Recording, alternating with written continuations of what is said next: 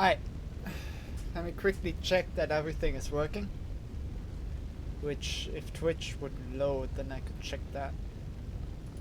Oh, then I could check that. I have checked that.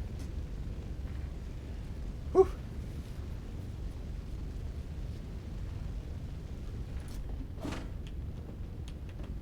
My I whip of one.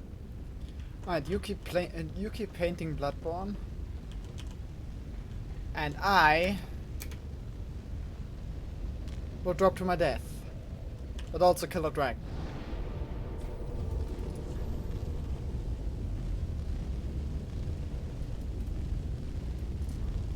I have taken the liberty of quickly looking up the general area where I need to go. Right? I haven't looked any further. But I feel like I don't have any clue where I would get towards the dragon.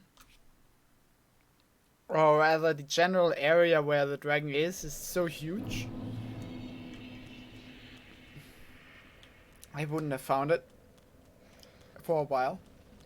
And I still need time to do the tier list. Or the ranking. Depending on how you look at it. I might want to do a complete ranking actually. No. Instead of just tiers. Let's see.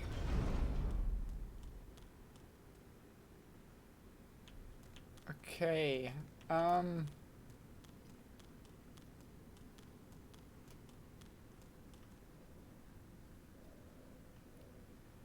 It said when you come in here, attack the statue to the right, not that one. That one. Hey.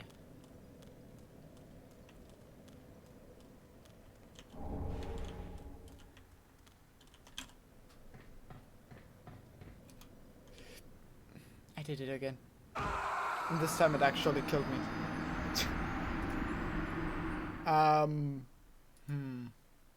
Oh yeah, the death counter isn't on screen. That's an issue. Give me a second. It's still set to the wrong death counter.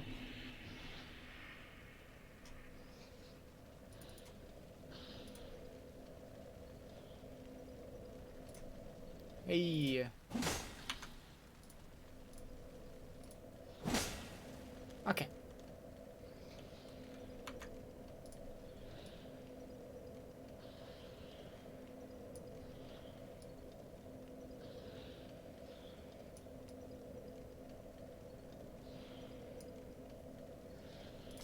Okay. Quickly just restoring some things, because last time I streamed other games than Dark Souls 3. And my streaming setup is kinda scuffed, to be honest. That was the wrong side. This side.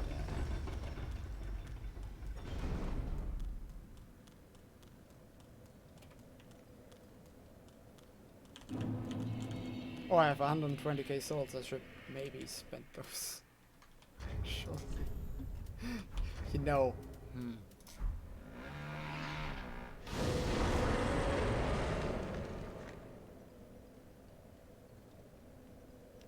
I'm not sure if that was... You could hear that on stream. That wasn't me farting. That was my controller vibrating. I'm just gonna disconnect it. Because both of my controllers are so broken. I really need new ones. Alright, let's quickly spend our souls, maybe. Okay, are you kidding me?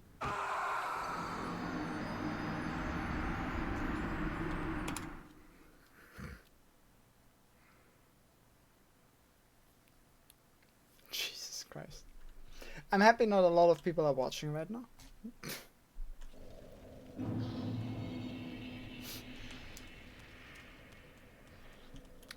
Fairly happy about that. Alright, this side. No. Huh? No? Watch me fall down again, but this time without picking up my stuff.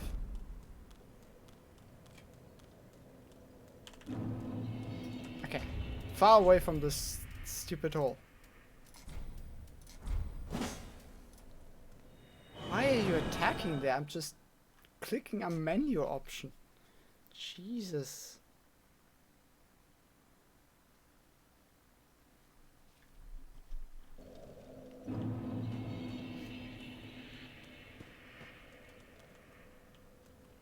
Ashen thou, then I am doused.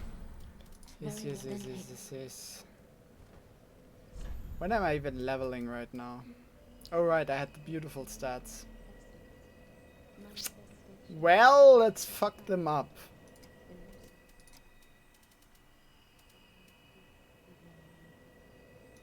Actually, I read about well, does it really matter?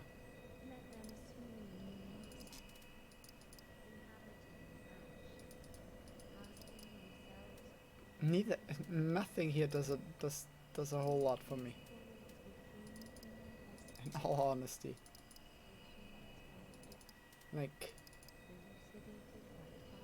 if I up luck, the only good thing it really does for me is it increases my bleeding. Thing. Let's just do this, I guess. Mayst thou.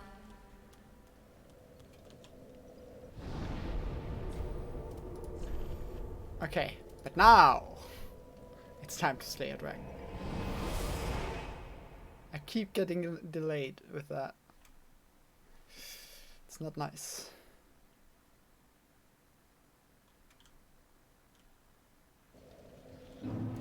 Temporarily boost stamina recovery speed by sheer force of will. I'm not sure that's how it works. That was... fuck. I always forget which side it is. Okay. Here we are. Now, don't just press the roll button. Down and the roll button. It is in this game. I made it down the ladder safely. I've basically cleared the boss.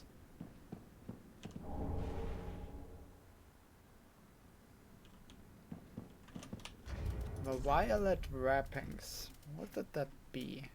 Like a... that, yeah.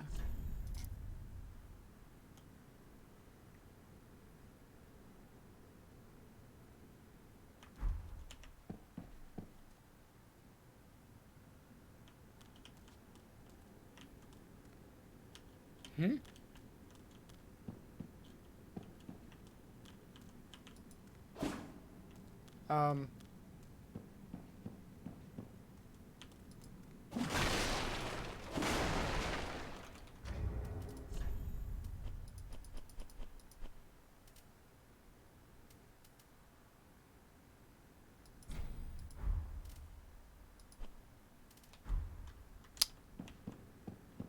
Hmm.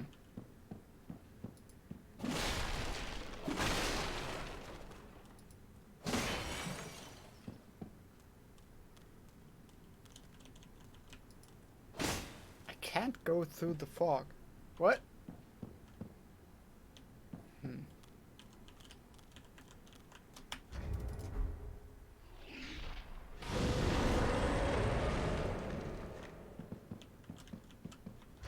Wait.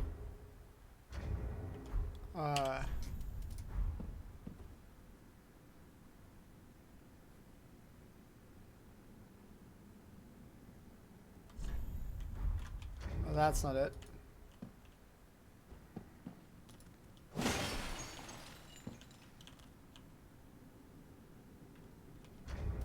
Do I potentially...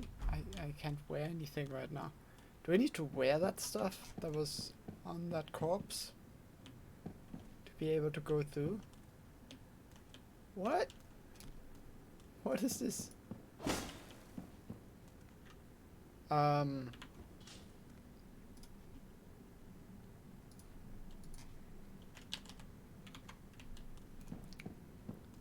There's nothing here, right?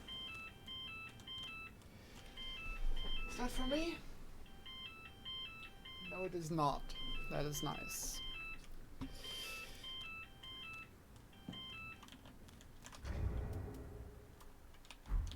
What do I do here?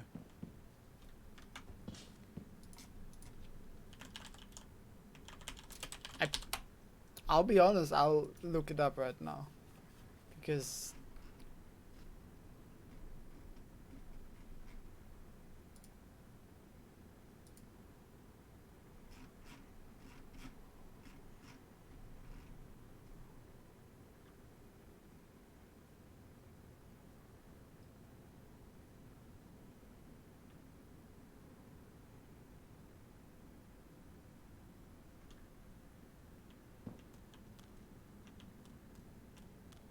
it says ahead of the altar you see a broken hole with a thing leading down. No, I don't.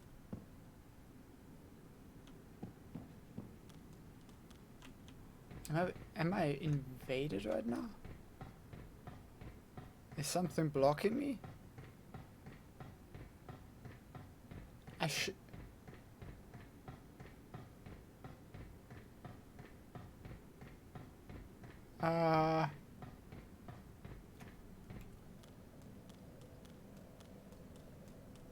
What? The wiki doesn't even say anything about a white light that could block your way. Doesn't say jack shit about that.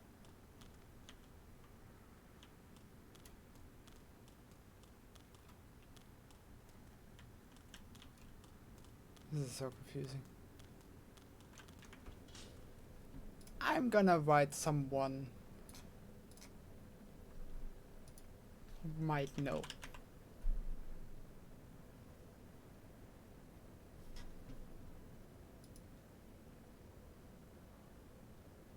Potentially. I don't know.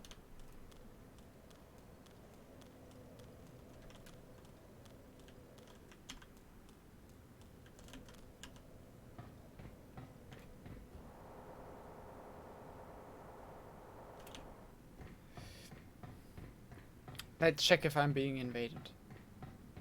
Can I somehow check that?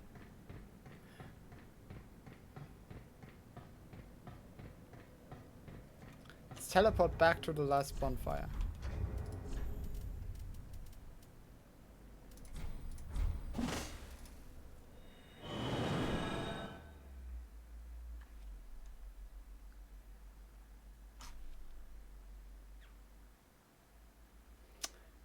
That is not in the wiki.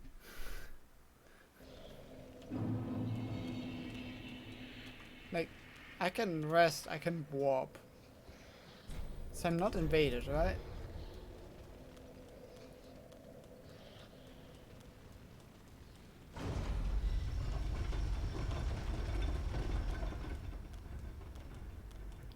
It's not like I have the wrong statue. There's another path. No. Oh, that one missed. I managed to miss a fucking statue.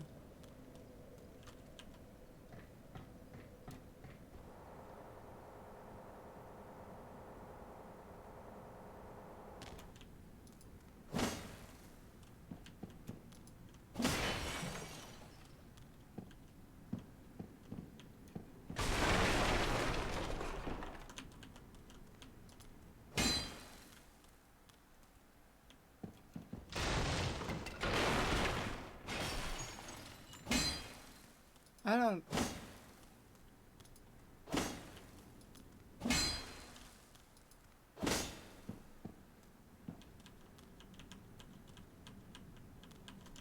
What?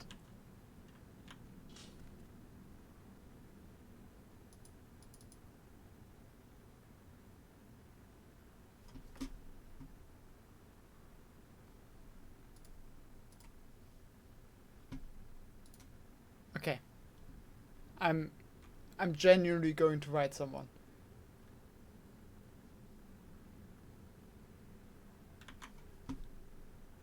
Well, let me Google it. Can...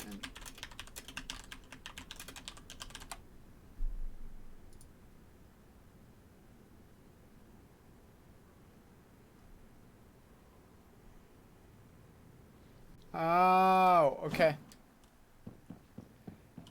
So apparently, I have to fight Meteor on the bridge first.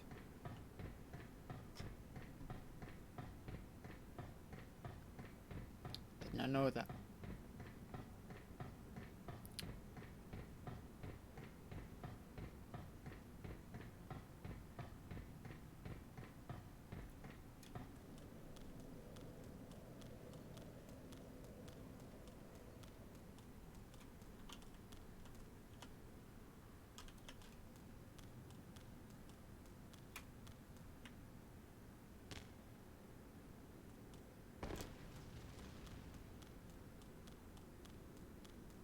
Was it down here?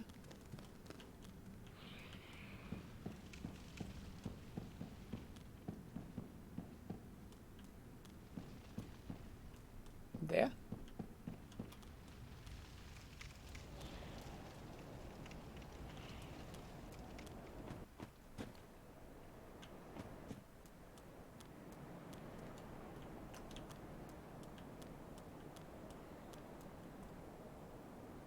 Oh, don't tell me my game is bugged. Nope, there he is.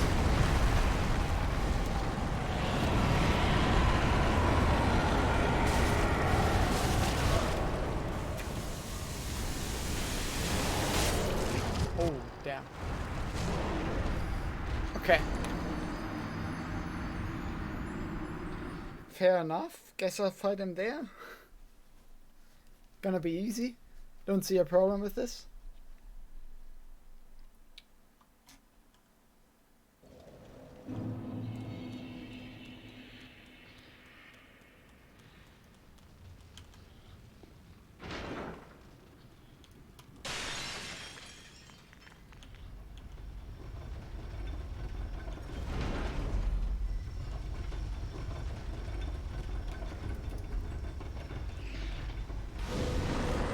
I think that form is now mandatory when I'm fighting a dragon.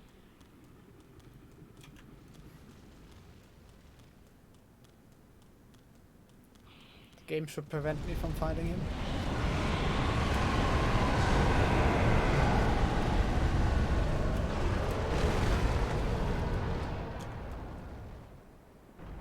Where is he? Where did he go?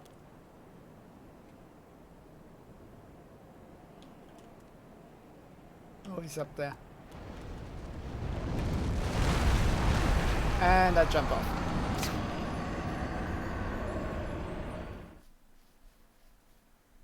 Okay. I was expecting to just go into the fight, to be honest. I did not anticipate this.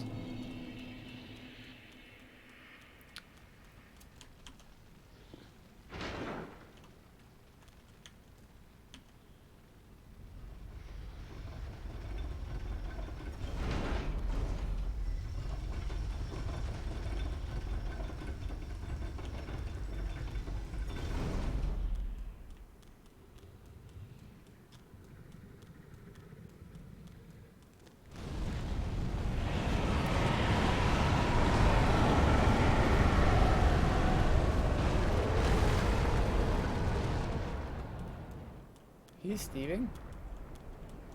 Taking a quick piss and coming back.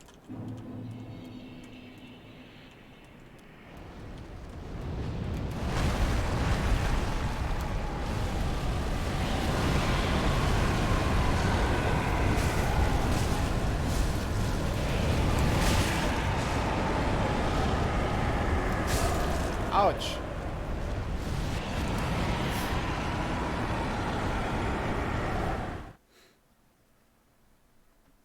Well, to be fair, I was in dragon form, so I deserved that one.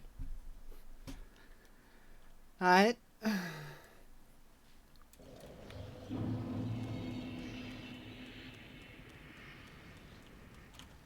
Below 700 is the goal.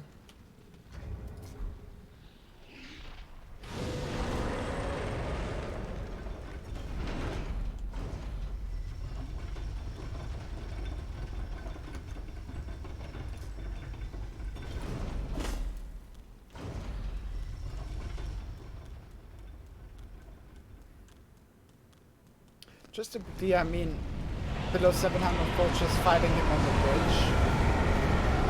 For killing him, I think, no. I'm gonna be brave and say below 1,000. Jokes aside, I hope I don't die that many times. I hope so. Ouch.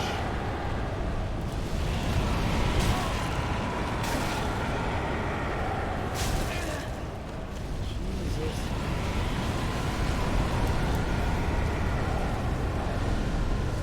Give me a break.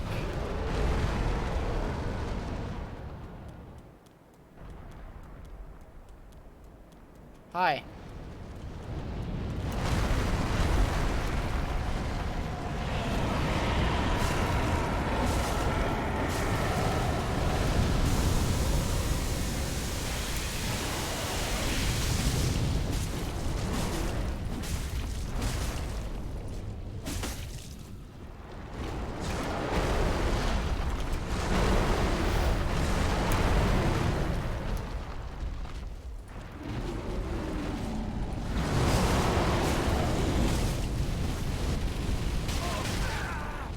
Ouch.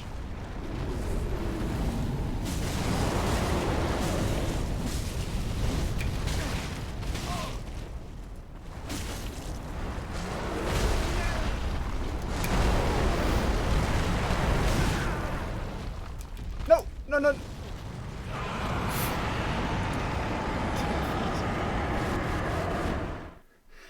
The amount of gravity related deaths in today has already been way higher than it should be.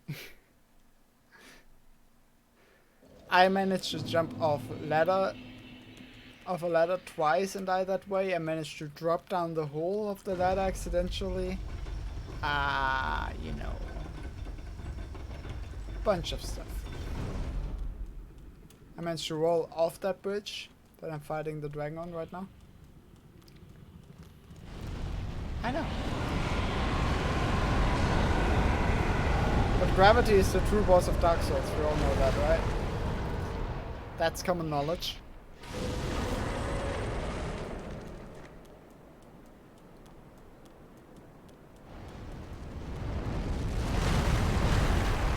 Surprised it doesn't damage me. Ow.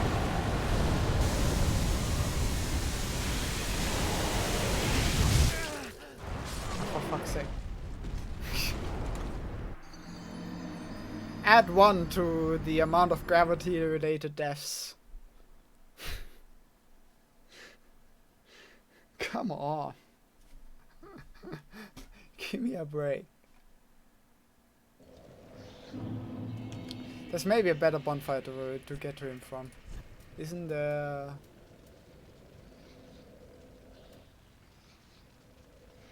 This, right?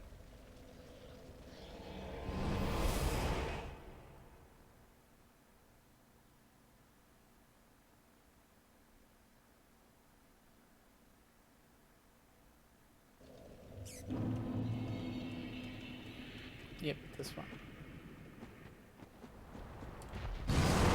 Why is he now there?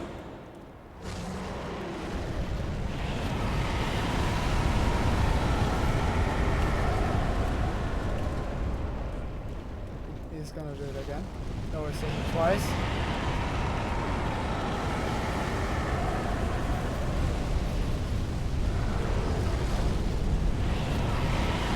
Oh, come on.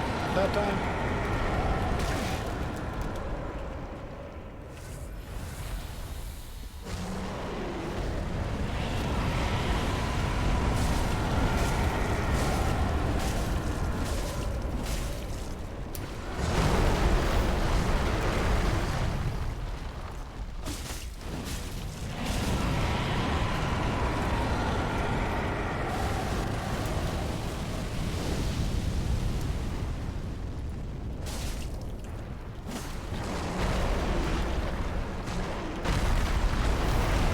Surprised that didn't hit me, but I'm not complaining.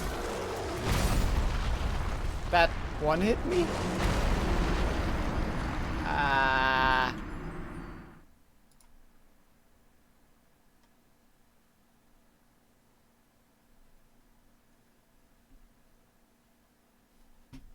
This isn't even the actual boss, right? I know that much. So, this is fun.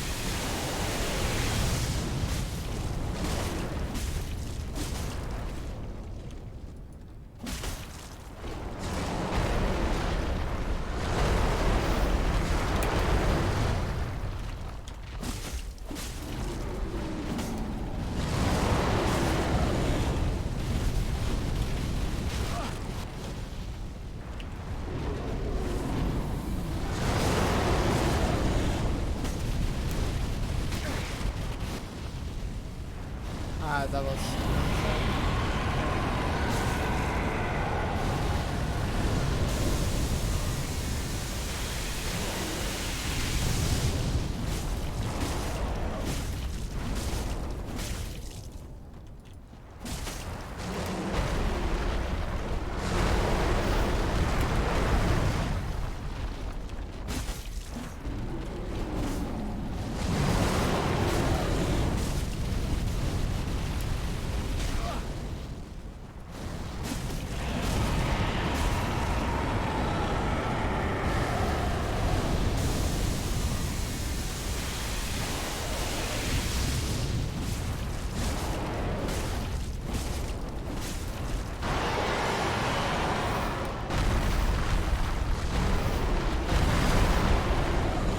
Okay, you're throwing a tantrum.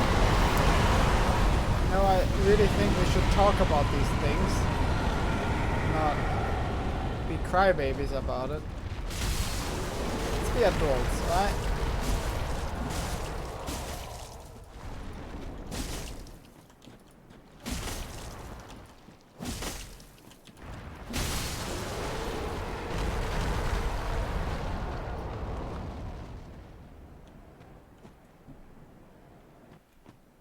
Whew. Well, he's not dead. So that's great. Fight him again. Gonna be curious how much of his moveset in the actual boss fight is gonna be the same.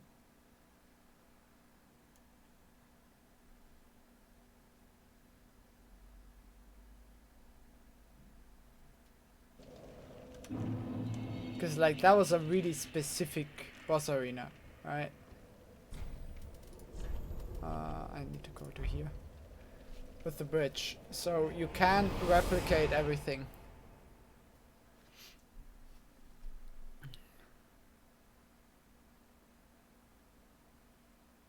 He's a dragon, so he's gonna have a attack where he jumps up and has an area breath.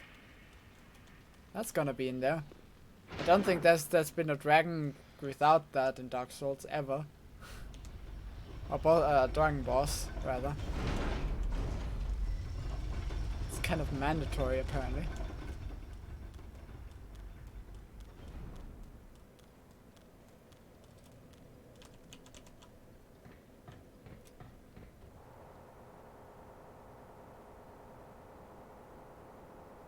What's also mandatory? This. And I'm fighting a dragon.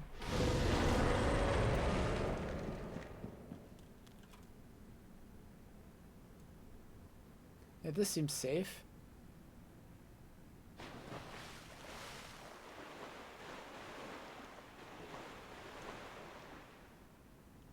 I see no issue with this.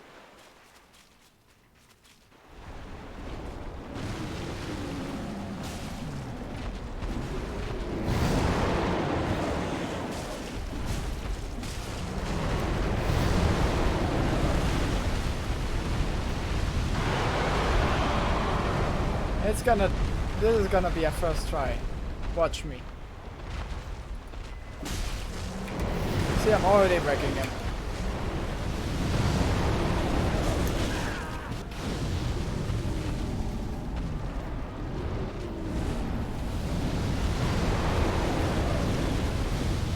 He ain't got no chance.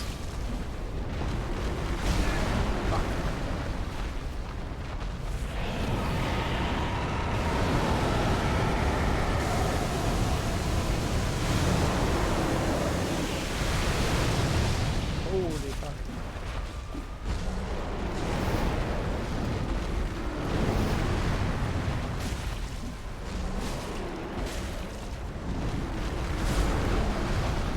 That tail! Holy fuck does that tail do damage. Holy fuck. Like, I had health. I had health left.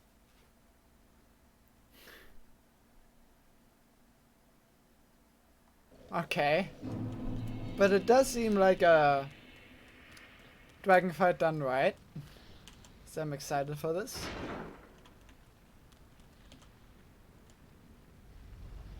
Not, you know, Seath.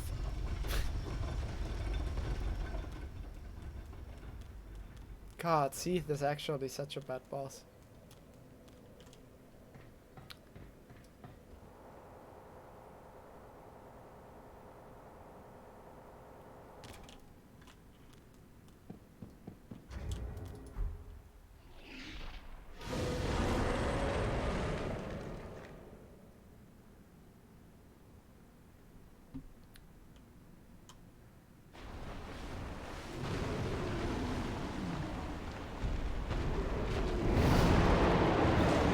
Last time you waited until I could get close so I could hit you one.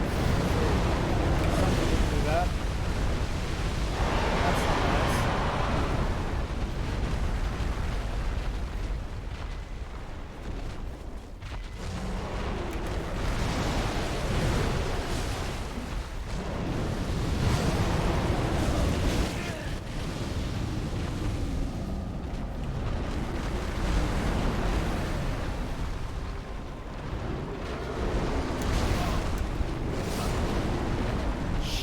Jesus.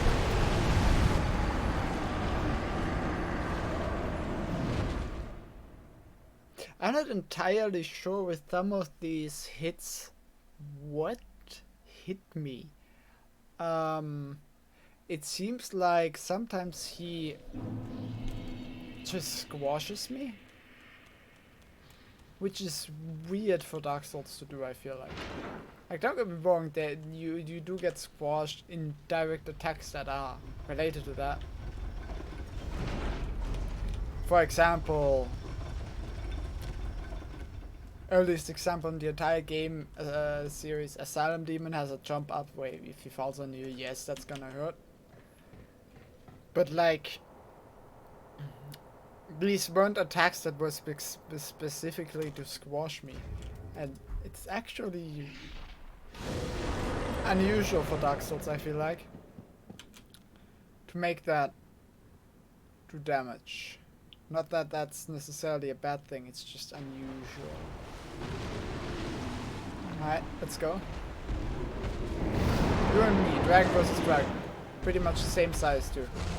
Basically we're talking about big size.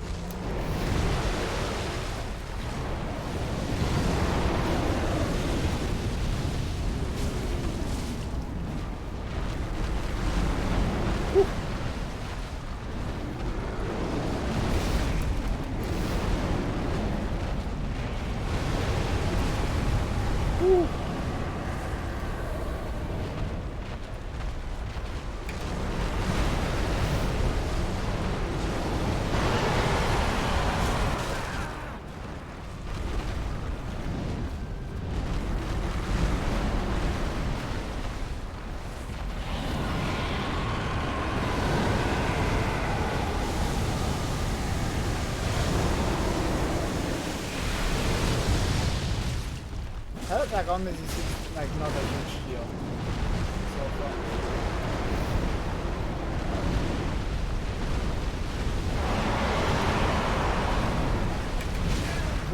Holy fuck. Combo. The everything combo.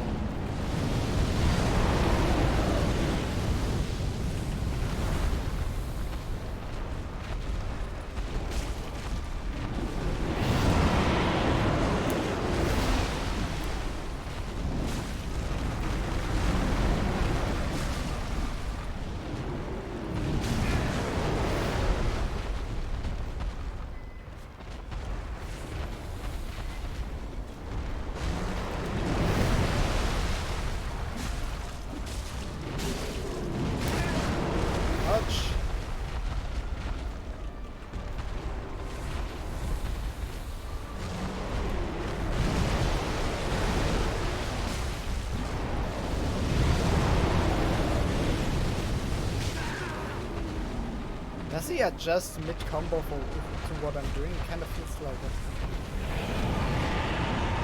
It may just be a bunch of different combos, just different variations of it.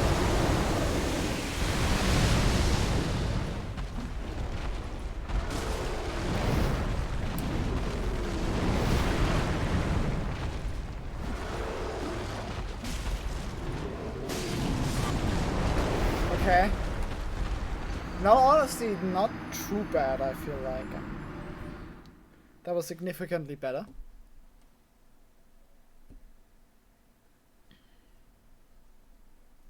It's key that I learn how to avoid his tail attack.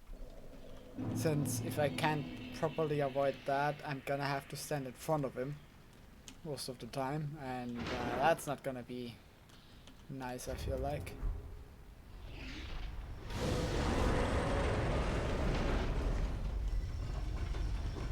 So the tail attack is key.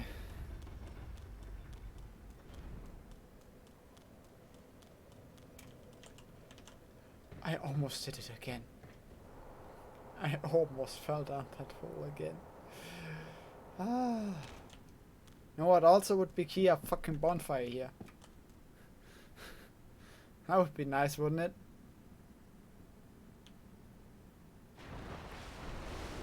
Alright.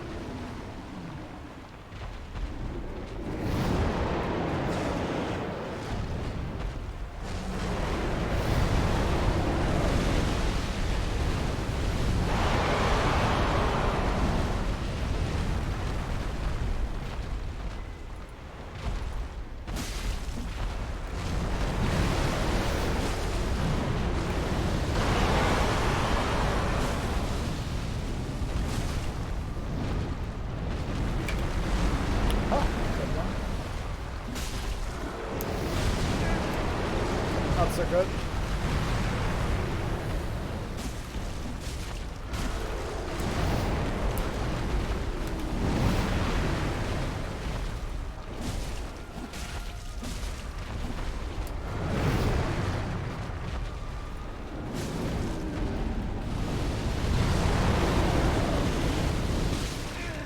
That hit me?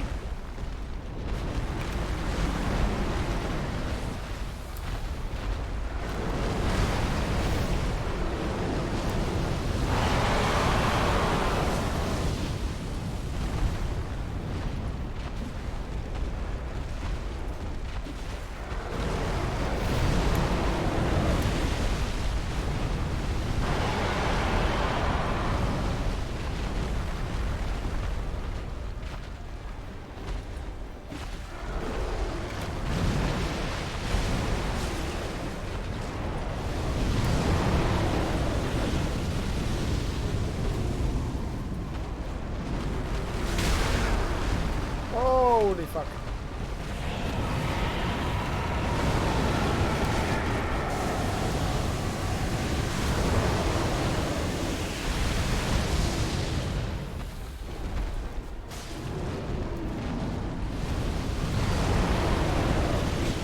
Fuck. Thought I could get behind that in time, but I couldn't.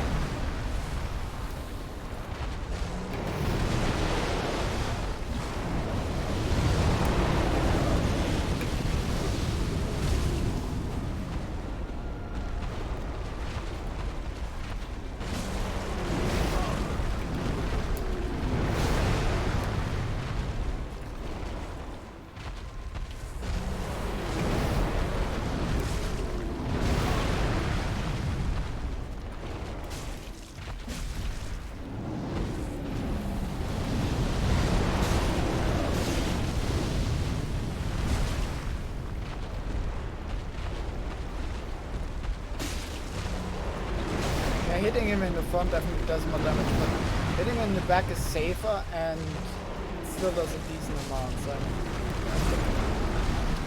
I think it's still worth it to keep focusing on his back. But again, that one was further than last time. As long as it keeps improving, we're moving in a good direction.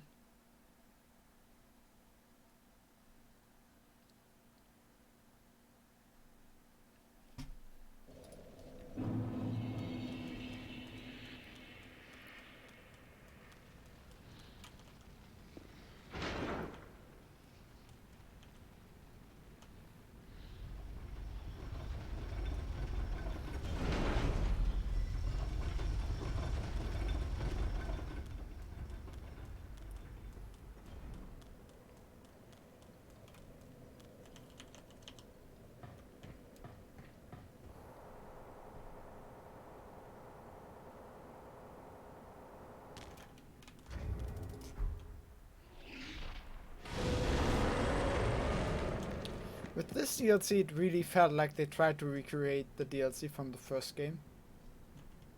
To some extent.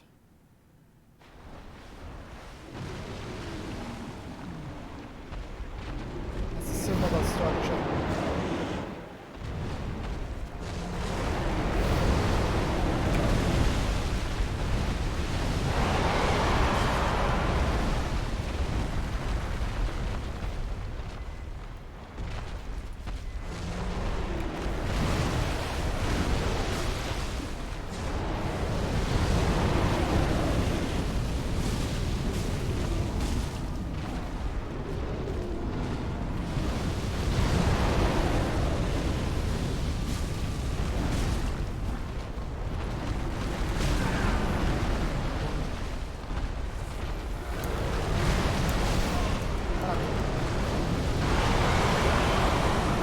For your life, fuck.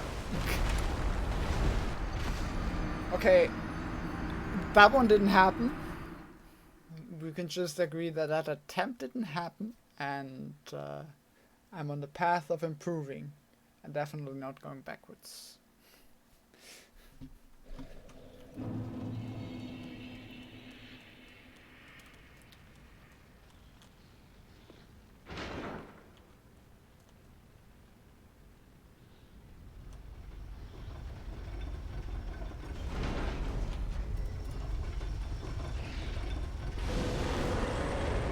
Missed my stop.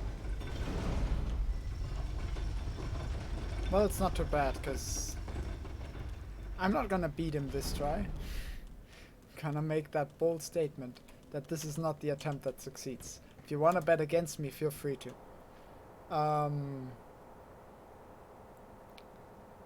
So at least the elevator's up for the next one.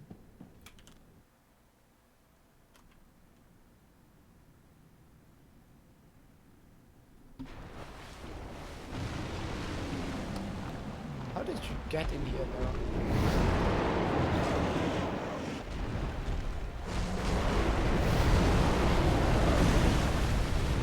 I guess you fell down from the bridge, but this is there's kind of a ceiling on this cavern.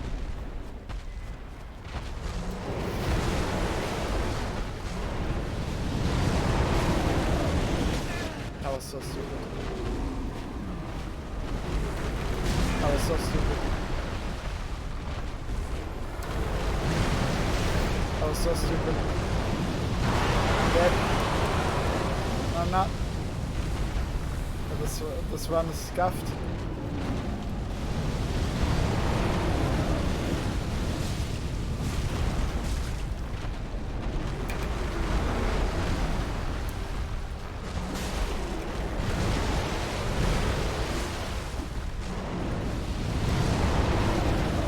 Hitting him straight, really? Hitting him straight on the nose seems to do double the damage than the legs.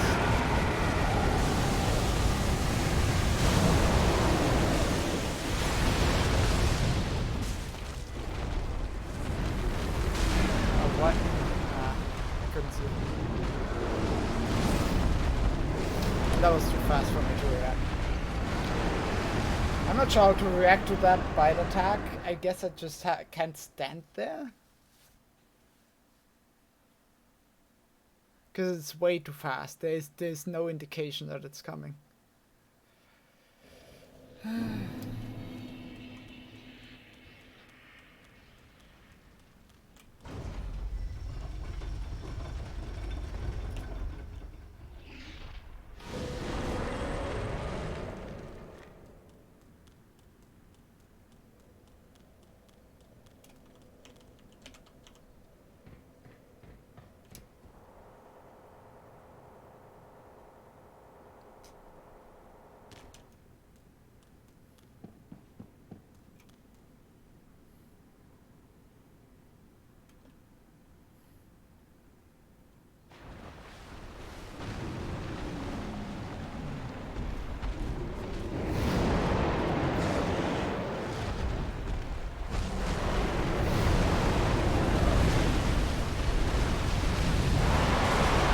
Calm down.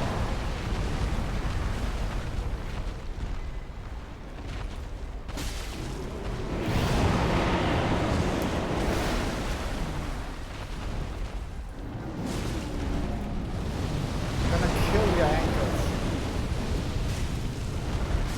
You'll have trouble standing up out of bed tomorrow. Ah shit.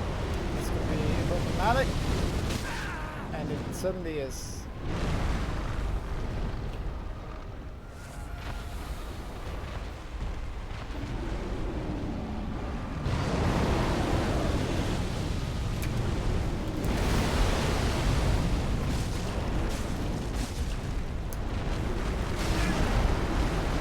I didn't think he would attack with his tail there, because the moment when he started with the animation, I wasn't in range of his tail.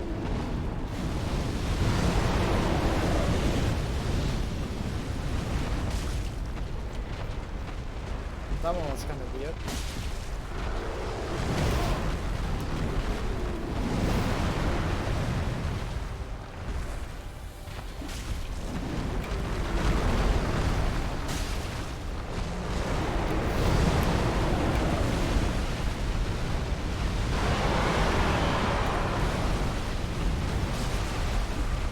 I don't know where I'm heading.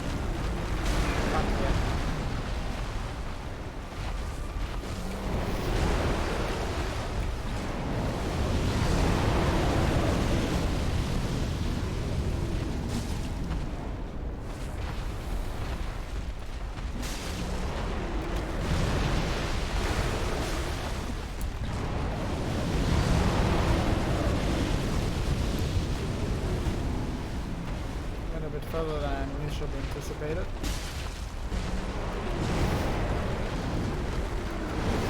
I mean, the goal for now is to even see his second phase. It sucks that he has a second phase. Or maybe this can be considered a second phase since I already fought it. Depending on how you look at it.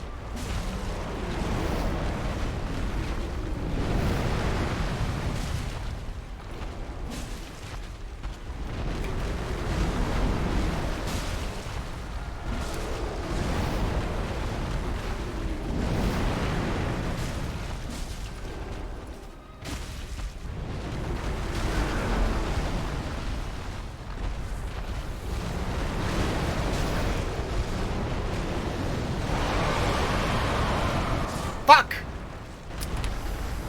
Ah, I couldn't escape there. But that one was almost half HP. That was good.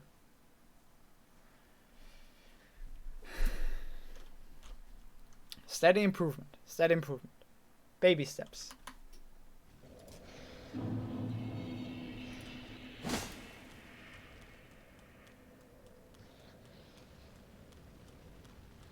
Maybe baby steps aren't the right way to think about beating a dragon, but you know.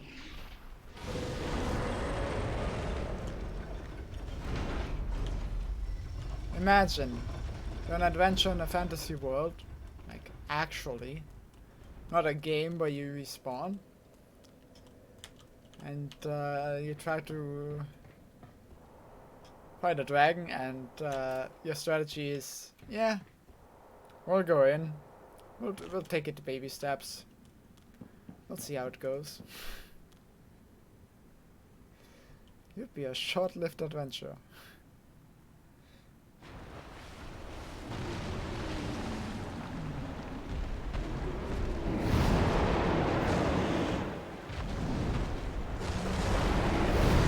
He always does this rampage at the beginning.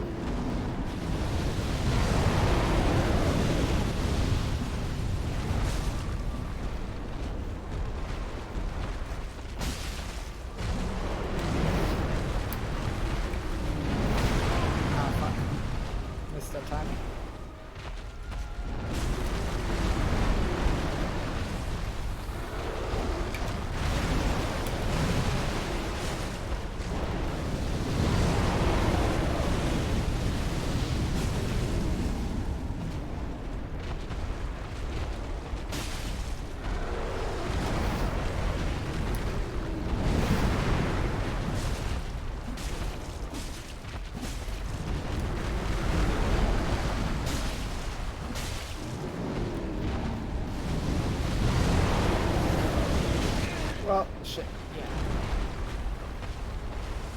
I wasn't gonna escape from that one.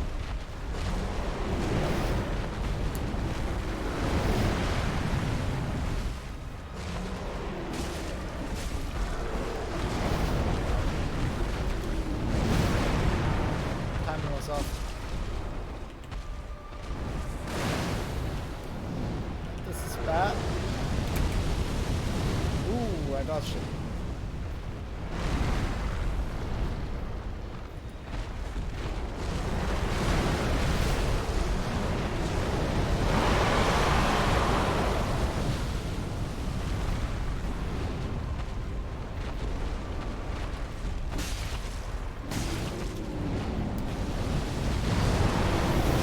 Yep.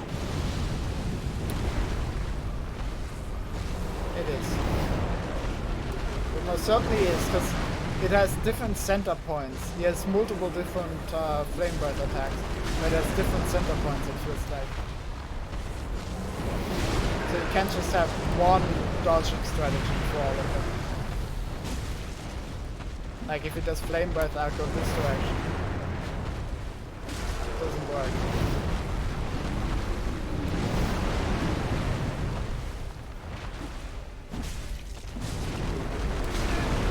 No, this one isn't nearly as bad.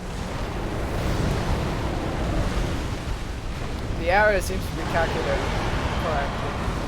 Like the problem with that one was you couldn't, if you stood in the center of it when there was first indication he was gonna do it, you had no way of escaping. Even when you weren't exactly in the center, you had no way of escaping sometimes.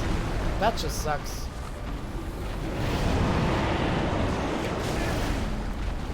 One they definitely do.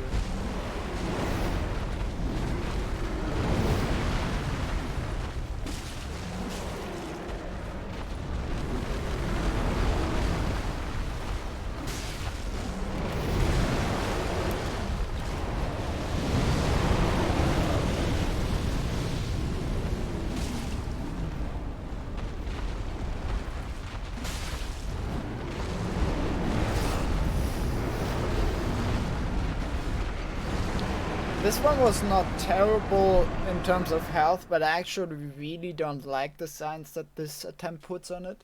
Because I died due to running out of Estus flasks, and that's always the worst way of dying, in my opinion. Because if I die to a boss due to him fucking me up in a combo or something, but I still have Estus flasks left, right? Then the positive thing is what I need to learn is to be a bit more careful and to find spots where I can heal. If I die like this, where I'm out of Estus flasks, it means I haven't actually learned how to dodge properly. I've mainly learned when to heal, which is the easier part to figure out. So yeah, I genuinely feel much better about dying due to a combo or something than dying because I run out of Estus flasks and get whittled down.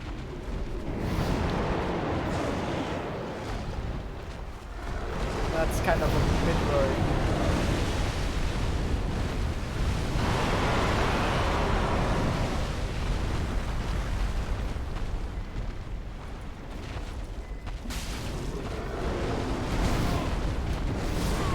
I still don't know how... I still don't see any indication of that bite attack. Is there any sign that he's gonna do that?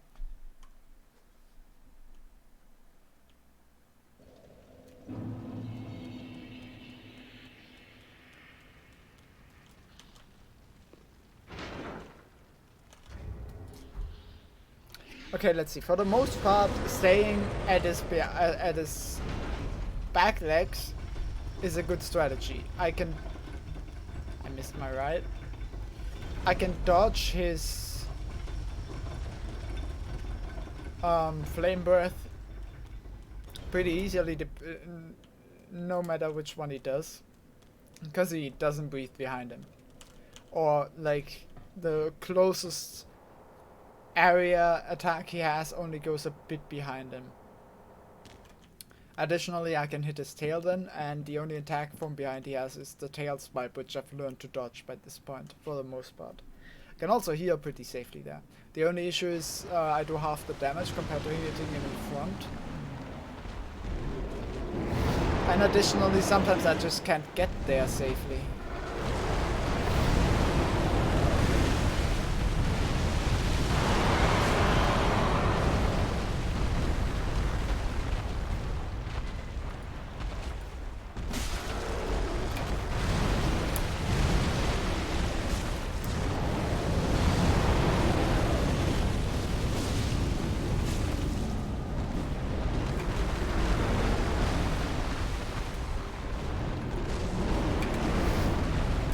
I dodged him.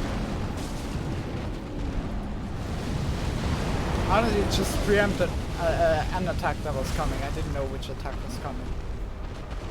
Just preemptively rolled there.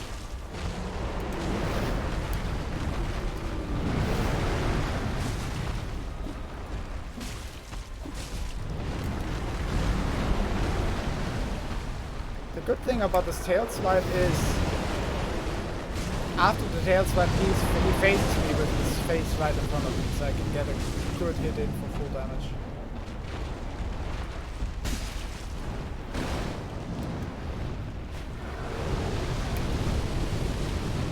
That. Okay, that now I can't risk just running behind him. I have to wait for him to give me a chance to do that.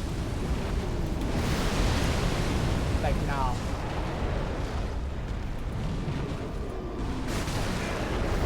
Okay, that was new. Well, not new, but he rarely does that. That's situation. What the fuck?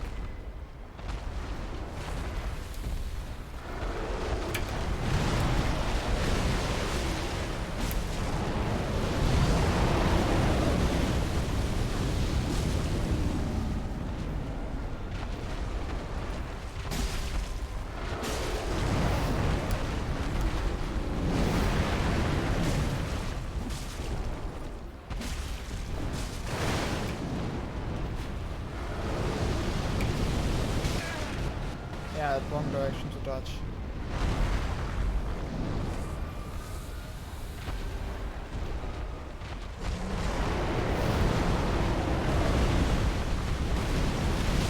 Oh, damn. You changed direction mid-rampage? That's new.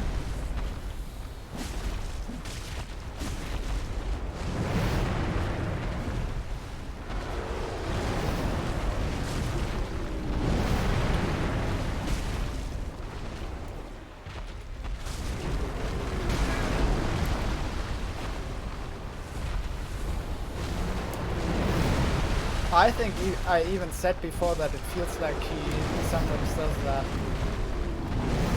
Where he changes direction with rampage. I said that before. Just hadn't done it in so long I forgot about it.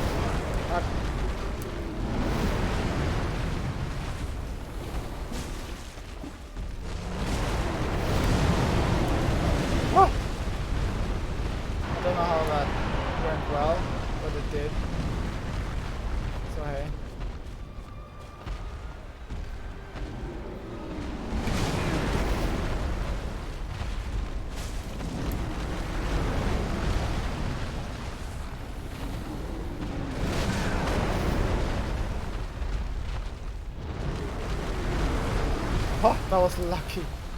Okay, out of S's. Again, I love when that happens.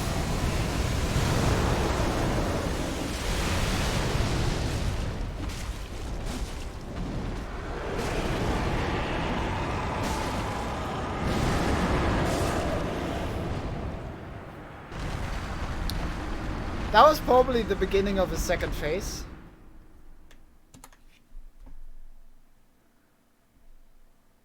You said that before I died. That's harsh. You know.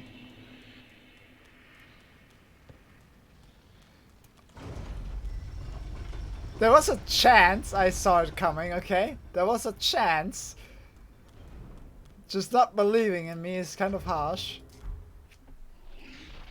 But I guess I can understand.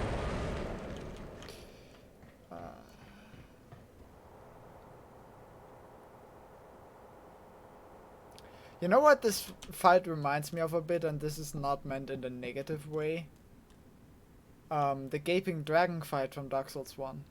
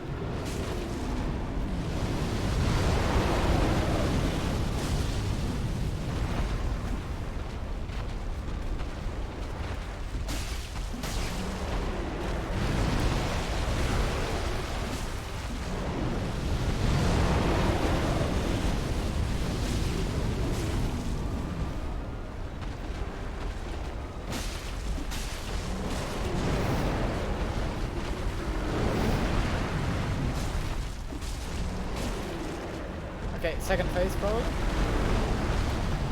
No? Not yet? I backed off for nothing. Took that hit for nothing.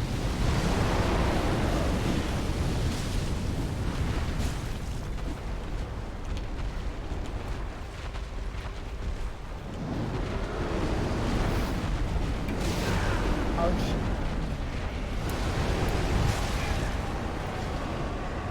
Fuck.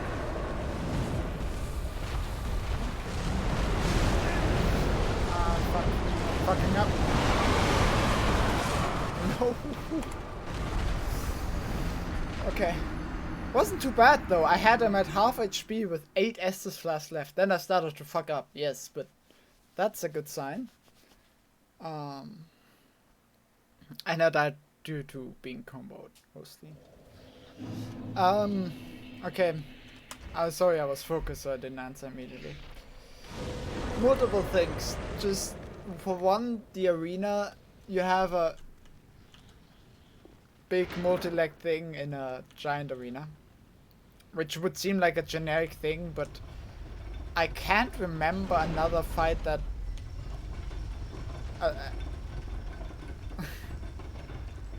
I don't think it will. At least it always will, like you get into some bad tendencies, you get impatient further on.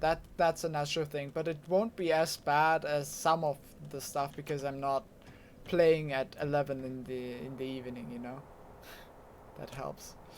But before I go in, let me answer the question because I want to focus during the fight. For one, the arena, big dragon-like thing in a giant arena seems like a generic thing, but it actually isn't. Like there was the Gaping Dragon, Calamite, and this one. That's all I can think of that had this vast of an arena and were big, you know, multi-leg boss. In addition, some of his charging moves remind me of him. And additionally, he has the same kind of orienting himself phases where he just resets himself and looks to what to do next, kind of, which the Gaping Dragon does a lot. So that's kind of where the similarities kick in. And again, I'm not saying this in any kind of a bad way. I actually like the Gaping Dragon fight. So I know some people didn't. I did, actually. It's not as much the general attacks, it's just him orienting himself and, you know, that. It's much faster than the Gaping Dragon fight, for sure, but the general feel somewhat similar.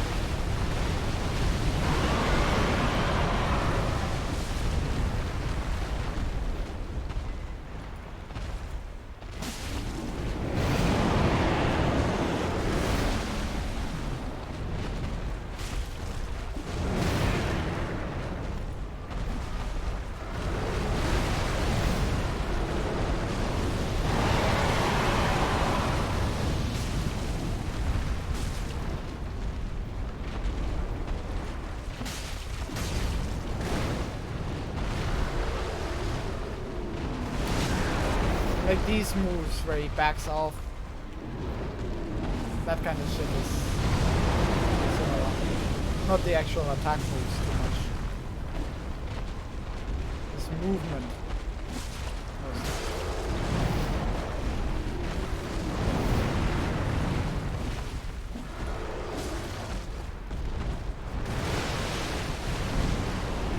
So there are some definite similarities in the attacks as well. For example, the grabbing attack, like the left hand, right hand, it's the exact same as the Gaping Dragon, I think. I might be remembering wrong there though. Whew, I did not see that. That was a blind dodge.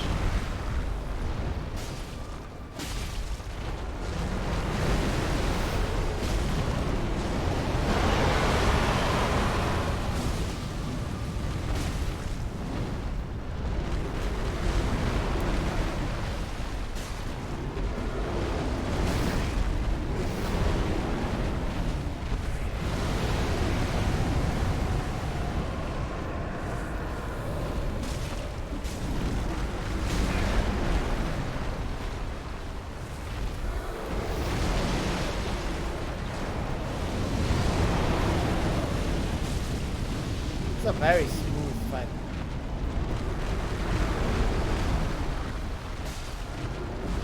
Impressive.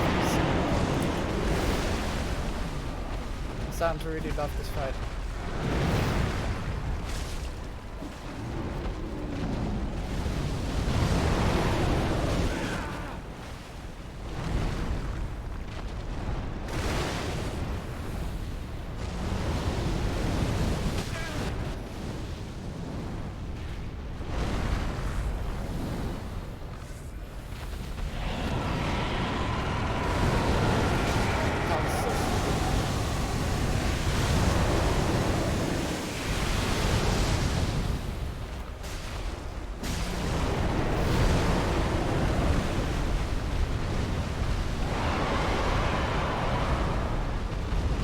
Like this kind of shit reminds me of the Gaping Dragon.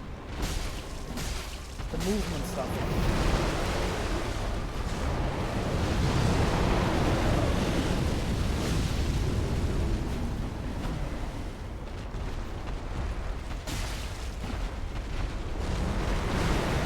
Much smoother, much better.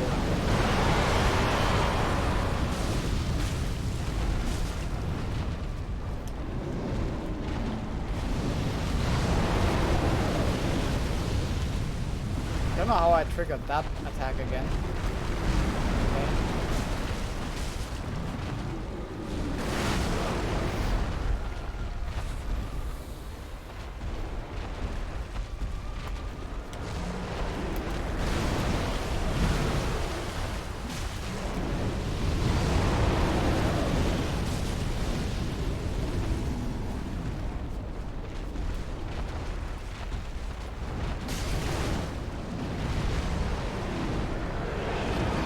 Okay, second phase.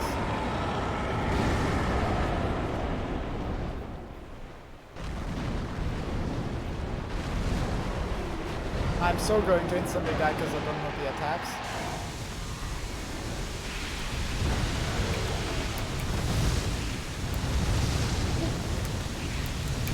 Woo.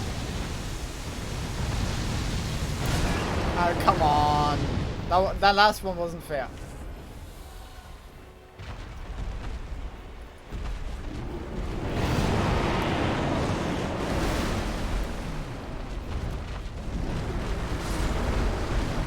Asshole.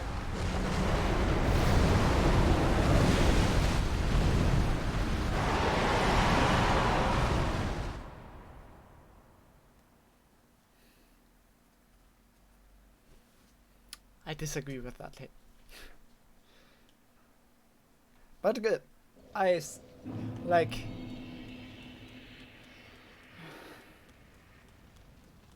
I think I got most of the stuff from the first phase in. Now it's not getting impatient. Getting consistently to the second phase and learning the new stuff from there.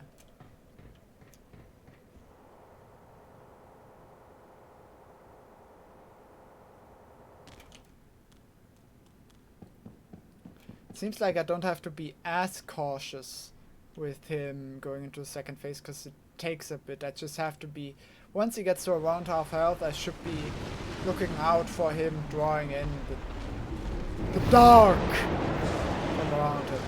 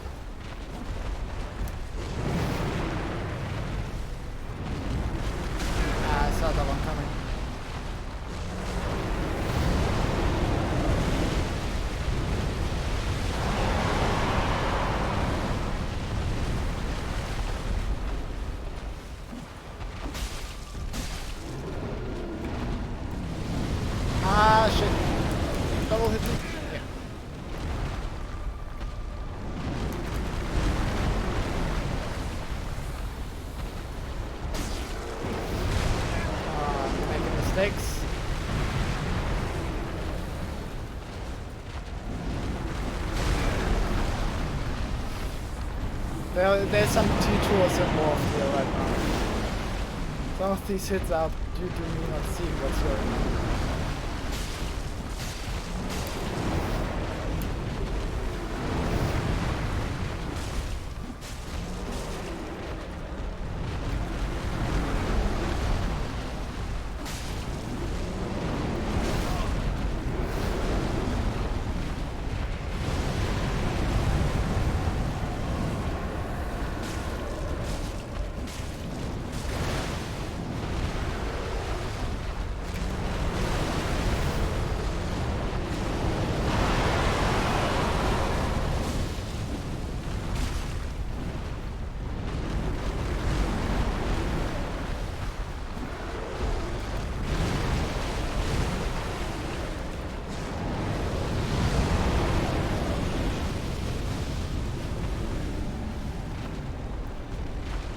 I was a bit too scared of that, but hey.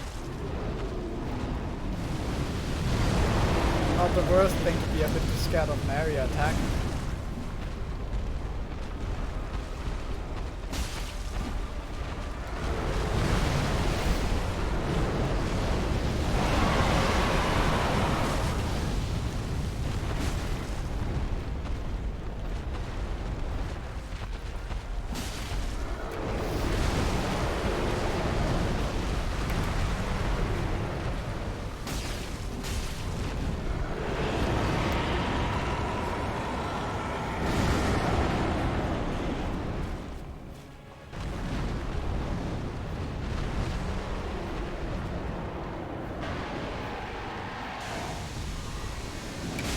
Oh, come on. Really?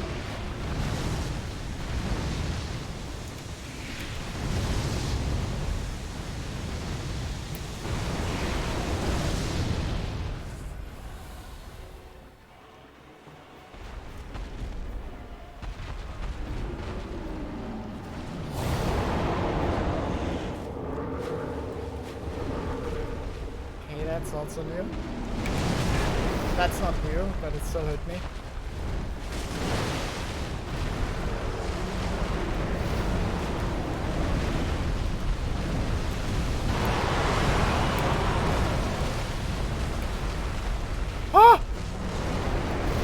I can't believe I'm alive. That was insane. Okay, I'm just trying to figure out some attack, because like it's not gonna happen with this much health and noise this fast.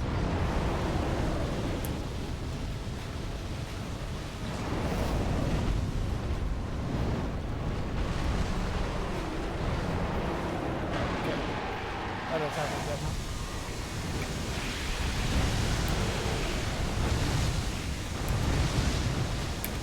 Oh, come on. Sometimes it feels like you don't have... you need to have inhuman reaction times for some of these. Come on. That's not fair.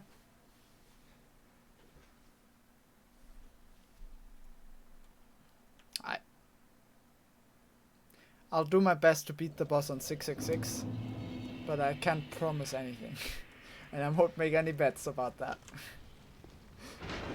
So that's way too close.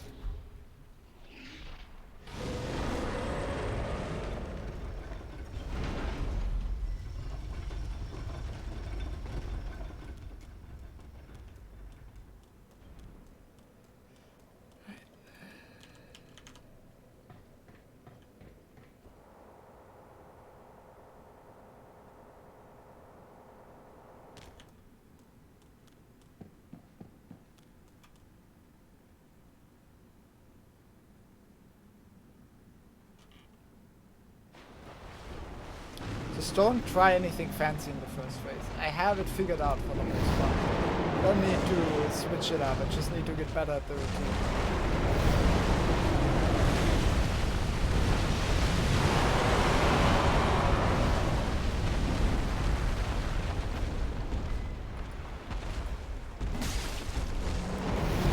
Which is another reason why it tends to go sour in later tries.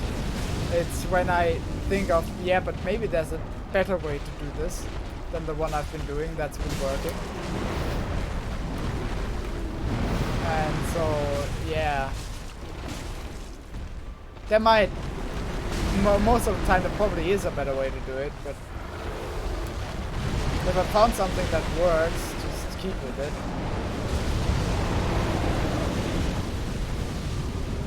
It's impatience mostly.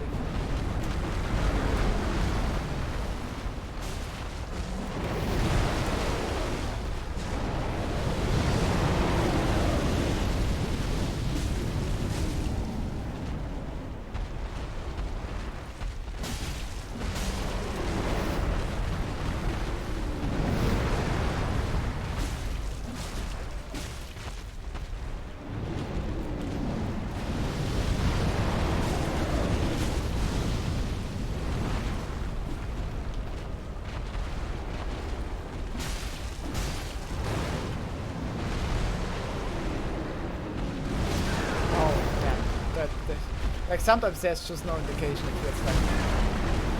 And sometimes there is and I'm just healing. Like, oh, come on. He's just standing there and then he instantly does it. I don't like that, honestly. I don't like that aspect of this fight.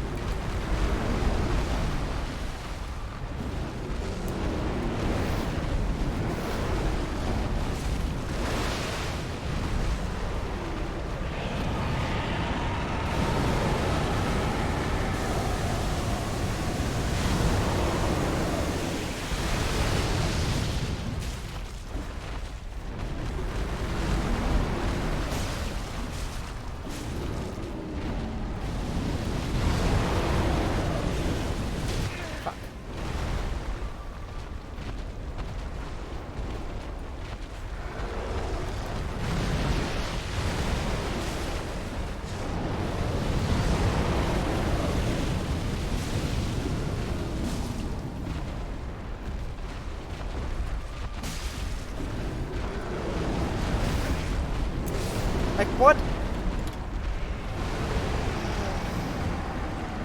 The indicator is... Yeah, it does exist for that attack, but it's so minimal and it's so short compared to every other attack. I don't...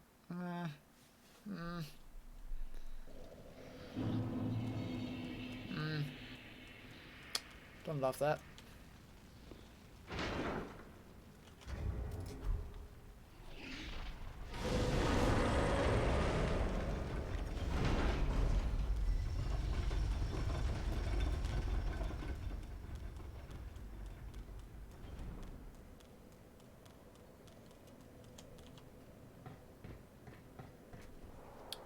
Let's see. I think, yeah, getting hits in him in front is just not worth it, because chances are he's gonna do that bite attack and that will just fuck me. He could also do the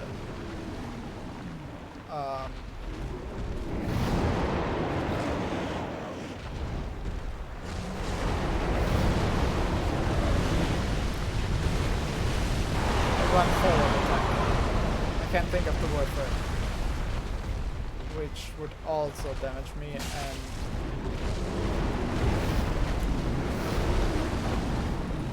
I preempted that bite attack again. I can wait for the indicator then. It's too short. My action time is not good enough for that.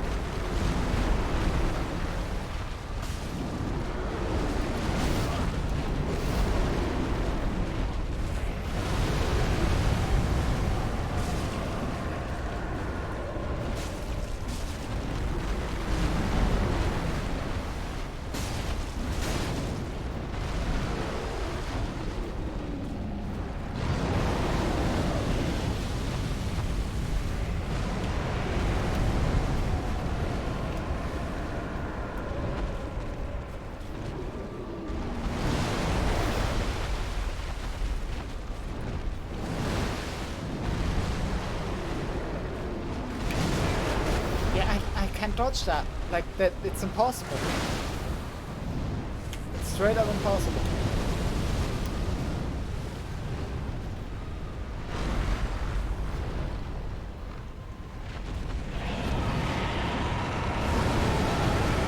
Now that I think about it, I can actually get behind the light attack. Because it does introduce a risk reward in being in front. Maybe if the reaction time is good enough, it can react to that. I can't. I do not, however, understand the little indication for the dash attack. That's the word I was looking for.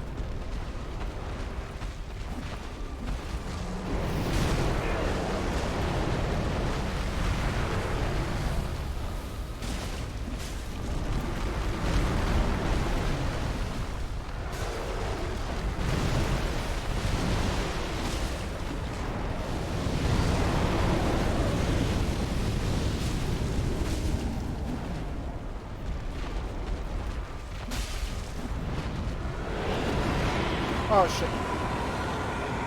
Oh, I was stuck at his feet. Fuck. I couldn't see.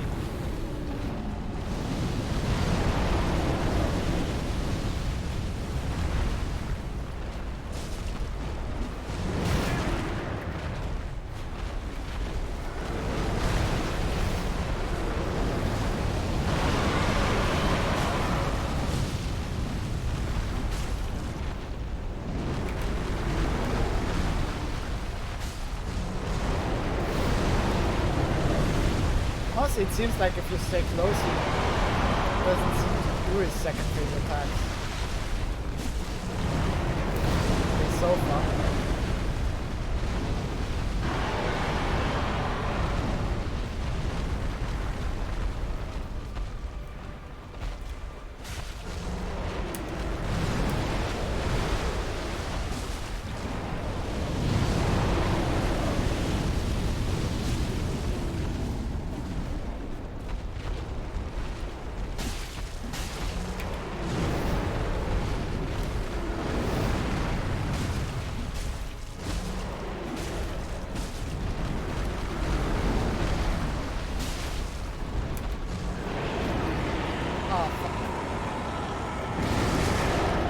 Oh, I'm alive!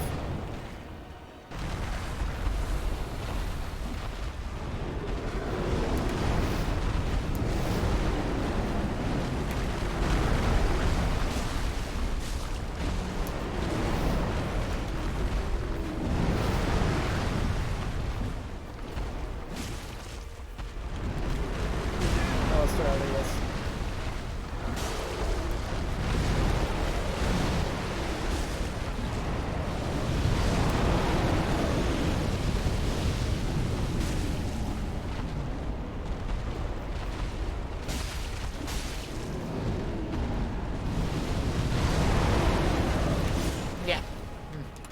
But that was close.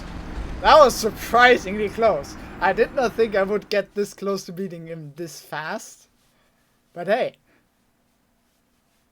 That wasn't bad. That's valuable information. If you stay close to him, yeah, he does his charge up. But you can survive that if you're full HP. It might just be worth the risk.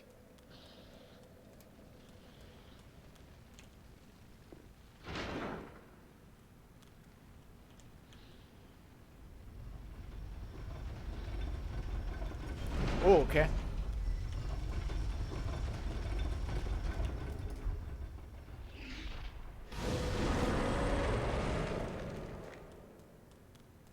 I don't even think it would rank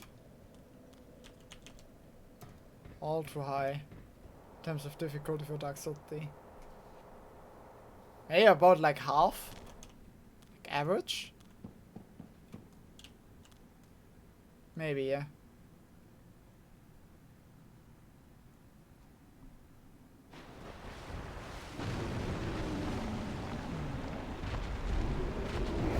What I could maybe start doing is do my special attack when I'm hitting his head.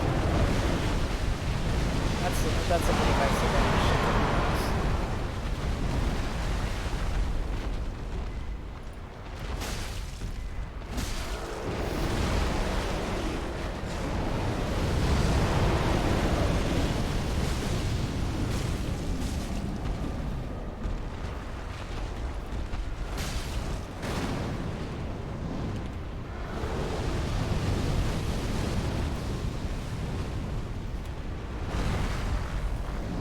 Okay, that was disorienting. Ouch.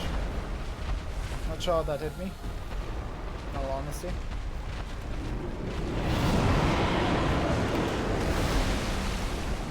I don't think I've ever seen that attack. I don't think I've ever seen a dodge this bad.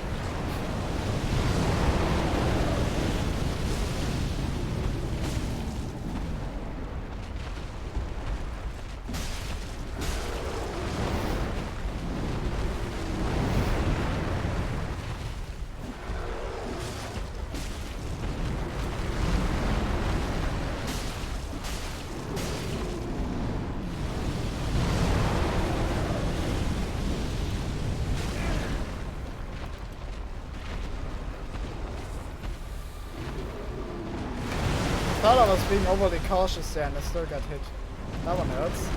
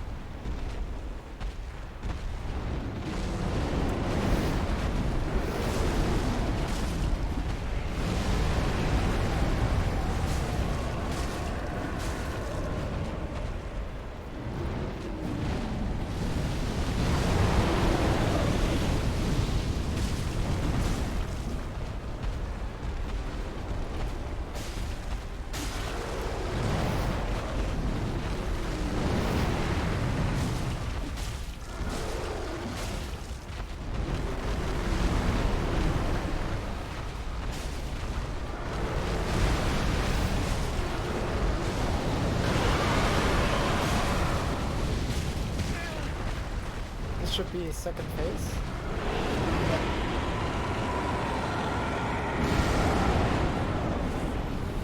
Can I run towards him fast enough? Can.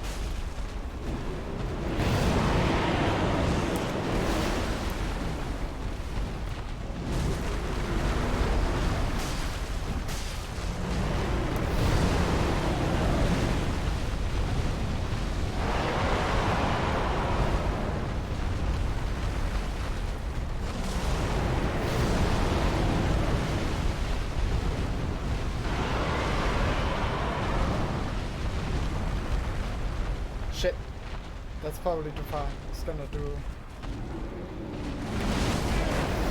Okay, I'm actually fine with that. Not fine with that.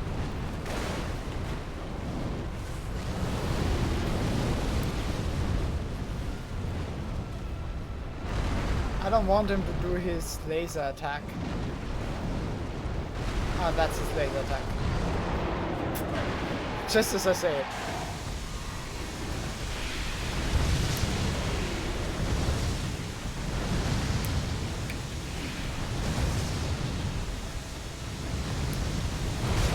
Yeah, I don't... If it goes directly towards you, I just don't know how to dodge it. It's delayed, and the delay can be completely different because it's not the same every time, I think. Because it doesn't feel the same.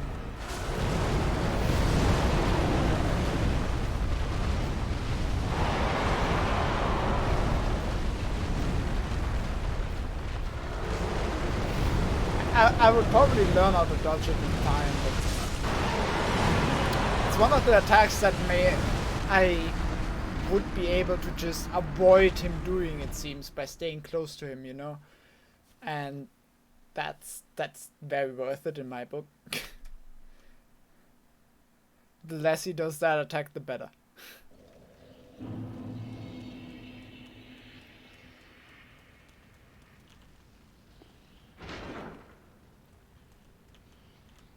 That one and his dash are the two I really don't want him to do. The dash, sadly, he also does when I'm directly under him. Which sucks. For me. I'm not saying that's bad boss design, it sucks for me. I would love if it didn't do that, because that would make my life significantly easier. I wouldn't have to worry about that. But I do. And I don't have the reaction time to dodge that one. The indication is very quick. Like, compare the indication you have in that one with like him slowly standing up and threading his fist. Like,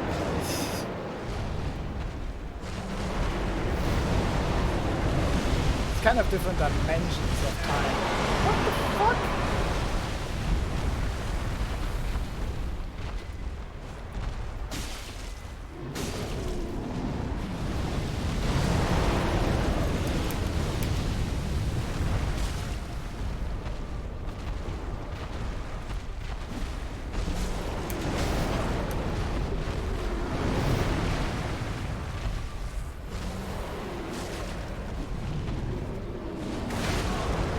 How did that hit me? I was between his behind legs. There was nothing in the way. His tail was above me.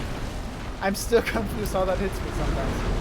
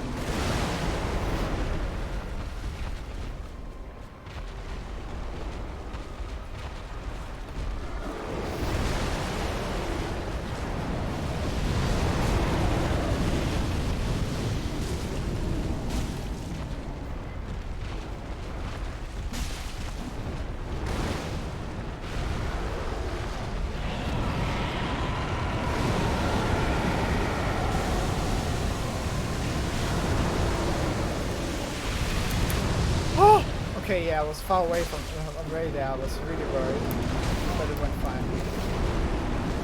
That one didn't. What can we do?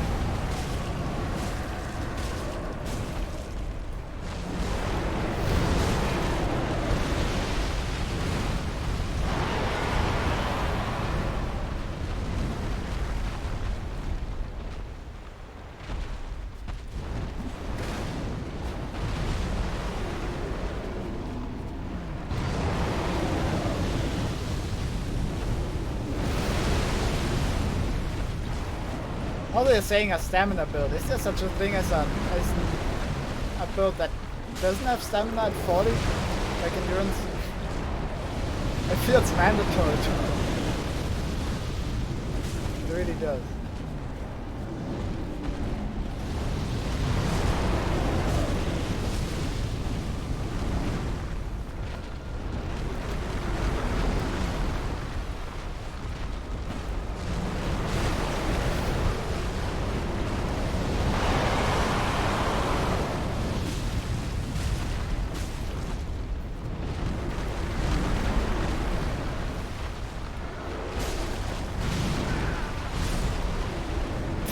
Damn it.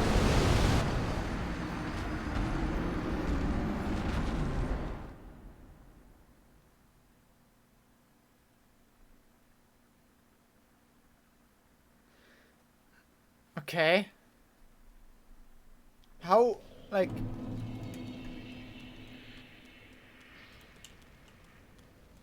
Okay. Huh. To me, it feels like the most important step.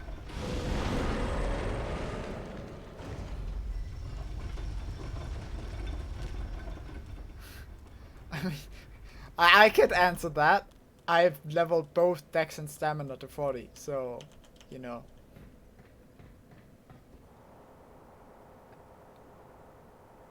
Stamina is endurance. What? How can you? How dare you? What? Everyone's for dex builds usually.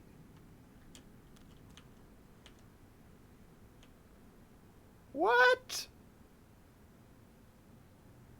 What are you talking about?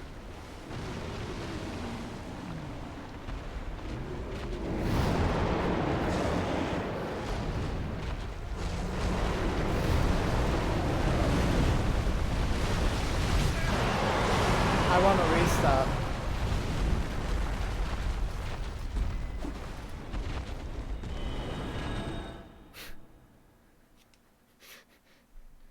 I want to restart after that. I want to avoid people in real life. Like, I'll go to the other side of the street. I'll go to the other crosswalk. If I know that they say never level dex. I'm sorry, but that's blasphemy.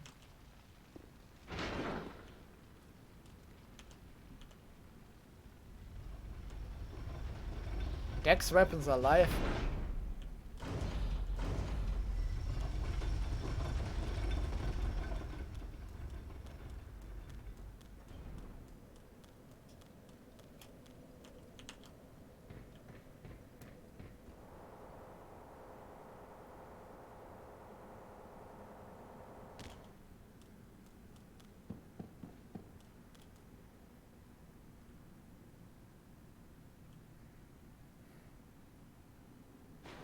Please do. Like, I can't believe that. What kind of blasphemy is that?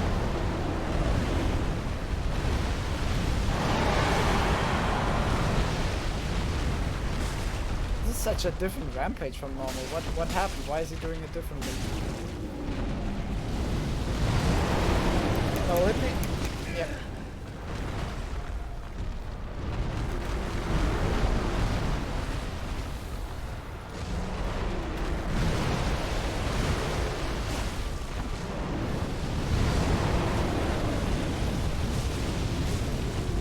No, but this is a meme, or are you serious? Because like in Dark Souls 1, every form I said like dex builds are the shit. Everyone I know says like dex builds are the shit.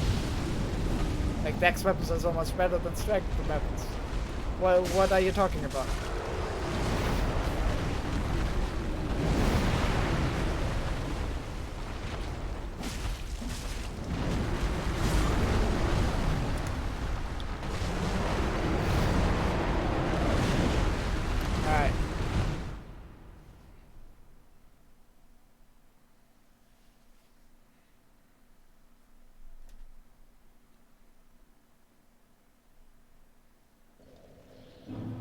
No, no, no, no, no.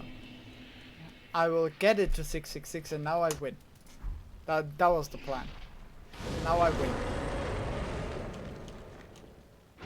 Let me just quickly make sure that I will win. You know? Just to be sure. I probably won't need it.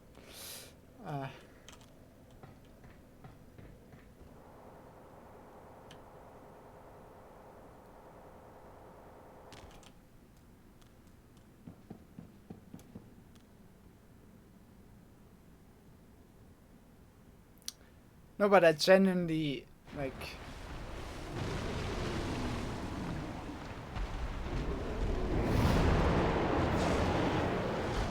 Do a normal rampage, please.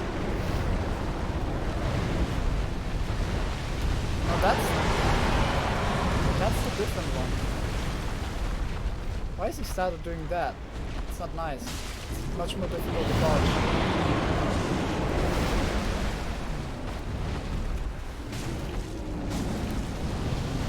Never did that combo at the beginning.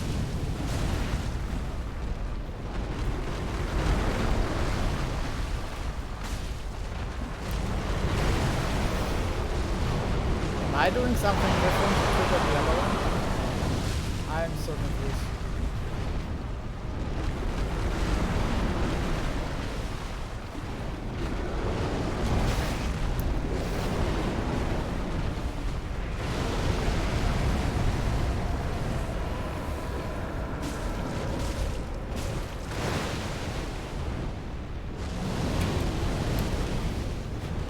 What? That was confusing.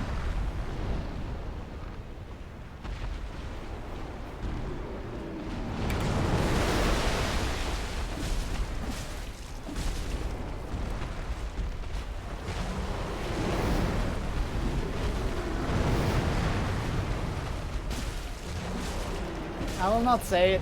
I know what you're doing.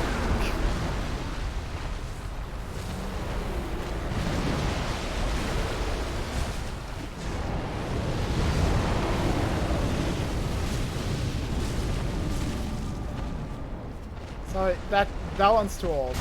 That one's just simply too old. It's fun.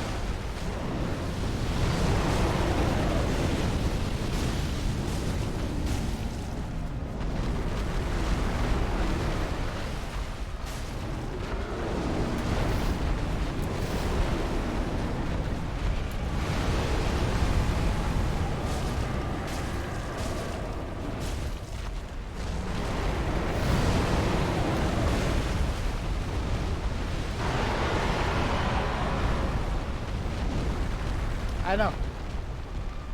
There's a great ex-KCD comic about, you know, people not knowing commonly known stuff.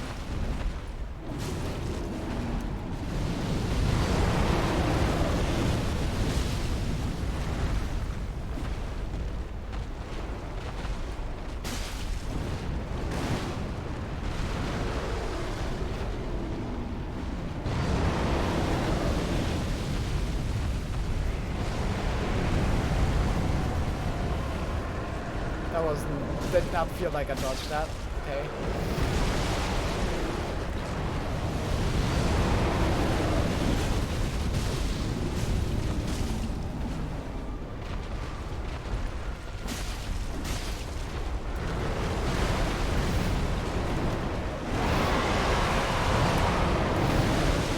Okay, I never saw that combo because I never stand in front of it normally. Literally never saw that before.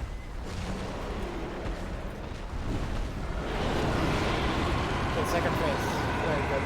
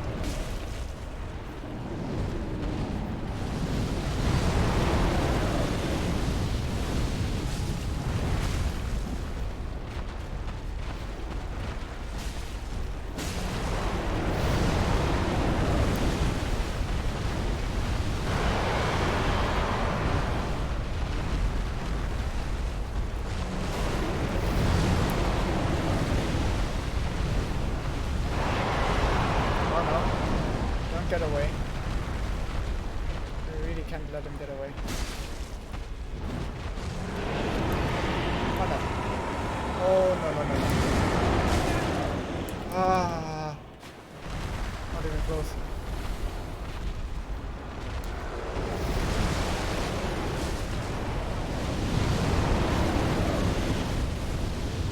Oh. I thought it was doing the blast again.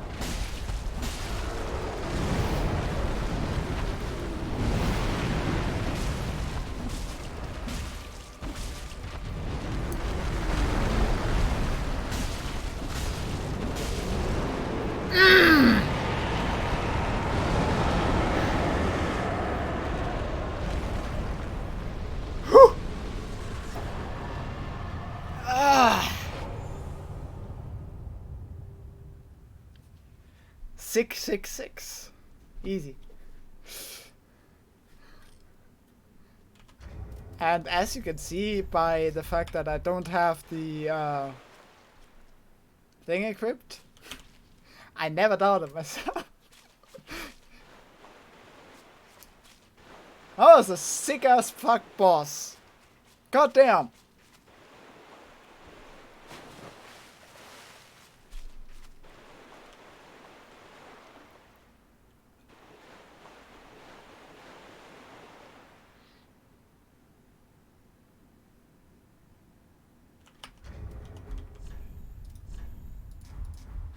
That's not dabbing.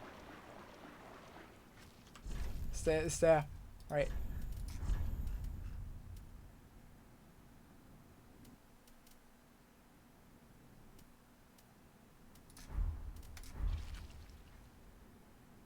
This is basically the Dark Souls dab, isn't it?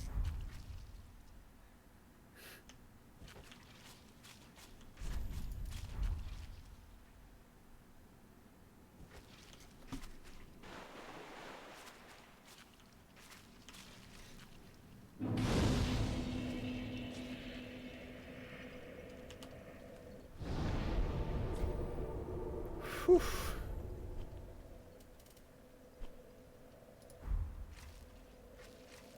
Alright. That was Dark Souls 3, huh? Or is there anything major left?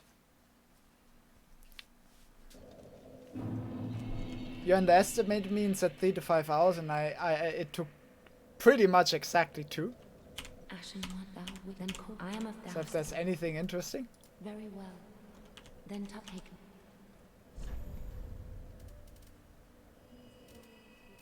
Alright, let's make my stats a bit nicer.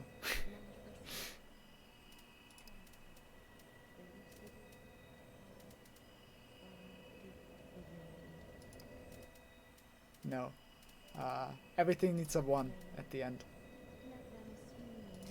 I mean, yes, so did I in Dark Souls 1. Like, it's just not gonna happen.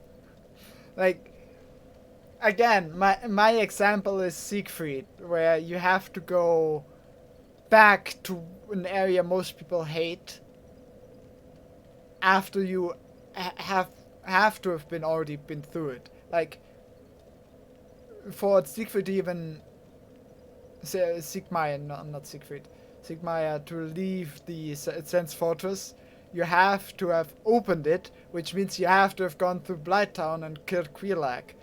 Unless you glitch it, of course, which I don't count. But then he's in Blighttown. Like, how do you get that? If you don't know it, you won't just check out the swamp again after you already did it. It's just... Side quests in Dark Souls 3 are... If you come across them, you're really thorough. Or you know where to look. These are basically the 2 options. I can do that.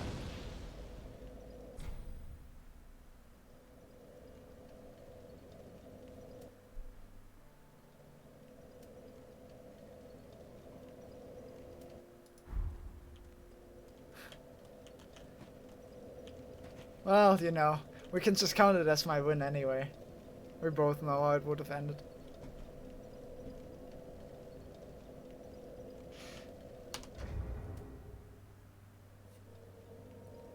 Alright, let's leave the Dark Souls music on the background. It's nice background anyway. Are you now? But are you good enough at Dark Souls 3 PvP? Well, let me rephrase it. Are you good enough at Dark Souls 3 to beat Meteor in like 10 tries? Are you good enough? Are you really?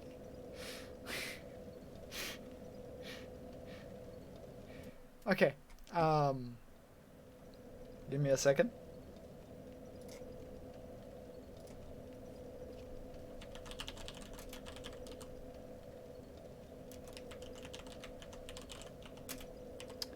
Overall, I would call Dark Souls the best Dark Souls. Yeah.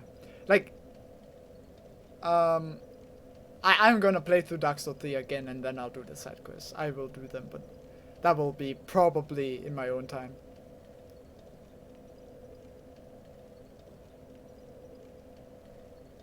I missed the point.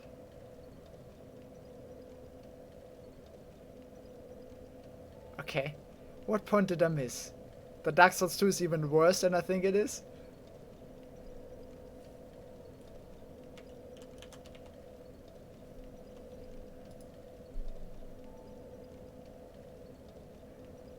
But that doesn't detract from the fact that Dark Souls 3 is the best Dark Souls. These two things don't. You know. Dark Souls 2 can be the worst, while Dark Souls 3 is the best. That can work together.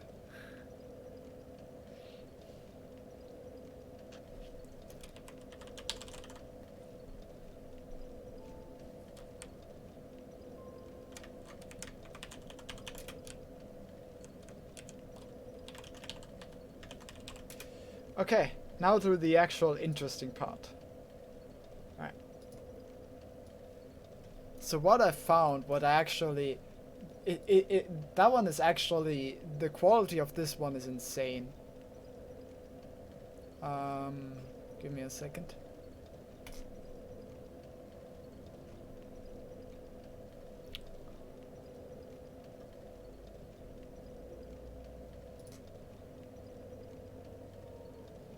Wait, what?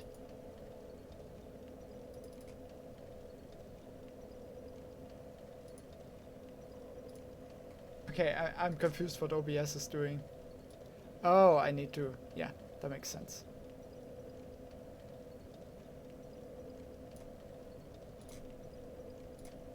Alright.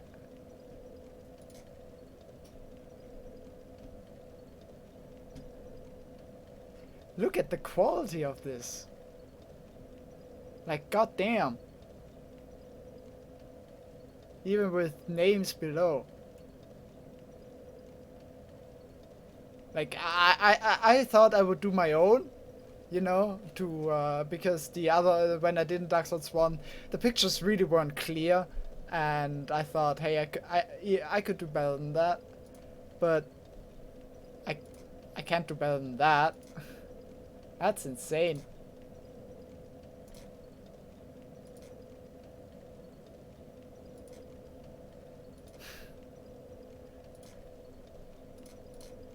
I won't. I definitely won't. Like, how do I do the colors here? Like, I'm running out of colors. I wanna do E, F, and then... I mistyped, that makes it so much worse. Okay. Right.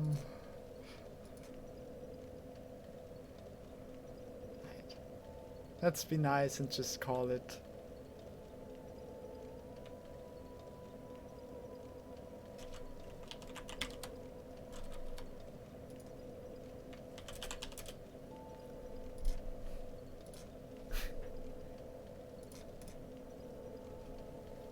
Alright, that works.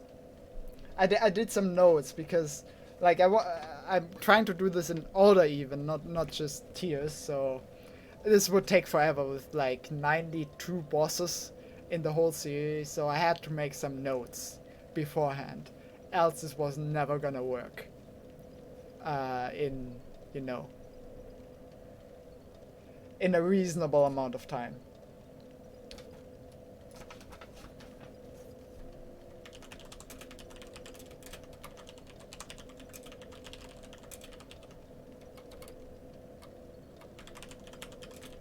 Okay, let me quickly just make some things clear. This is based off of my playthroughs of the games, which means it's based off mostly what is OBS doing here?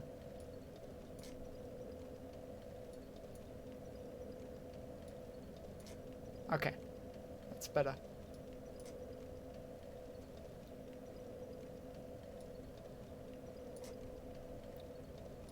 No, I'm gonna do all three together. A full list. Especially because, like, to set the stage, this is based out of 4 playthroughs in total. It's based off of my Dark Souls 1 playthrough, original one, that I did half recorded and cut together and half streamed. I fully streamed my Dark Souls 2 playthrough and I fully streamed my Dark Souls 3 playthrough. And it's based off of my mostly private second Dark Souls 1 playthrough. That one is weighted much less because it's a second one, but I still felt like that was important to do because the later parts of the game I felt like I cheesed with the shield. So I felt like it was... to be fair, I wanted to give these bosses, especially the DLC ones, another shot. Right? That was mostly the reason why that one is also included in the value of this ranking. Additionally, I did make some notes here. I don't know the full ranking yet. I have to think about it a lot. So this is gonna take a bit, but I'll try to make it not too long. Alright. And I'm gonna try to make it in order, so like it's a full ranking, not just tiers. Alright, with that out of the way, let's get started. What is the worst boss in Dark Souls? You know, I feel like that one's the easiest choice. In my honest opinion, the worst boss in the whole of Dark Souls is probably the easiest choice in this entire list. And it's like... Let me ask you, Aura, what do you think is, genuine question, what do you think is the worst boss in the Dark Souls series? I would be very curious. Because for me, there's not even any discussion. It's just clear.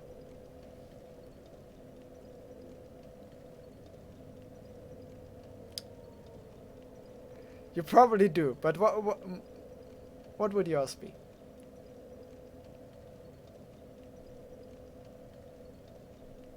It's Bed of Chaos.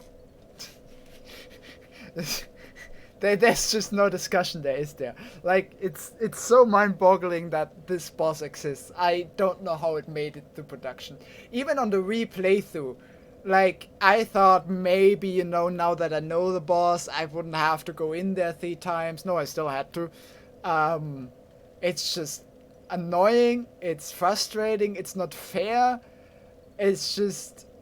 It's the antithesis of, yeah, I've read that too, yeah. So, but in the end, they still shipped this, so this is all I can, you know, rate. And if I had to rate this goes against any design principles. Like, I don't think gameplay-wise they changed anything in the remaster, did they? They added 1 bonfire, I think that's the most they changed gameplay-wise, as far as I'm aware. It's mostly just graphics. They made it worse? How did they make it worse? Wait, how do you make that worse?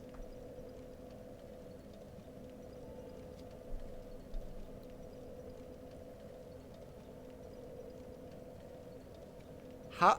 Okay, okay. Well, I will say there are some quality of life improvements. A friend of mine played the remaster, and when I went through him what I played in Dark Souls 1, I feel like there are some quality of life improvements in the remaster that would be really nice. But yeah, they didn't change a whole lot, which is, I think it's fine to give this just a makeover, because even though it wasn't a remaster that was like 3 decades after, it was a remaster where like the original looked dated. Like the original did look its time. It didn't look like it was 20 years old, but Dark Souls 1 looks like it's out of 2011. Let's be real here. It has not aged well graphically, so giving that an overhaul, I think is completely fine. So, that's Bed of Chaos. The second worst boss, and just to give some... just to say one thing. This one was also fairly clear to me, because to me, context matters a lot. You know... And some bosses in the context they're in, and Bed of Chaos is definitely one of them, and the worst offender probably. Well, okay. I actually don't think Bed of Chaos is the worst offender to that. I take that back. This next boss is the worst offender when it comes to context. How bad this boss is in context. It's Nashandra, the final boss of Dark Souls 2. Fucking hell. This is the final boss. What? What? That blew my mind when I got to that point, and that was the final boss. Fucking Throne Defender and whatever they were was so much better than her, was so much more epic. This was such a letdown. This was the final boss. Okay, in the version I played, Scholar of the Last Sin, there is still technically a boss after that. So that makes it a bit less bad, I guess, but not really. Like, that was abysmal. Like, I would love to see a defense of this boss, because it felt like it had 2 attacks, and it just stood there. It had a really low health pool. It was just so anticlimactic.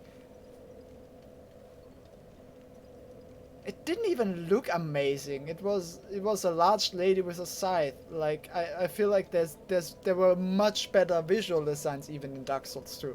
I don't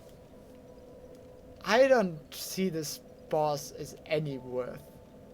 Like, again, context matters for these bosses. If this was just another boss on the way, I wouldn't mind it. It would be okay. But as the final boss, no. No. And in all fairness, I have looked one thing up where apparently this is a boss that is much worse when you play like a ranged build, which I did. I played a mage build. That apparently made the boss significantly worse, which also adds to it. But I can only rate what I played, and that was terrible. That was just straight up terrible. And honestly, I don't even think that's too much of an excuse, because you can't have a final boss that suffers majorly from a group of playstyles that the game drives you to a certain extent. Like, there's melee and there's ranged. You can't just say, yeah, you shouldn't play ranged against that boss. Yeah, what the fuck? Okay. I should move on, because else this tier list is gonna take forever. The next few... Let's see. There's gonna be a few bosses that I don't have to talk about a lot, because they come down to the same thing, why they're down here. Let's see, who am I gonna take next?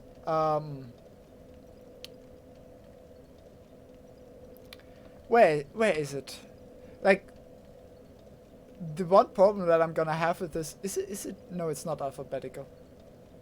Oh no, it is to a certain extent. Oh, that's really nice. Yeah, that one. I don't think we have to talk about that one as much. But that one was just nothing. It was just nothing. I don't think I even have to defend that choice. In all honesty, I don't think I have to defend Prolin Magus and the congregation. That was Yeah, as a normal room it would have been fine, but calling this a boss is abysmal. I'm sorry. Next one, and this is another one that in context really, really suffers.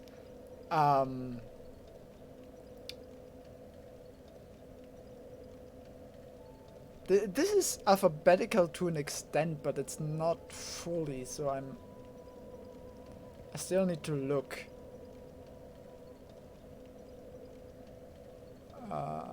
Where?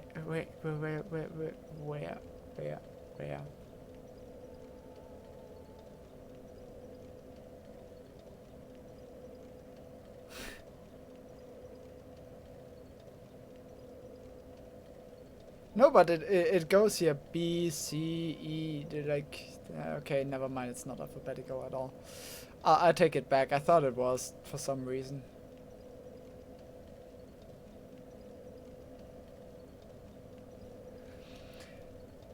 Alright, why can't I find it? Jesus Christ, okay. I can't be taking this long to find a singular boss. In any case, I can already talk about it while I'm looking for it. It's the final boss of one of Dark Souls 2's DLCs. It's Lud and Soln, the King's Pets, which I can't find for the life of me. The issue with them is mostly like it's a repeat of the same boss at the beginning of the game, essentially, just twice. In the same DLC, you're repeating a boss. What? In addition to that, it comes in the frigid outskirts, which doesn't help. That just doesn't help. I'm still looking though.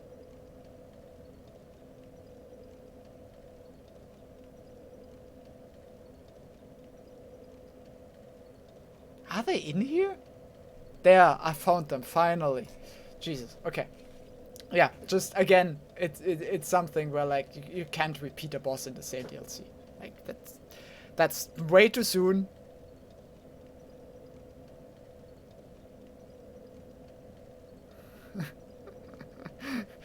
That would be nice, wouldn't it? But no, I counted it before and it was 92, and there's 92 bosses in the trilogy, so it should be all of them. I just need to find it. Next one.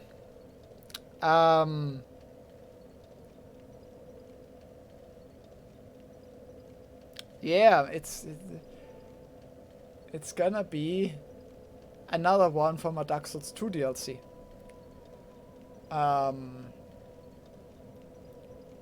Which honestly I'm really not sure in the order I wanna do Lud and Soln and that one.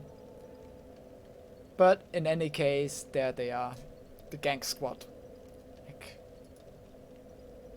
fuck that shit. It's basically just a Polar Magus, but at least the enemies are somewhat interesting. There's Havel in there, basically. So that's something, I guess. That's about the most credit I can give this shit. Then next there's two bosses which, I mean, F, G, we can agree they're terrible, right? It doesn't have to be the exact same. The next two bosses suffer from a similar but slightly different thing, where a lot of bosses in Dark Souls 2 that are gonna end up towards the bottom have this problem, and I don't know why they did it so often.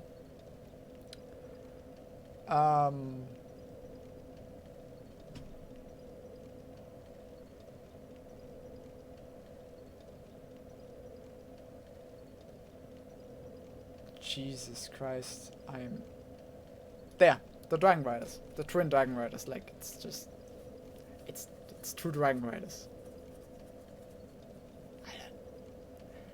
I don't know what to say. It was such a disappointing boss.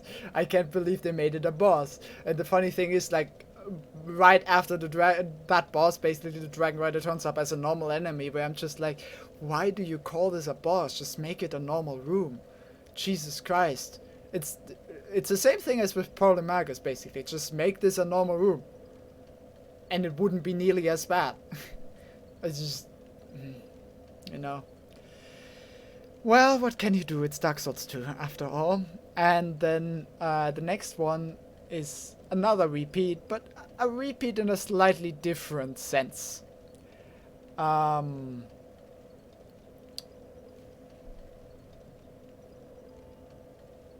really wish right now this was alphabetical, but hey, you can't have everything, can you?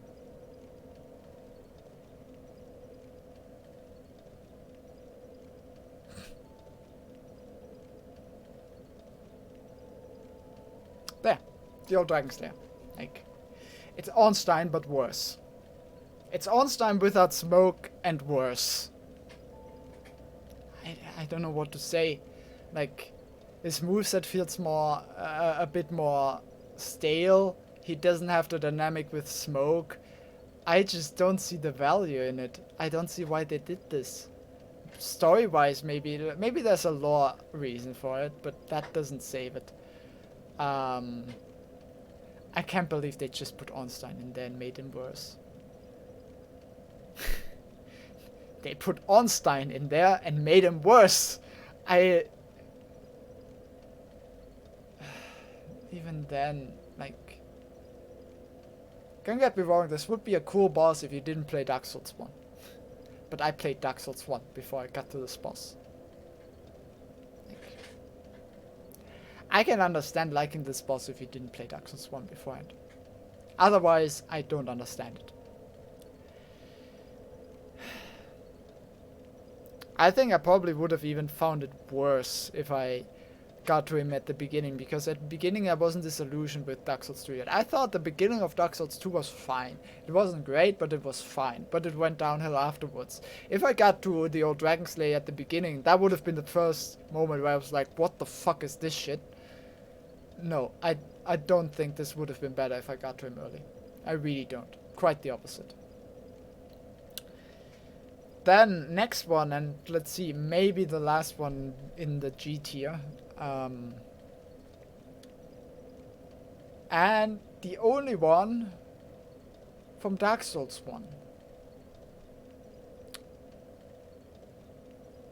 No, not the only one. What am I talking about? I put a bit of chaos in there, obviously. But in any case, another fucking repeat. And if I say that, you already know. Well, you know there's only two possibilities of who I'm talking about. Like, there's Dark Souls 1, thankfully, didn't do it nearly as much as Dark Souls 2. But it still did it. I don't know why. I really don't. The one thing the Stray Demon has going for it is the cool moment where you drop down in the beginning, where you don't expect it. But then it's the Asylum Demon slightly modified. In addition to that, when I got to the Stray Demon, it was my third boss. My third Asylum Demon. I already did Demon Fire Sage at that point. Getting the Asylum Demon a third time, yeah. I liked that one more because that was the second time I got to the Demon Fire Sage before the Stray Demon. If it was the other way around, then they would have been switched in the ranking, pretty much. They're the same boss. One is on fire, so I guess he's slightly cooler. But it doesn't really help him ranking-wise. So, it's just, you know, depending on who I got to the third or second, because that's something I have to do in the beginning, would have been down here. Like, it's just the third time you repeat a boss. And the only reason, like I said, it's not even lower than this in the ranking is because it has the cool moment at the start of the fight. That's about it. That's all it has going for it, because I already saw the entire boss while fighting the Demon Fire Sage. There's literally no difference, except for visual. Doesn't the Demon Fire Sage even do magic damage? Like, What can you say about that one? Let me look as if there's anyone else. Demon Fire Sage has a cool speedrun method where you skip him.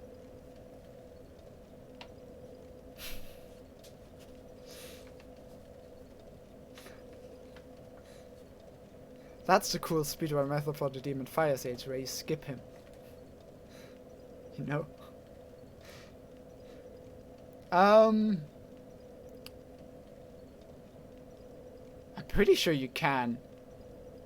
With the Covenant, right? You can't just go straight to Lost Isolith. Or am I wrong? Can you, is there something that prevents you from doing Bed of Chaos?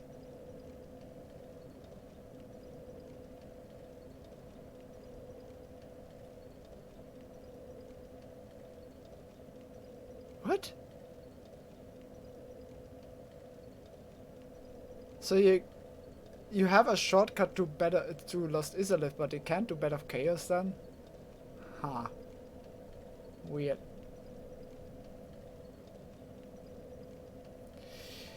Well, in any case, I think that's it for G tier. There are some other ones that I'm really thinking about also belong down here, but they have some things going for them. It's not hard to get. Like, humanity is abundant in Dark Souls 1. Not in a speedrun, obviously. But humanity is abundant. When I had more than enough to get the shortcut when I got there. I had more than enough on me. Just in items. Like, on my second playthrough, to be fair. On the first one, I can see, obviously, but you wouldn't know to get that on the first playthrough anyway. So, yeah. Apart from that, I don't think it's hard to get. I turned human a lot in the first game, in the playthrough, and I still had no issue getting the humanity together. I didn't have to farm for it at all. Okay. I guess we'll move on to F tier, where here I'm a bit struggling if who to put last, but I guess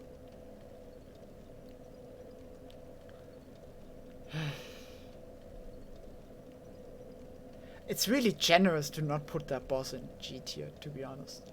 It's really generous. I think I probably should put it in G tier. I'm just gonna put one more boss in G tier because it's right on the edge. Because it's honestly barely a boss. It's Pinwheel. It's not a boss. If I put Polymagus and the Congregation there, then I feel like I have to put Pinwheel there as well. It's just, don't call it a boss. Don't call it a boss. Like, what do you mean, your boy Pinwheel? Are you actually defending him? Do you think he's any good? He's the top of... It sounds like a troll. Hey, listen. If you really want to defend him, he's the top of the G tier, okay? He's the best garbage that's out there in Dark Souls. That's his title. In any case, moving on. Moving on to F tier, where at the bottom, it's a race to the bottom because it's hard to pick. Is it?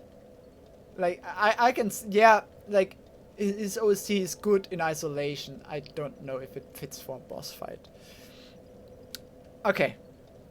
Moving on, else the tier list is gonna take forever. Bottom of F tier. Let's just go with, because I feel like I have to preserve the integrity of this tier list. I can't put that one any higher. It's the Belfry Gargoyles.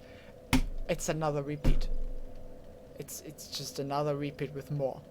I don't get it. Like, Jesus Christ, Dark Souls 2.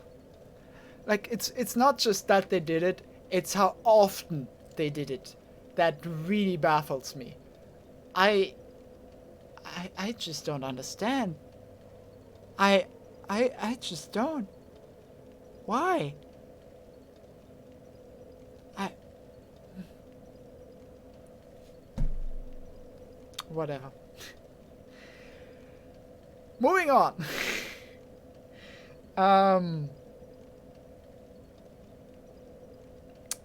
Right, this is really a race for the bottom. I think I need a pen to cross out the ones I've already done. Else this is hard to get a view on. Let's cross out all these. Let's cross out these.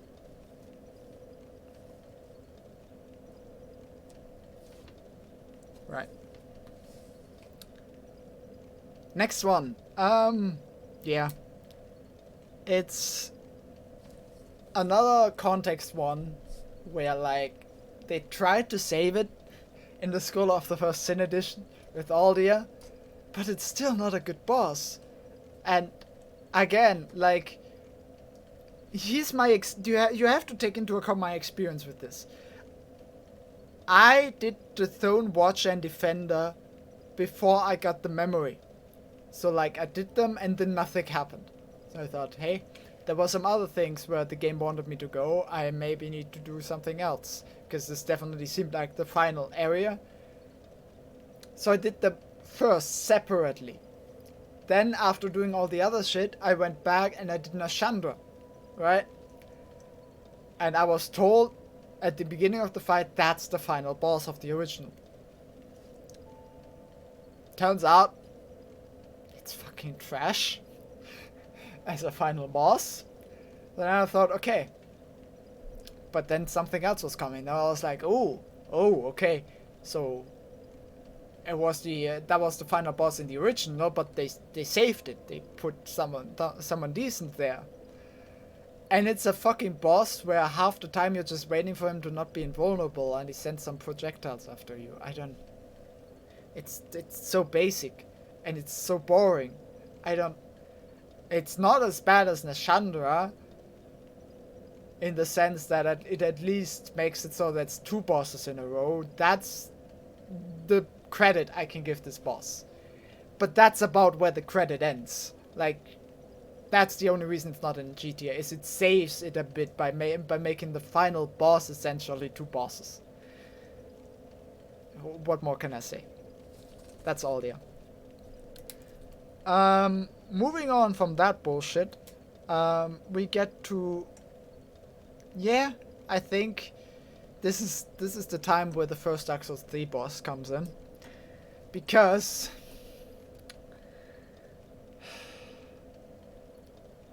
there are 2 Dark Souls 3 bosses that are really close for me at the bottom. They're, well, 3 actually. But I feel like I have to put the Champion's Gravetender in there. It was a normal enemy, and it was a way worse version of Sif. I don't know what to say to it. Like, it's another one of these where I'm surprised it was called a boss, and it's the only other boss apart from Frida in that entire DLC. It's just so disappointing. It's just, I don't understand that boss. If it's an ad for multiplayer, it's not a very good ad. In all honesty, it's just not a good ad.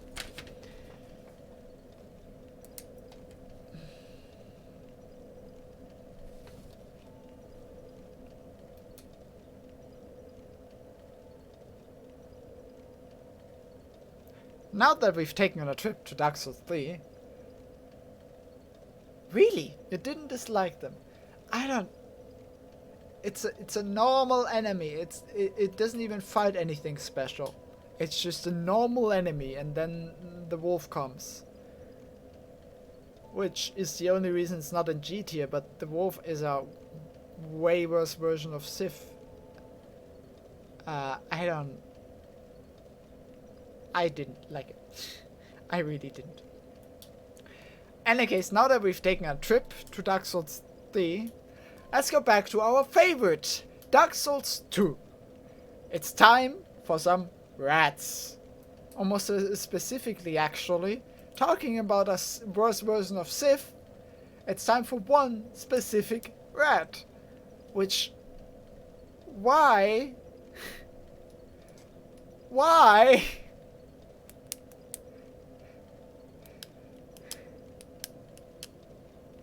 Why?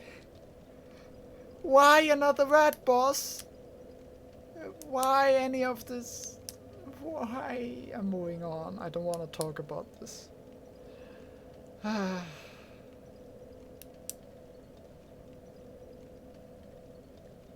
We'll get to the other rat boss in a second.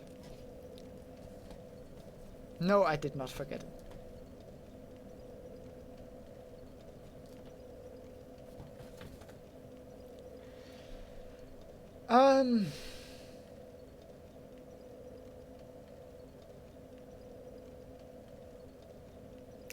Yeah, I think I got it. Half-Life.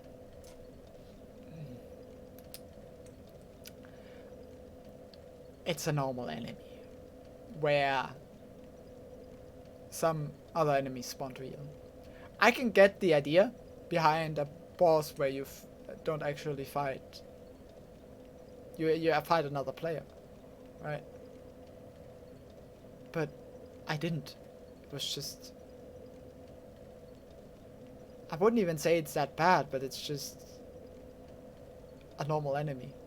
It's not hard. He does a lot of damage, in all fairness. Like, he does a stupid amount of damage for what he looks like, but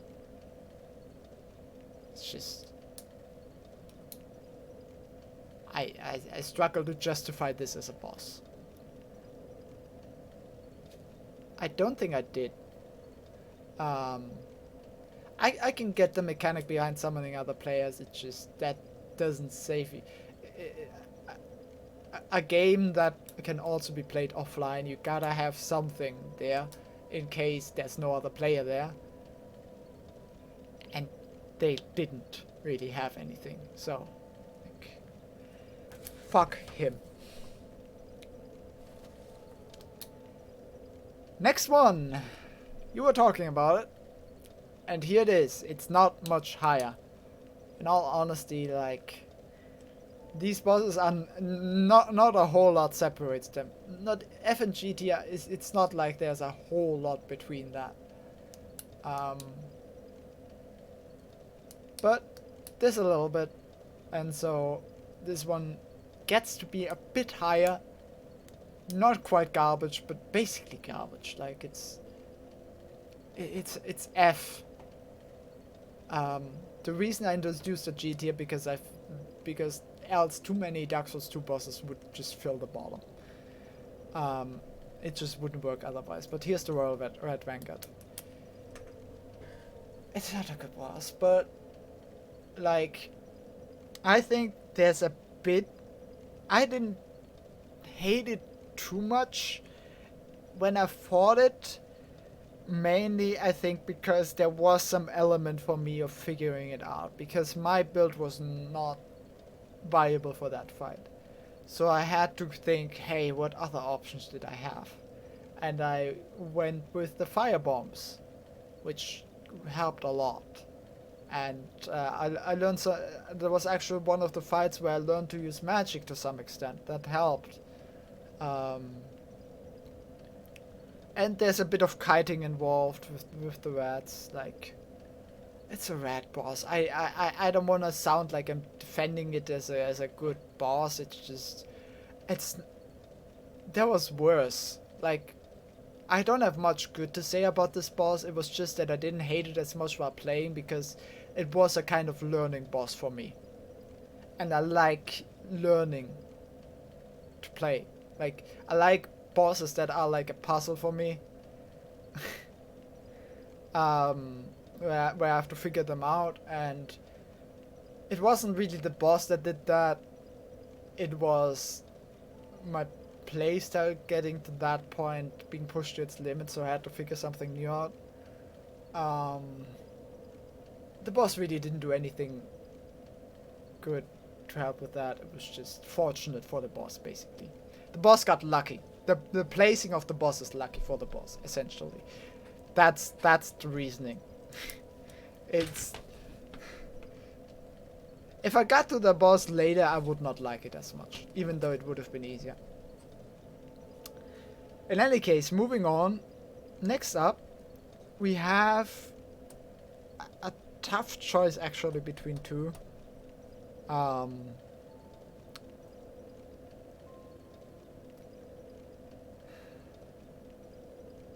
Which one? I guess when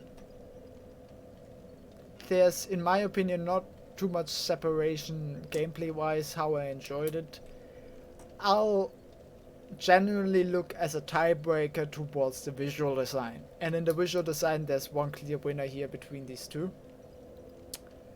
And that is, if I can find it in the fucking list, because I can't right now.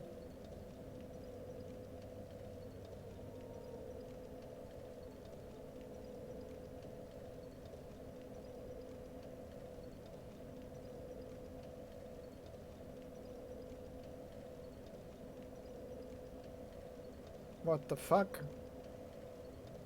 I'm looking through systematically and I'm still missing it somehow. I don't know how.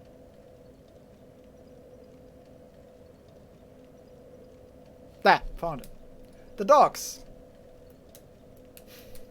I'm not even calling it the Capra Demon boss because the real boss are the fucking dogs. Fuck the dogs. Fuck everything about it. Fighting the actual Capra Demon is not terrible. Capra Demon, yeah, that's about right. But like, the arena is terrible. The camera is just not enjoyable, and dogs, just dogs. And the other one that is basically on the same level, though very different in how I hate them. Like, very different in the way I hate them, but both terrible gameplay wise. One is just a bit saved due to the visual design. It's the Ancient Wyvern. Like, it's a one-hit kill. Really, gameplay wise, I don't think much separates them. It's just the Ancient Wyvern looks cool. that's my reasoning for why I put one above the other. Let's see. Next one in the F tier is... I actually thought about putting that boss in E tier right now, because it's a boss where I even had to remind myself that it exists. I completely forgot it exists. But based on that, it's basically higher because I didn't feel terrible while playing it. But there's a point to be made that just because a boss is forgettable, it shouldn't save it. You know? It's covetous demon, like, it's a giant slug, basically. And I really forgot this boss even existed. I don't know. I barely remember him. I think that fight took me less than a minute. So I guess in a certain sense I should put it lower, but on the other hand, like, I somehow with this boss, after the boss, I didn't have the moment of why was this a boss, which I had with some of the others. So that's why it's there. I barely remember it. It's one of the bosses that are just straight up forgettable. Okay.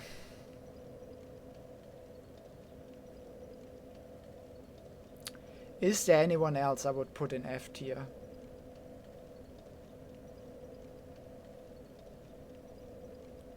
There are some that are definitely candidates for it, especially There's actually one I might put there. Based... That boss really got put much lower in my list after the replaythrough, where it was just so goddamn boring. But no, even that one, I think I'd rather put in E tier. Is there anyone else that would even go below him?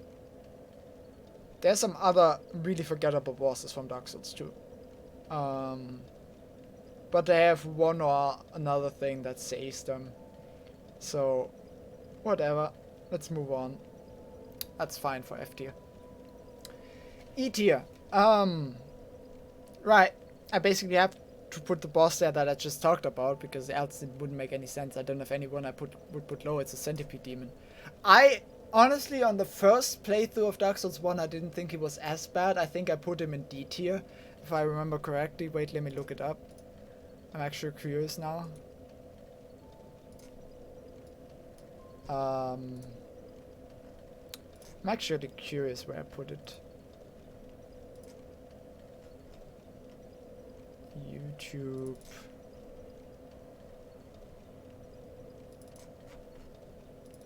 There. I put it... Did I put it in C tier? No, it already was in E tier. Fair enough. Like, alright. I don't actually remember putting it there, but, you know. That's completely justified. I thought I put it higher. Never mind, then I don't even have to justify it. I thought on the replay through that he was really boring. It was just find the safe patch of land and smash him. The one cool thing about him is where you can see him hanging like off a ledge before the boss fight, and in the opening cutscene you see him waking up. That's pretty cool. That's about it.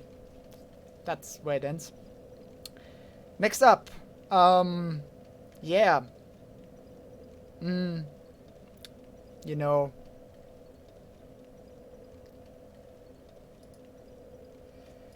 Yeah, the centipede demon, like, another thing that I think bothered me with him is that he was the final boss of the gauntlet run that was supposed to be the demon ruins. Like, I look at the demon ruins Lost Izalith as like a boss rush area, right? Where you fight boss after boss and then it's a lead up. Problem is, it gets worse and worse, basically.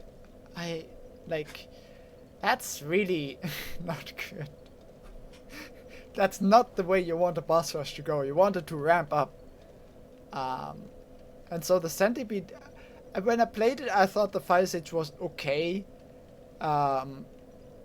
Because I was anticipating, after it was already the second boss so soon, I was anticipating it was gonna be a boss area. So I thought, hey, okay, second boss, let's make it a callback, that's fine. It has a bit of a different moveset, that's something. But then it got worse from there, so yeah. It's just... it's hard to defend, really.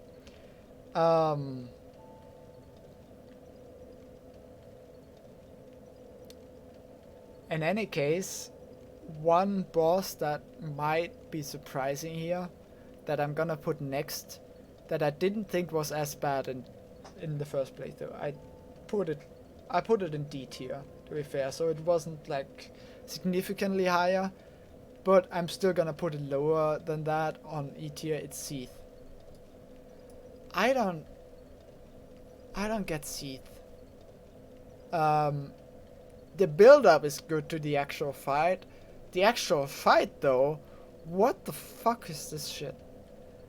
I thought, like, on the replay, when I first played it, hey, maybe it's my shield. No, it's not. No, it's not. It's just... The only thing Seath has going for him, gameplay-wise, is Curse, I guess? But it's not exactly a fun mechanic, so... Just... In addition to that, if you look at the four... Yeah, lore-wise, yes, I agree, but...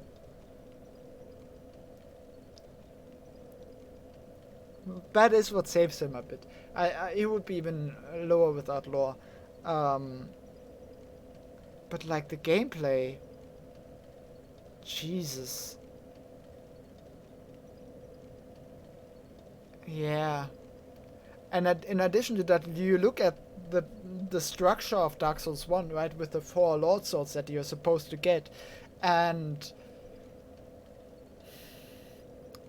all the other have a decent, well, okay, I say that in the aspect of chaos, but even that one had a lead up to it, right? So you had a storyline going up to the boss. With the 4 kings, you had to go get the ring with Sif. With Nito, you had to fight through the whole. You had to get to Pinwheel, though. That's okay. That's maybe not the best argument, but then you have the route to Seath, and it's only Seath. So that boss had to deliver, and it didn't. Like, if that's the only boss there, it really has to deliver on that route, and it didn't. So yeah, that's another thing why I think he's why I think he sucks. Surprisingly, ET is gonna be a bit filled with Dark Souls 1 bosses, in all honesty. The next one, and one I thought sucked even more on the replaythrough, potentially, is Gwyndolin. It's just not an enjoyable boss to play. He has like 3 attacks, and you run towards him, and he teleports away. And in addition to that, he doesn't let you respawn at the bonfire in front of him. You always respawn at the far bonfire, and it's so annoying to walk through him over the rafters. You have to reset the fucking contraption each time. I don't. There's just so much done wrong with this boss. I feel like that's one of the bosses that has so much wasted potential. It's just not. It's just not quite there. Okay. Moving on. That's Gwyndolin. That's Seath. That's the Centipede Demon. So far, only Dark Souls 1. Gonna move on to some Dark Souls 2 stuff though, because there were some just forgettable bosses in Dark Souls 2 that just have to go in here soon. And one of them are the Skeleton Lords. Where are they? I don't even feel bad about saying it immediately without any kind of talking about it, because it's another one where it's just a bunch of normal enemies. It's just so forgettable. Like, I feel like the reason they're not as low is because I found it funny that one of them spawns skeleton wheels. And I made the joke in the first game that the skeleton wheels are the real boss of the catacombs. Especially because the boss is called Pinwheel, and they're literal wheels. So if you replaced it, even the name wouldn't have to be changed. And then in Dark Souls 2, there's a boss. The wheels are literally a boss in a certain sense, because they even contribute to the boss health bar, right? I just found that so funny. That's basically the reason it's higher. Like, that's basically it. There's no other reason. It's a bunch of normal enemies, basically. Skeleton Lords themselves don't have anything to contribute.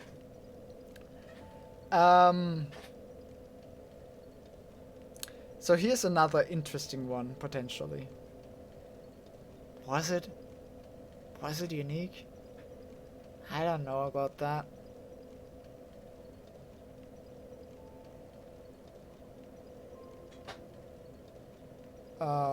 Another one that might be a bit curious, this low, but I really, really didn't like it on the replay through.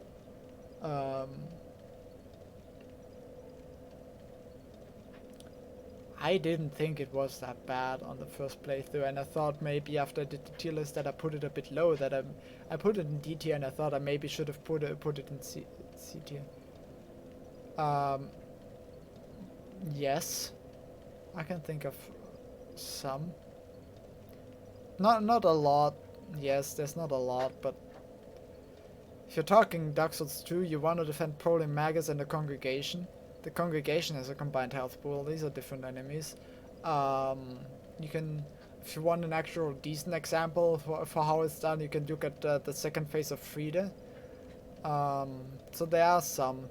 It's not done a lot, that's true, but I don't think that's an element that can save a boss.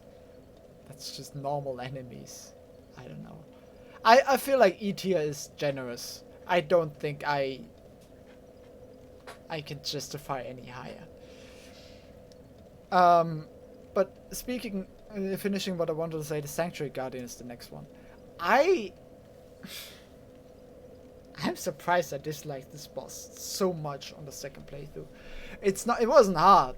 I died to it like 2-3 times, and that was only because I in the beginning I tried to red tearstone ring him. But his attacks are not very smooth. They don't go well together. It's just overall a really weird fight. It's really curious because the rest of the DLC bosses are so solid. This one is really strange to me now that I've done it twice.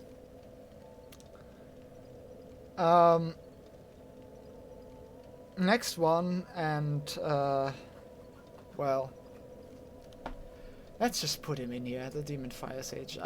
Maybe he even deserves to go lower.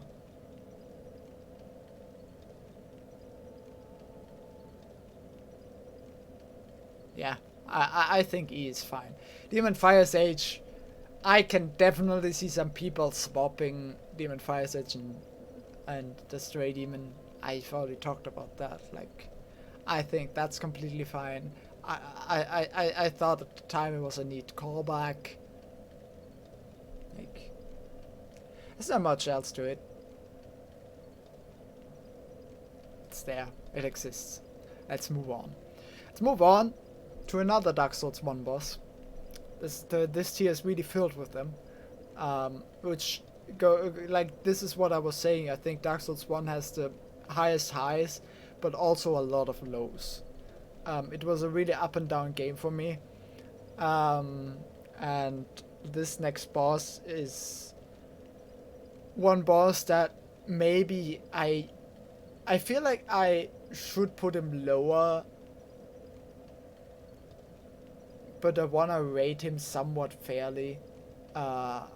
This might sound, contradicting, but it's the Taurus Demon. The reason I'm saying I maybe should put him lower because that was the boss that really disappointed me when I played Dark Souls 1 the first couple of times, where it felt like a repeat of the Asylum Demon. It didn't catch me at all. Now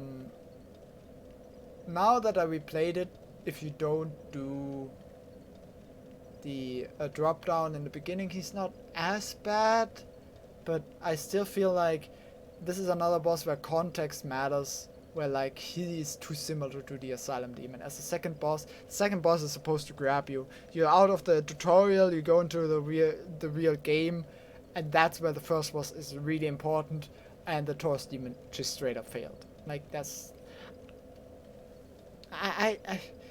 the Bell Gargoyles should have been the second boss. They should have come earlier. That's my honest opinion. I think the beginning of Dark Souls 1 is not well done, and the Taurus Demon is a good part of that. So I think where he is right now is even generous in that he's part of what kept me from playing Dark Souls for years. So in a certain way, I feel like I should put him lower, but I won't. So that's that.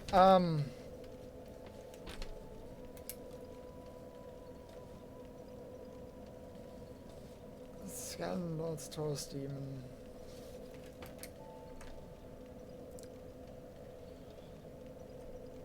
Another really forgettable boss where some of the visual design is unique. Well, it's not really unique. Well, I guess it's a bit unique for Dark Souls, but all in all, it doesn't play very well. It's mostly just annoying. So I feel like this this place is entirely justified. It's Mytha. Like the mechanic with putting the windmill on fire is also so weird. I still don't get that one. What's the logic there?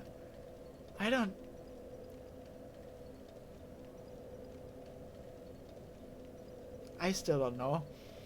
And I guess she throws her head. That's about the most interesting part about this boss fight.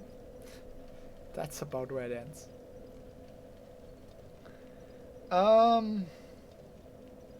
Yeah.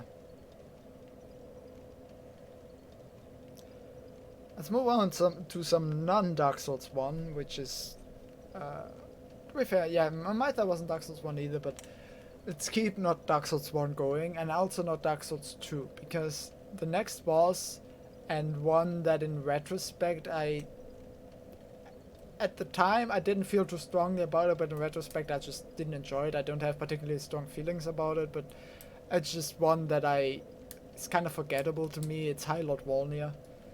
Big skelly boy. There was just nothing interesting about the fight, in all honesty. I don't have much too deep to say about it. It was just a forgettable fight.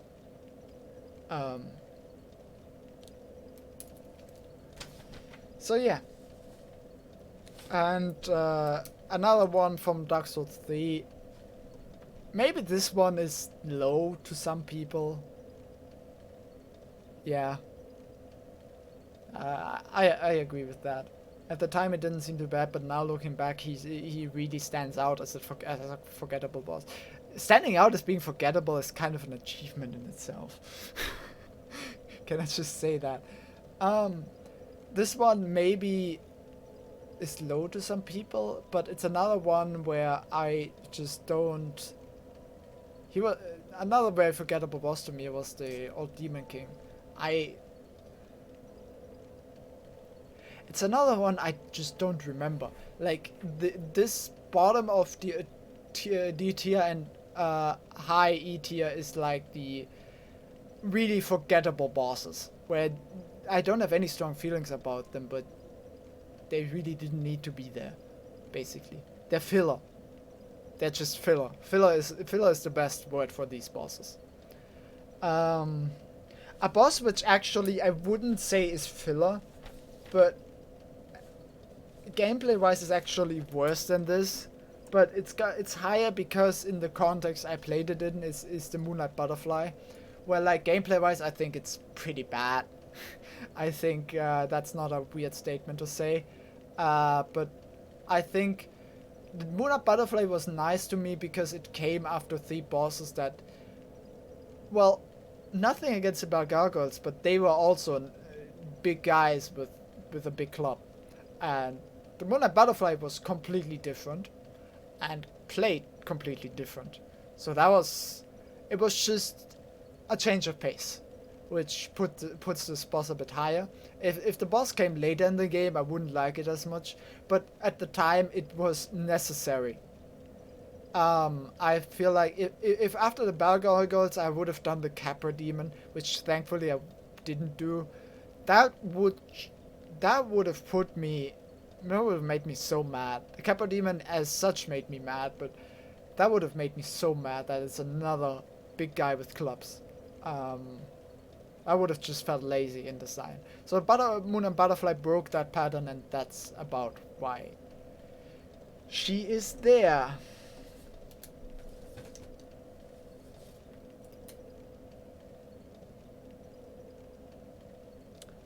Do I have anything else for E tier?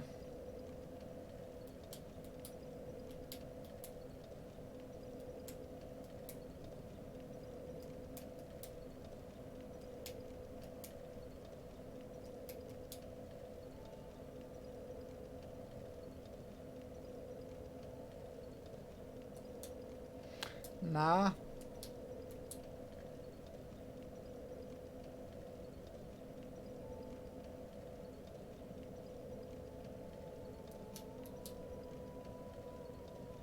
I'm thinking like, There are a couple of bosses that are right on the edge for me.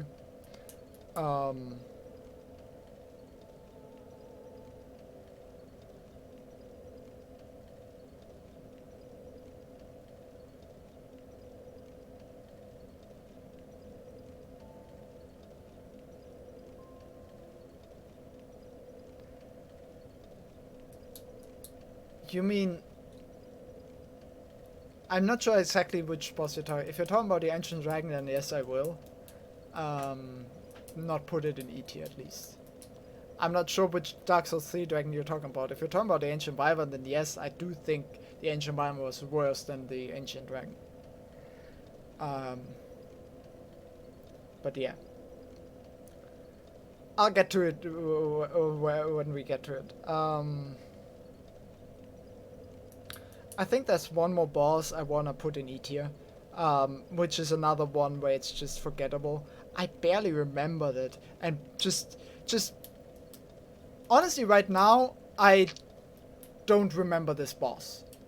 I just don't, and I think that qualifies it as E tier, right? I think if it's a boss which you really just can't remember for the life of you, where you saw the name and were like, wait, where was this boss again? And had to think, then that boss doesn't deserve to be on D tier, because D tier for me are the bosses that are okay, right? They are the bosses that are from like slightly below okay to just okay. They are the bosses that pass. A boss which you just straight up forgot about doesn't pass as a boss. So I feel like there's one, maybe even two, I'll think about it in a second, more bosses I want to put in E tier. It's mainly... Where is it? The Rotten. I forgot this boss existed. I completely forgot this boss existed. I do not remember this boss. I had to look up where he was again. He was one of the big souls.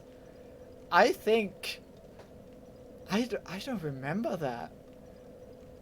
I really don't. I remember the poison area, yeah. And when I played through my head, yes, he was there at the end of it. But really the fight, I don't remember. I just don't. That's... And again, I think that qualifies it as E tier.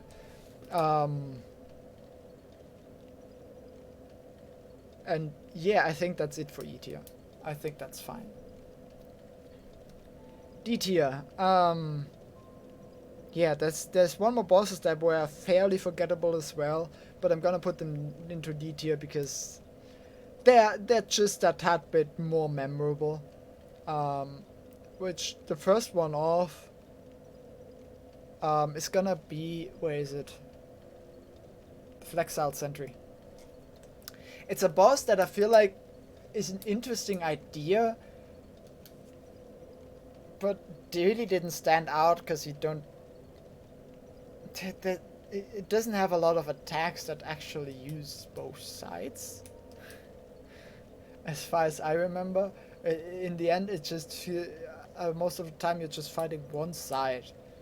Which kind of ruins the point of this boss. I don't know. It's a weird boss, and one I don't remember for the reason that it was just okay. Let's move on.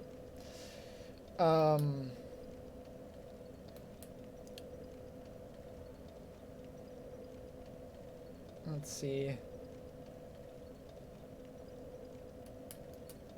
Yeah, and a repeat boss that is fairly high for how soon the repeat was.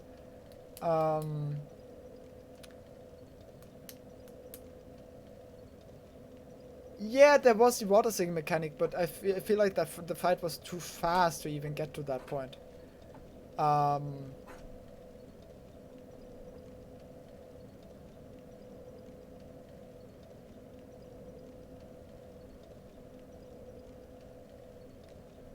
Okay, so here's the issue. The boss I want to put is the blue smelter demon. Which of these two is the blue smelter? They're both just called smelter demon. I'm gonna call this the Blue Smelter Demon. It's a repeat within the same game that isn't as bad. I think it does enough new stuff that it was okay. But it wasn't memorable.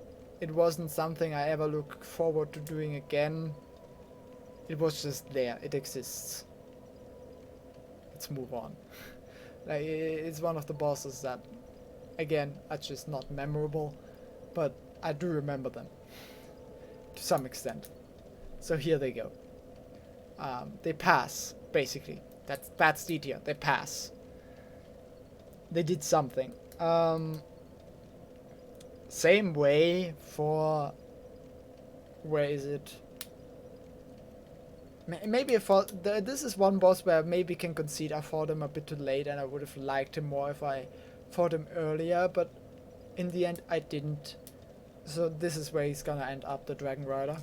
I think the mechanic with pulling the ground up, I think is kind of neat. That's about all it has. Like, apart from that, he has really basic moves.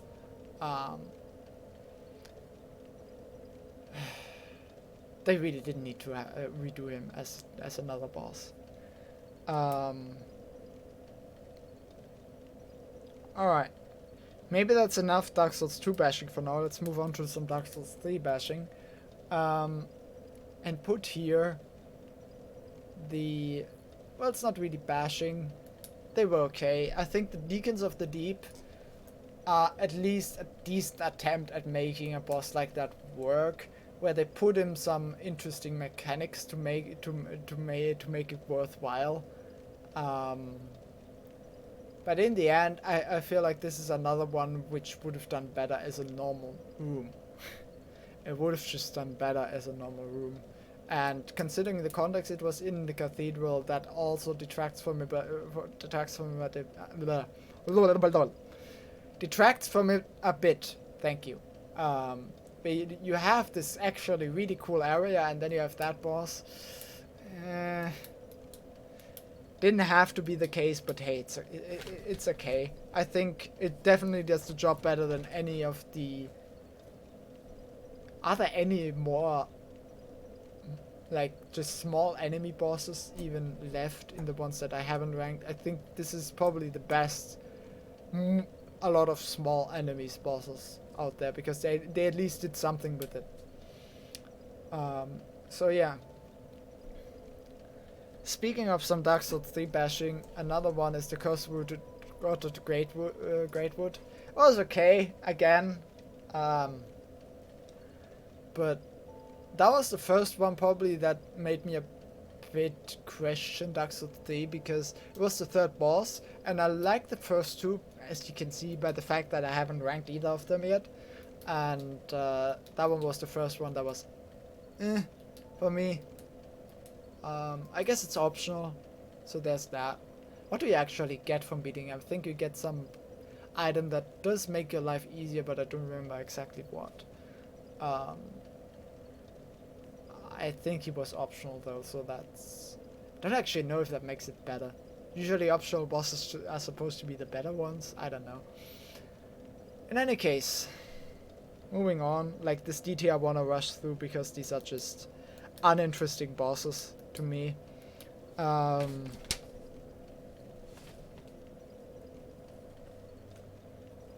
Rider, Flexal Sentry I did. Yeah? Where is she?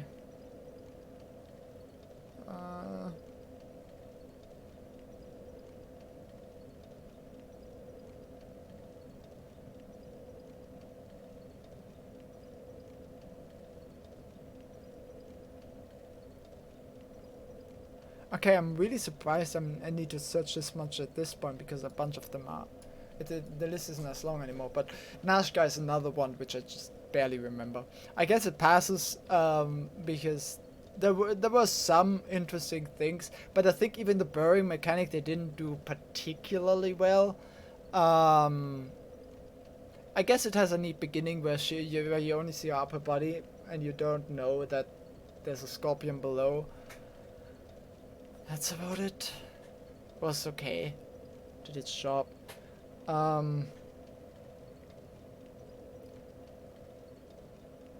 Another one. Talking about Dark Souls 2 dragons, there's actually another dragon I would put lower than the one I'm talking about. It's the Guardian Dragon. That one just didn't feel like a dragon fight. I don't... Like, yes, it was a dragon, it had dragon mechanics, but it didn't feel epic. And it didn't feel particularly interesting. But it was okay. It was a boss that appeared as a normal enemy directly after it. So, it's kind of like they're admitting it wasn't particularly the best choice. I don't know.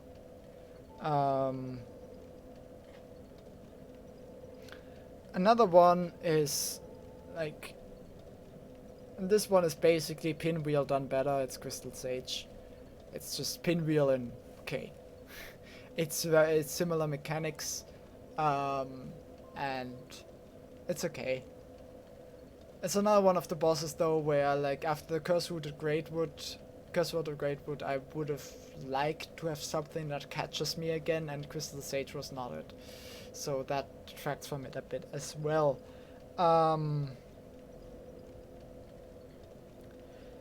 Dark Souls 2 had a lot of gimmick bosses, and one that I feel like I maybe rate lower than some do.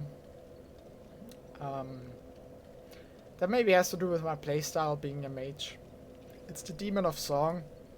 It was okay. It has a standard, fairly standard gimmick. I feel like with him pulling his face open, and that's about it. Again, there's not much else to it.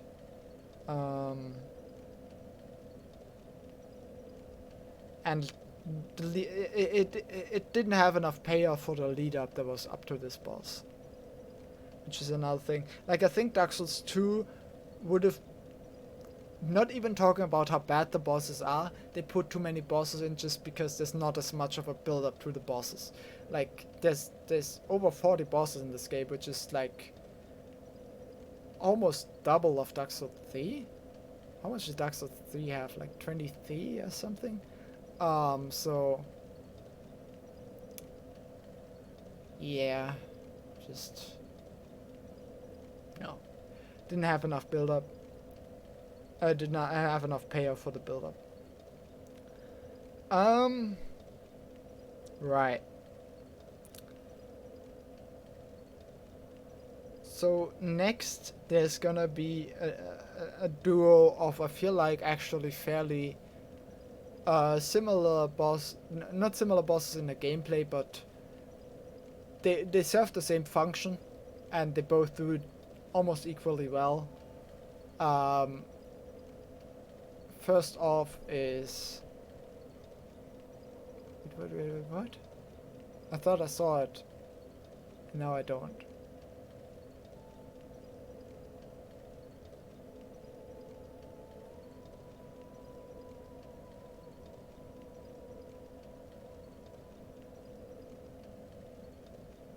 Last Giant, there.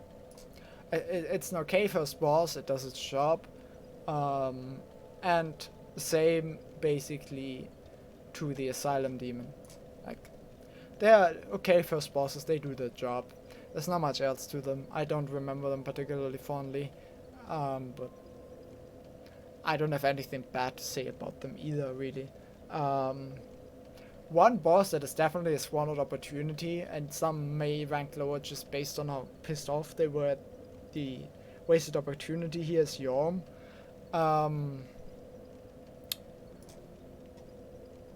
Yeah, it definitely is a wasted opportunity. I don't disagree there, but it at least had a cool arena feel. His mechanics were still good. It did feel a bit cheap in the end, though, how you had to beat him. Well, I don't think you have to beat him with that sword, but it's a very direct hint, and there's even a message on the bottom, I think, that hints towards it, which I feel like is too much. That's too much hinting at it, and yeah.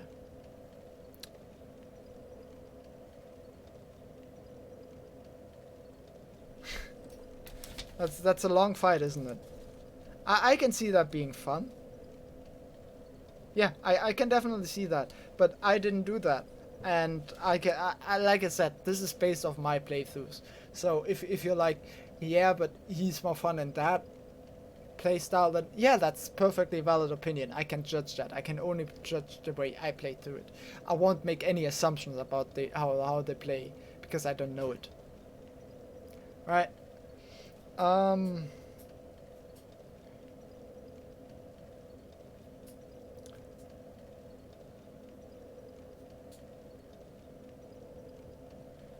Right. Um. Is there anyone else I wanna put in D tier? Yes, there is. Alana. Um. Pretty much the main thing she has going for her is that she summons Velstad. Uh. Apart from that, she was fine. She was a lead-up boss to the actual boss afterwards, which was Sin, so I guess she didn't have to be insane. But she really didn't have anything past summoning Velstad. that was a whoa moment where you're like, what? Really? Really? But, yeah.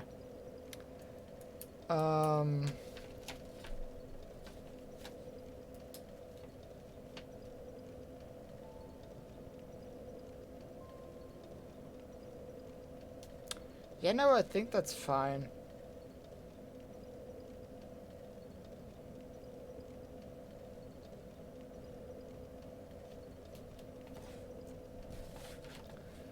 That is fine. Moving on to C tier. These are the first bosses that I would say I enjoy to some extent. Like, D is just, you know, no hard feelings in any direction. C's are the first ones that I would say I enjoyed in some way or another. And first of which, yeah, yeah. Is there anyone else I would put below?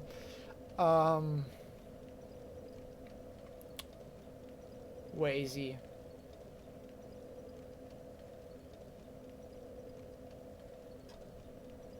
The Ancient Dragon, which isn't actually a dragon. So you asked why. I think it has mostly to do with the fight feels epic. The size is a cheap thing, you might say, but in the end it still makes a difference when it feels like you're fighting actually an ancient dragon. It isn't, yes, but when you fight it, it does feel like it just size-wise. The arena has a really nice feel with the openness to one side. Gameplay-wise, I agree, he's not great. He isn't. But the whole fight has a nice epic feel to it, and it just it felt fun to fight just atmosphere-wise, the way it was set up. That really is what carries this fight. It's not the gameplay. It's almost like didn't they give him like 3 different attacks? It's actually kind of insane how little they put into him. So yeah, disappointing in that sense, but I still feel like the general atmosphere of actually fighting an ancient dragon, or an enemy of this size, gives it a special feel. Next one.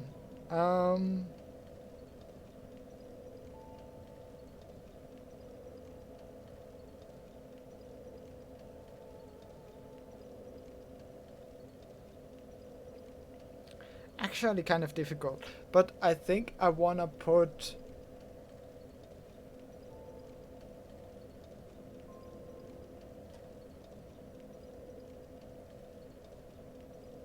there's maybe another one that might be low to some people, but Creelike is next. I definitely didn't dislike Creelike. She is in C tier after all, but it's one of the bosses that I thought I maybe didn't fully enjoy because of the play style that I had at the time, or like my equipment was straight up like countered her. But on the second playthrough, she wasn't particularly a highlight either. And considering she's one of the two main things that you have to beat in the beginning, like the two main goals in the beginning are the two bells, which are the Bell Gargoyles and Trilogy. And for that, I don't think she delivers enough. She's so slow. Like, Jesus Christ, that is such a slow fight. Which just really puts it down. Yeah, that is true. Especially with the Master Key, where you can just go like, yeah, New London, then Valley of Drakes, then Blighttown, then straight down. That is true. However, I think the actual boss fight is...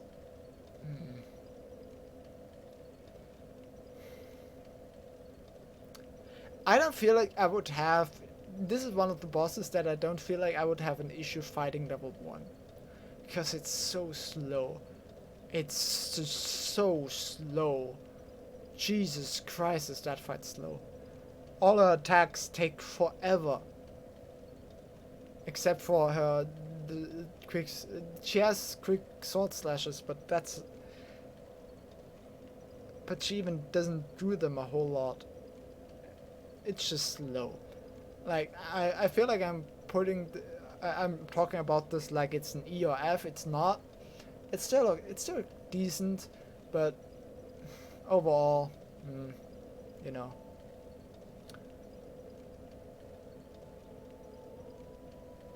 One of the bosses that I thought would be high on the second playthrough and ended up not being, basically.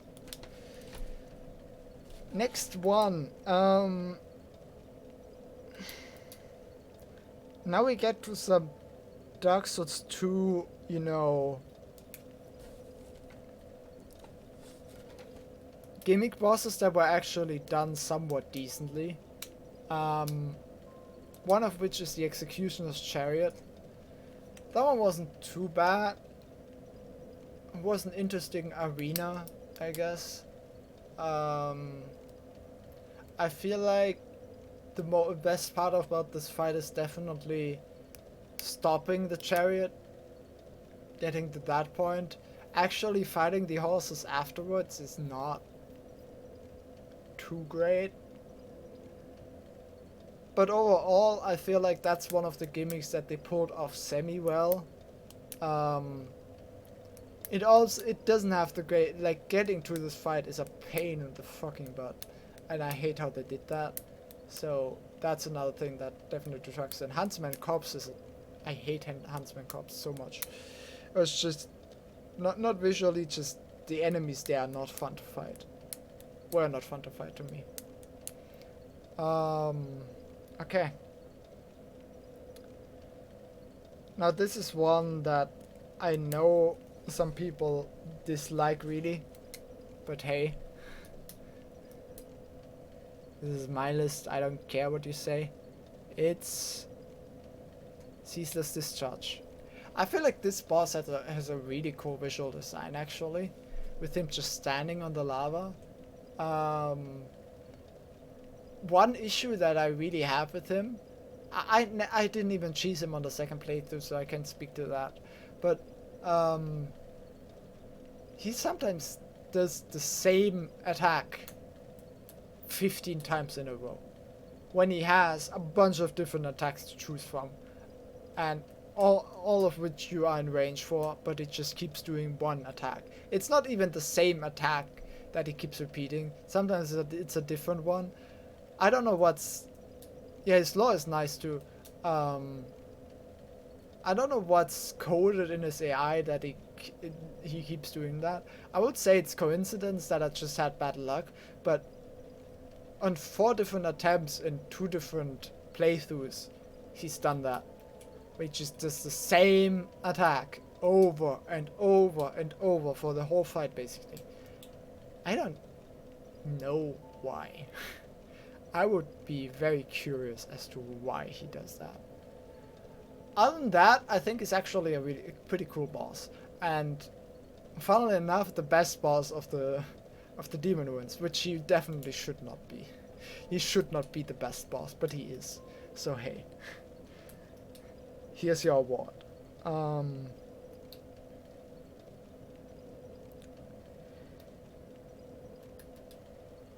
Next one, this one is these two go hand in hand kind of, where I feel like they're pretty similar level. Let's start with the other Smelter Demon. The first Smelter Demon was fine. I think again I hated getting to him. There was so many enemies on the way, and I don't want to kill all of them like 10 times until they stop respawning. It was actually fine getting to him until I lowered the bridge fully. Like before that, somehow to drop down was enough space that I could make it easily. But somehow when I lowered the other side of the bridge, that one got weird. But the actual boss fight was okay. It was one of the fights that was decent. I don't have too much to say about it, it was just decent. Another boss that goes hand in hand kind of with that one is the old Iron King. The old Iron King is a very video gamey boss, I feel like. And as everyone knows, the real boss is that fucking hole. Which, honestly, I don't hate that hole. I think it's kind of funny. That stuff is actually kind of fun to me. It's a video gamey boss. It's done decently well. There's not much to say about it. It's just decent.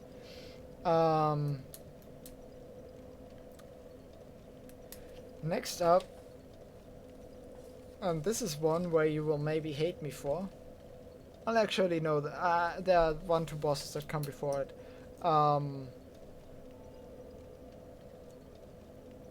Next up is gonna be, which of the two do I take?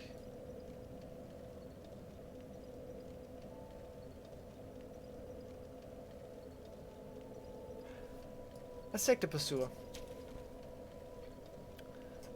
It's another decent enemy. Like in the beginning of Dark Souls 2 was fine. I didn't actually know you could fire the ballistas when I fought him. Plus I fought him with the Covenant of Champions. Or whatever it was called. Which did not make the fight easier, but I still enjoyed it. And it was fairly standard though, like there's not much to say about it. And Dark Souls 2 kept repeating the pattern of big guy in armor with a big sword. Too much. Definitely too much. But at that point it was still fine. And it's kind of cool that he shows up a few times later, though I feel like maybe there's actually a side quest for him, but I feel like that was never particularly resolved. He just randomly stopped showing up, it felt like. It was kind of weird. Or maybe that was just based on the way I played through it, but it was strange. I don't know. In any case, so here's, which one do I take first? There's not a whole lot of lore. Gotcha. See, like Big Hat Logan. Where's a big hat?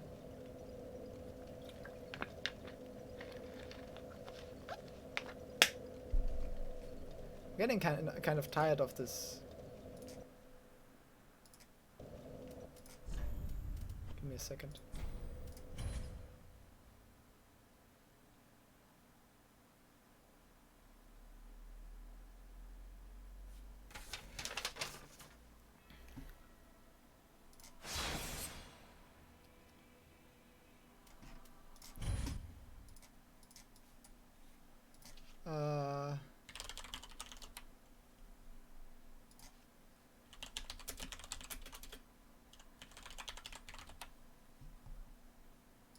There.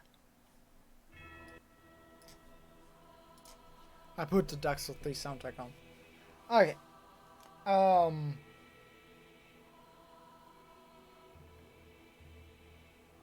Alright, next up, this is a boss that is really safe by the location and the atmosphere you have. It's Giant Lord. The atmosphere and the location is fucking great. Like, cinematically, this is one of the best bosses of the entire series. gameplay wise, it feels like a repeat of The Last Giant, just a bit harder. But actually, cinematically, that was great. I thought, at least. I'm gonna turn the music down a tiny bit. But yeah, just gameplay wise, it doesn't hold up. But I actually love what they did with the cinematics.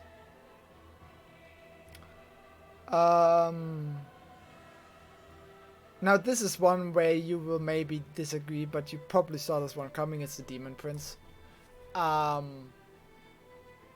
Again, it's not the gameplay. Here it's the opposite problem of the Giant Lord, where it was everything but gameplay. With the Demon Prince, it's the gameplay but nothing else. I don't feel like they did anything else right, and I feel like I've ranted about this boss enough that I don't need to repeat what I already said. I think gameplay wise this boss is actually pretty good, but you know, everything else just really doesn't do it. From the soundscape to the locations, and especially the soundscape. And that's fine if you're not as bothered by the stuff that I said as I was, but I was that bothered by it. So here he is.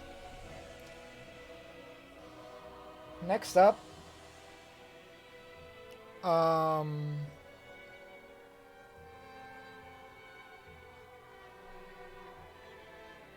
feel like I'm gonna make some enemies with the next few.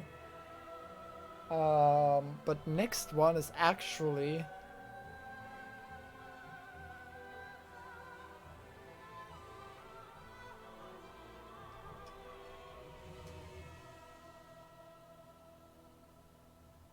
Aldrich. I don't know. That was a weird boss, because I did not feel anything strongly about it at all. When I look back, I feel like I enjoyed it.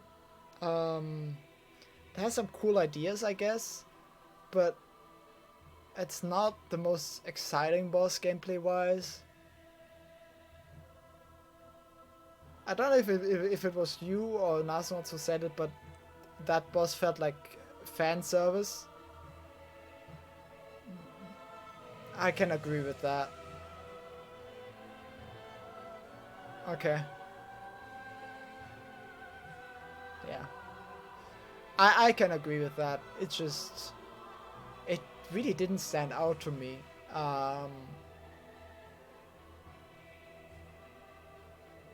And this is a problem that Dark Souls 3 has, where like the 4 things you have to get don't particularly stand out, except for the princess. And maybe to some extent Yom. It's really the Abyss Watchers and Aldrich where like, unless I didn't remember their names as the ones I had to get, so until after I got the ashes, I didn't actually know these were the ones. It didn't have any feel of, yeah, this is it. So that's another issue I have with it. Aldrich and the Abyss Watchers both didn't have it. And if it's weird to say, because Aldrich is at Anolondo, where you kind of go back to, and it's completely different and everything, but I feel like Anolondo got screwed up a bit in Dark Souls 3 with the enemies they put there.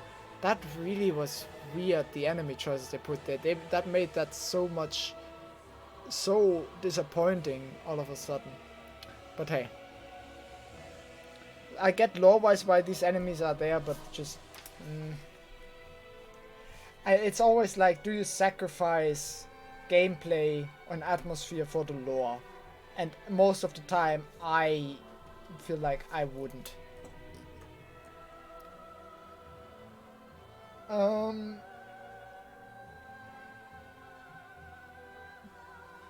Next one. Duke's the Affair. Decent boss. Like I feel like this is a good example of how you're conditioned by what the rest of the game is. Because I talked about Aldrich and the Demon Prince like they sucked, as if I had to put them down. And while I'm talking about the Giant Lord and Freya as if I have to pull them up. It's just the different standards that are set. I think Freya had a cool design. Gameplay wasn't the best, but I think it had a neat atmosphere as well. It did some cool things. But yeah, I don't have much else to say about it. It was one of the files that I went out of and yeah, okay. This is fine. If there's more of that, I'm fine with that. So this is where it goes. I think compared to Aldrich and Demon Prince, it just wasn't as much of a letdown. I think that's why it's above them for me.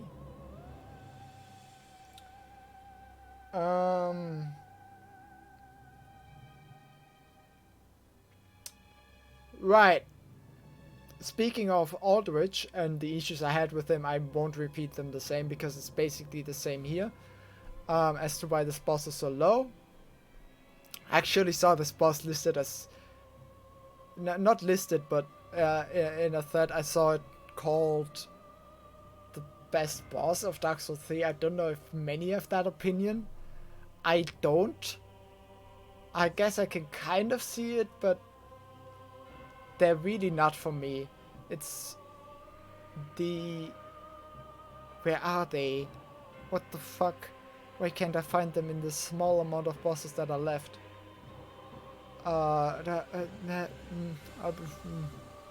There, because they're not called Abyss Watchers, I guess. Called Fire and Undead Legion here. They had some cool ideas. Again, it was just that they were one of the Lord Souls and it really didn't feel like it.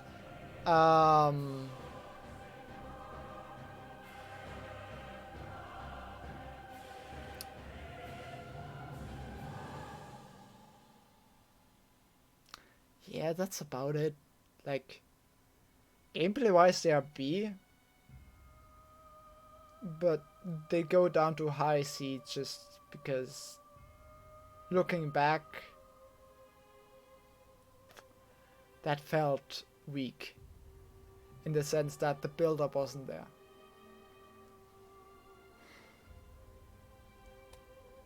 I didn't even expect them to be a progression boss. I thought they were an optional one at the time, which may have contributed to me not feeling too great about it after finding out that they were actually a progression boss and a pretty important one at that. So yeah, there they are. Some people will hate me for this one, I think. So hey, here you go. Hate me all you want. Speaking of hate, here's a boss that is a bit lower than I put it in the past in my Dark Souls 1 tier list, but it's honestly about the same. It didn't change too much. It just went from low B to high C. Like, it's not a whole lot of difference. It's a Gaping Dragon. I think the Gaping Dragon is a cool boss. Just not quite there. I feel like the Gaping Dragon, for me, what carries him from, like, let's say low C up to here is the opening cutscene. That one is one of my favorite cutscenes in the entire series. I still think that is so well done. I love that one. I actually rewatched that one. I looked up on YouTube Gaping Dragon opening cutscene and rewatched it. I think that opening cutscene is fucking great. So yeah, that's my defense of this boss. I know that a bunch of people put it lower. So yeah, here's my defense. And yeah, that's it for C tier, I think. I think that's fine. 6, 9, 12, 13. Yeah, but no, I think it's fine. Yeah. Okay, moving on. Low B tier. Let's start with...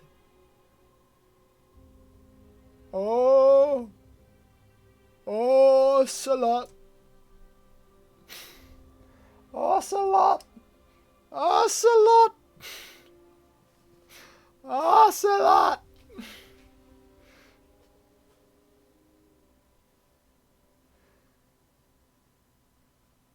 Honestly, the dialogue was so ridiculous to the point where it didn't even bother me. Um, at least as far as I can remember. So, gameplay-wise, it was a cool boss. I had some issues with it. I remember that I can't quite recall what exactly they were, so I talked about it on stream definitely, so I would have to go back and check what it was in detail. But overall, I liked it. I don't have too much bad to say about it. It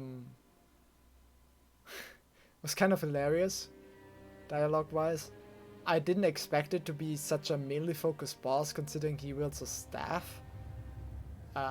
So there's that. I guess. Right.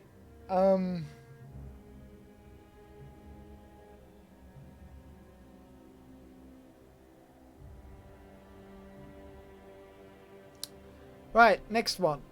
Where is he? Where?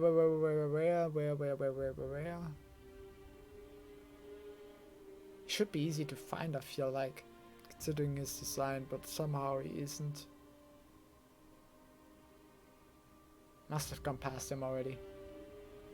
There. Okay, that's not how I would draw him. I would probably draw his shield in front because that's the defining characteristic. But yeah, the Looking Glass Knight.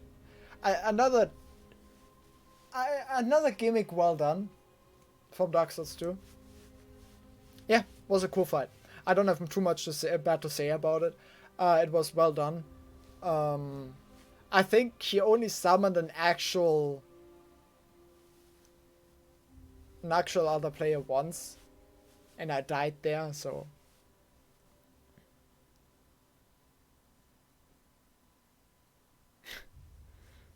Okay. But yeah, it's a cool boss. It's a B is another tier where in the end it's probably gonna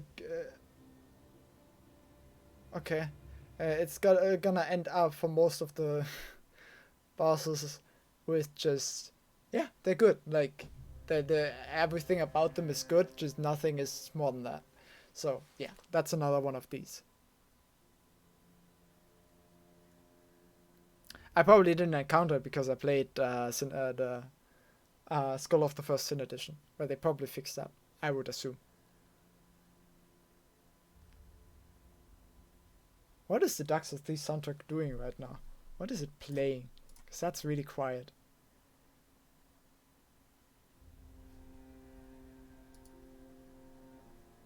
Alright. Moving on. Aldrich. Torceros. Gaping Dragon. The Looking Glass Knight.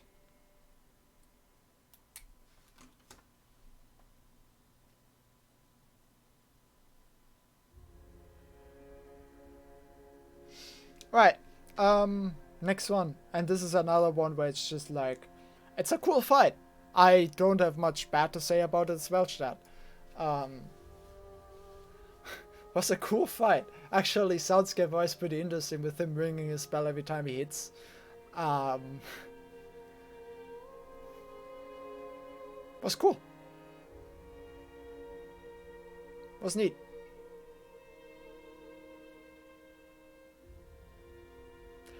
I also have the problem because with Dark Souls 1 I at least went through, with the tier list I went through him and I just played it again, so I have a better memory of it. So with the Dark Souls 2 bosses I don't recall as much because they're actually the furthest away from me memory-wise. So if I say less about them, that's why. I just remember him as a cool boss. And yeah, there's not much else to say about him, I feel like.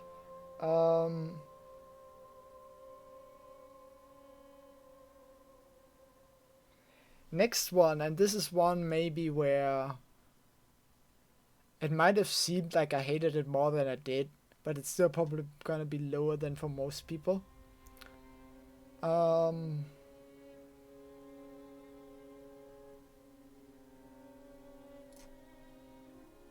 hey. Nonak just asked me for Among Us.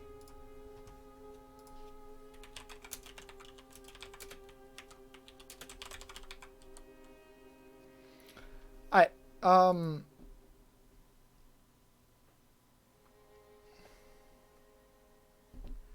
which is the princess? Which I can't find right now. There, the princess. Like, I already talked about why they're not as high when I played them. I think that their second phase is disappointing. At least the way I played it, the second phase barely added anything. So that was disappointing for me. After that, there's not much else bad to say about it. I think the teleport mechanic was cool. I also said that when I played it. I also ragged on it a bit more because you guys were hating on the Dragon Slayer armor, which, as you can see, I will rank higher than the princess. So I kind of went hard on that just to, you know, rag a bit. after you people hated on a boss that I really like. I don't know if it was you. It was multiple people there in the stream that all didn't like the Dragon Slayer armor as much, and I did. So yeah, it may have come across as if I hated the princess, but I didn't. I really didn't.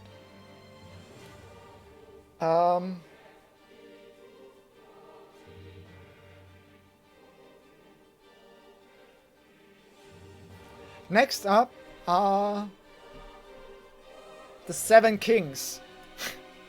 Because let's be real, it's more than 4. That's for sure. Neat boss. I don't particularly love that there's entirely no ground. I feel like a bit of texture would have done this well, just to give you a sense of depth. I don't love that there's 0 sense of depth there, because of the lack of ground. Apart from that, it's a cool boss which forces you to play fast. Actually pretty unique in that playstyle. Manus! At Manus, the ground had some texture. At Manus, the ground had texture. I can have it for the 4 Kings as well. Okay? So shut up. Yeah.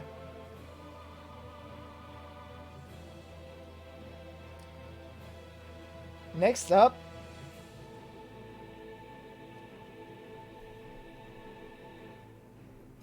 the Burnt Ivory King. I struggle a bit to remember everything about this boss. I obviously know which one it was. I think it had a cool atmosphere with it like being a full-on battle. And the boss itself was also cool. Again, I don't have anything bad to say about it. It's mid-B tier. This is where the bosses actually are really good, and it's hard to say anything too bad about them. It's just they're varying degrees of good. This one, I think the battle phase for me was a bit too long, and once you had every white knight, knight. It felt like the correct strategy was to just run around and wait for the knights to do their thing. Don't waste your health, because, you know, they're gonna suicide anyway. So even if you help them, it doesn't really matter. And it's actually bad if they don't suicide all before the big guy comes, because his knights keep spawning. So yeah, that's one thing I think I didn't like. Next up though is Vendrick. Vendrick was interesting. Atmosphere wise, really unique, I felt like.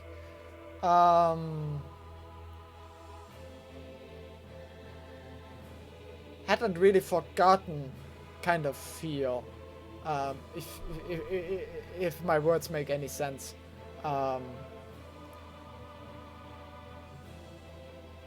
And I actually liked it. I mean, it was a boss that really depended on his high damage output as his main danger, but I think it was done well. Like, it worked well with the slow mechanics. I think they balanced that pretty well. The chainsaw mechanic, I guess, is pretty neat. Yeah. Moving on.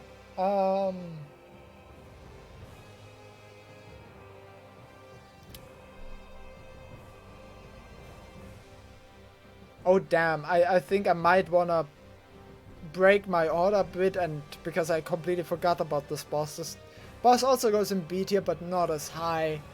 It goes here. I forgot about Throwing Guardians.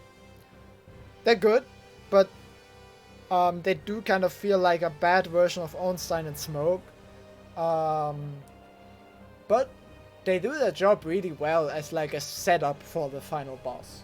I feel like they were done well. Everything after them wasn't. Everything after them really wasn't. So yeah.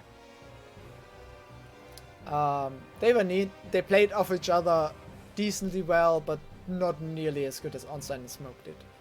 Just not the same quality. But it didn't directly rip it off. It tried to do its own thing while also trying to repeat it. Repeat what they already had in Ornstein and Smoke, so yeah. Cool stuff.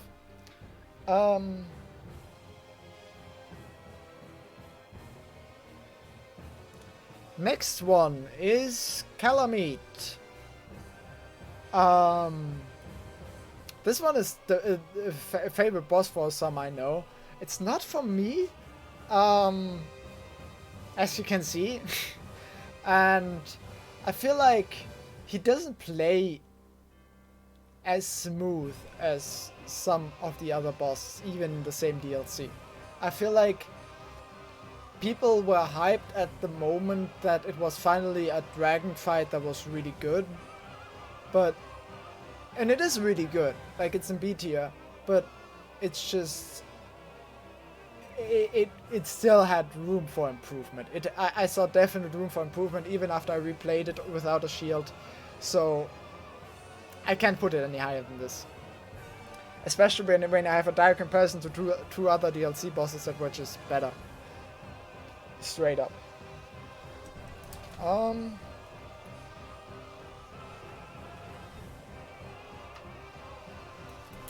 Next up, what is for some maybe the best boss of the Dark Souls 2 base game. Where is the Dark Lurker? There he is. Was a cool boss. I felt like it didn't have quite enough variety in his attacks to be higher. It felt at some point too much repetition in his attacks. But in itself it was cool. It's a pain in the ass to get to him though. Fucking hell. But yeah.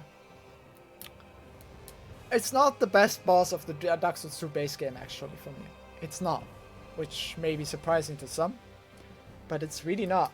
Because there's one boss that I feel like they've actually done really, really well in the base game. And that I really liked at that moment. And then when I looked at the that one is weird. Do I put that one next? No, I don't. Actually, there's two Dark Souls 2 base game bosses that go above them. One comes next. It's the Ruined Sentinels. I like the Ruined Sentinels. I think they're a type of boss that works well with multiple enemies. It's also done well where you basically have to fight one of them in a really small area and be really careful. And then yeah. And they were a puzzle for me. Like when I played them, it took 130 deaths. And they were like a puzzle for me to figure out.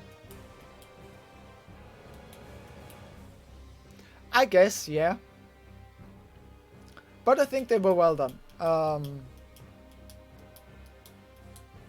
Overall, I would have maybe liked it if they didn't lose their shield permanently when they threw it. That was a bit weird. That is one thing I can say.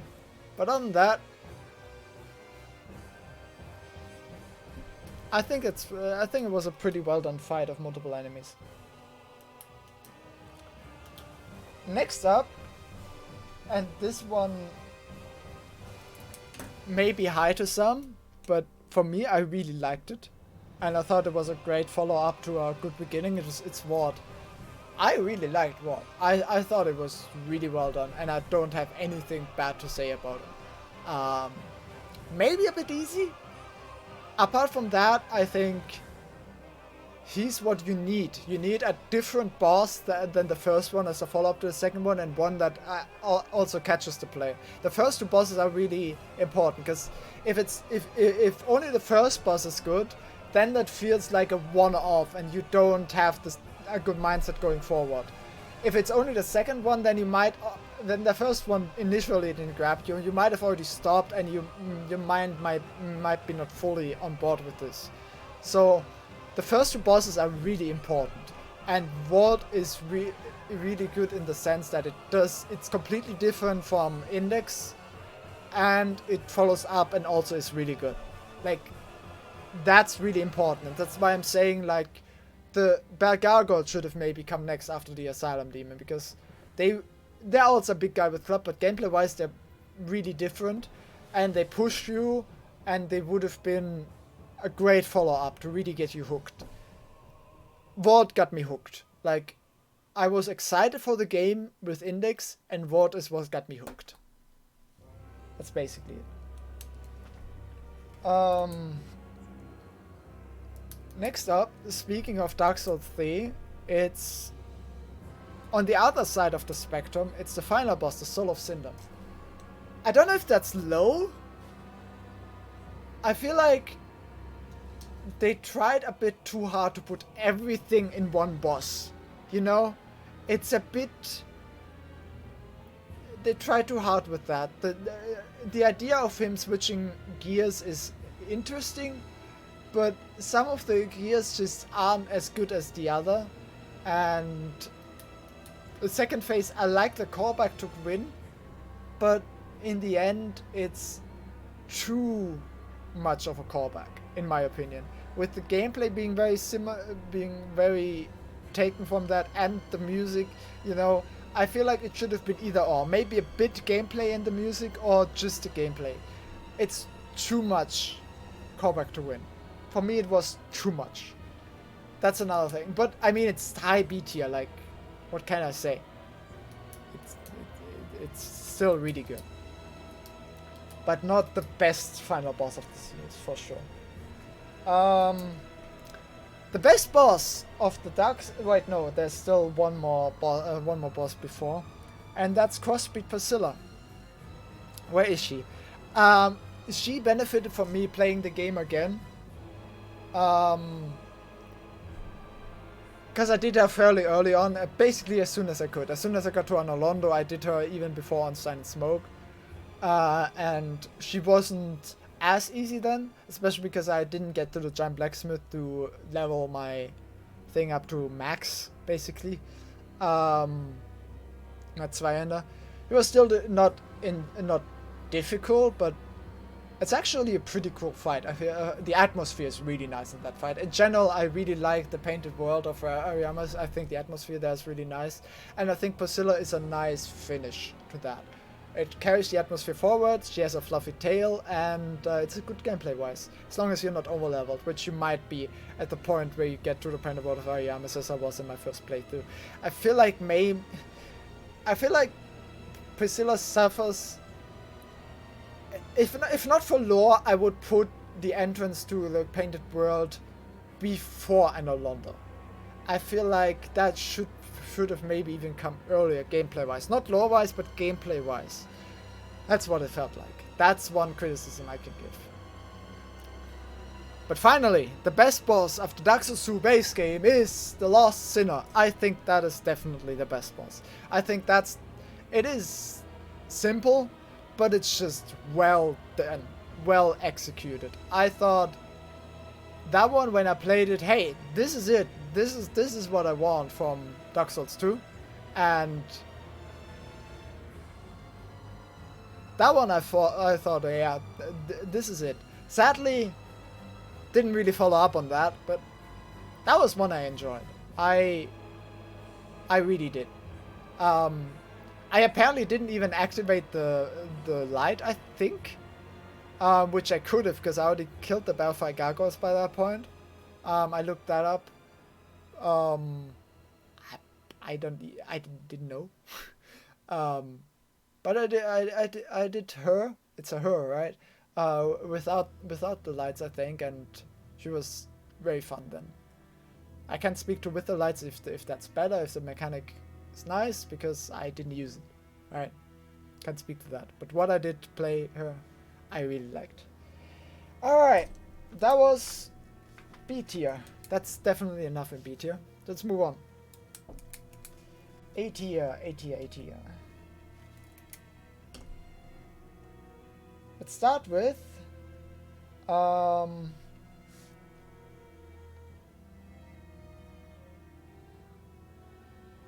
yeah, let's start with Sir Lon. Great boss. Great boss. It didn't feel entirely thought out. I think some of the attacks were a bit off to me when I fought him, but overall, like, it's A tier. Like, A and S.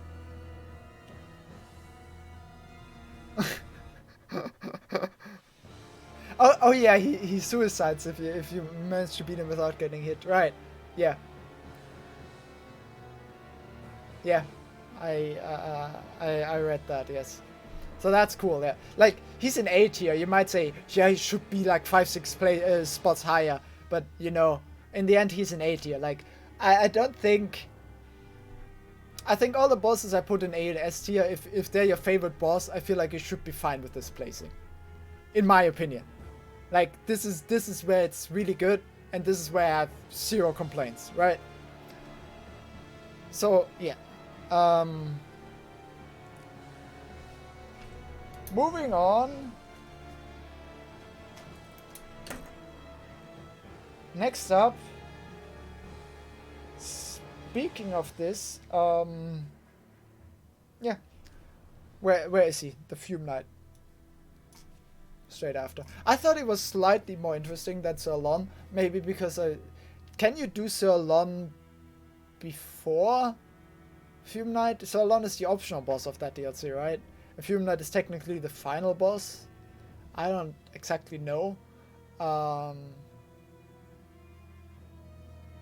In any case, fun boss. I actually liked, like, I had to fight the Fume Knight in half the arena because I didn't have enough wedges to get rid of one of the things. Yeah, but I think Sir Lon is optional for the DLC. In any case,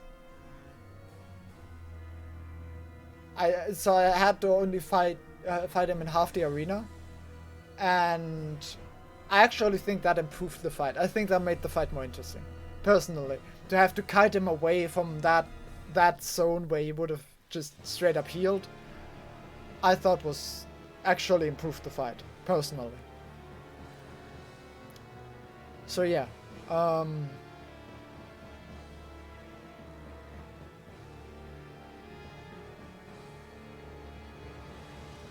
Next up is the Iron Golem. I still love the Iron Golem. And I have to put it down a bit because on the replay through he was stupidly easy. I hit him twice with my Zweihänder and he went to his knees. And then he was basically dead. I had to get one hit him after he got back up. Like, he should have been harder. But I think if you take away how easy it is, he's a great boss, especially considering how different he is to every boss up until that point. It's a boss where your health bar actually does not matter in a certain sense. So that was a great change of pace. I love that, and like I said, the main reason it's lower is based on the replay through. But I still think he's a great boss. Moving on, next one is Champion Gundyr. Another one where, like, I think I would have loved that boss and he would have maybe been S tier if he were a bit harder. Did he have a phase 2?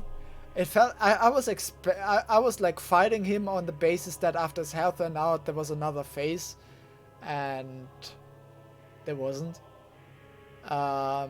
Maybe sometime mid he, I think he did. He did have red eyes at some point and slightly different moveset. Yeah, he did. But I felt like that boss should have either had more health or just had another phase or be harder. Maybe I also got to him late. That might have been part of it. But he's still an A tier. Like, I don't think there's much discussion that he's a great boss. And I think one of the repeat bosses that this is done well. Dark Souls 2. You see this? This is how you repeat a boss. This fucking is how you repeat a boss. That's so good. That's so well done. You take the moveset, you actually make it simpler but more challenging and put it there, and it's just a whoa moment. Hey, here we go again. And whoa, his moveset is actually not different, but somehow harder.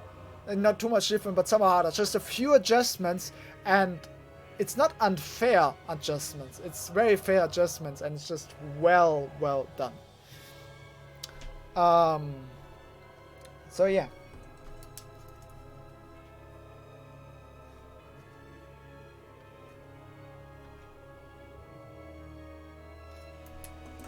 Next up,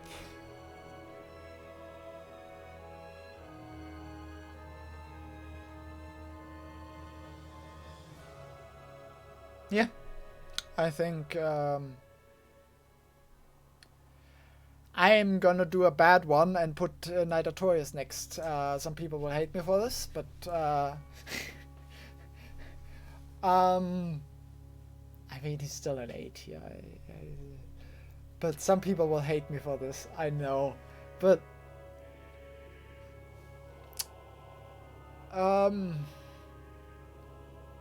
think he's one of the bosses that I feel kind of bad for, where I would have liked them more if I played through the game properly the first time. I did play through again, and it's not like I didn't like him the second time, but it didn't have the same effect. I feel like this type of... Artorias was a blueprint. I see Artorias as a blueprint for a lot of bosses they did later. And as such, he was very influential in their continuous boss design. But looking back, then they've just done him better.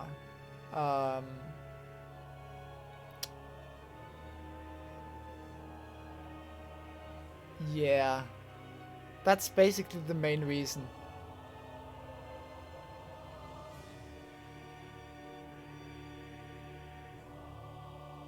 Well, I don't have a PlayStation.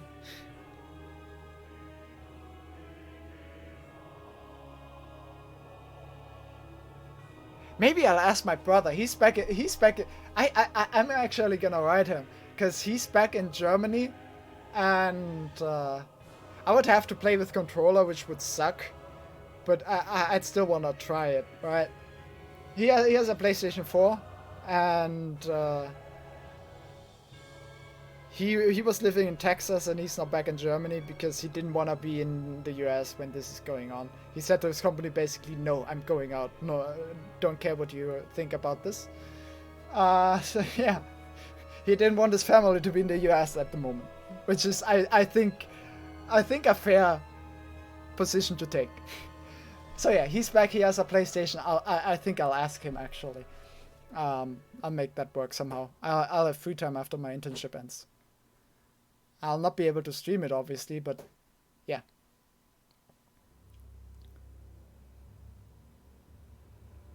I would be definitely interested in trying that out. Alright,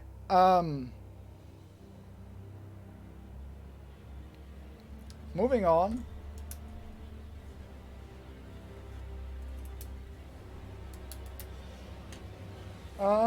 Next up, let's put that one.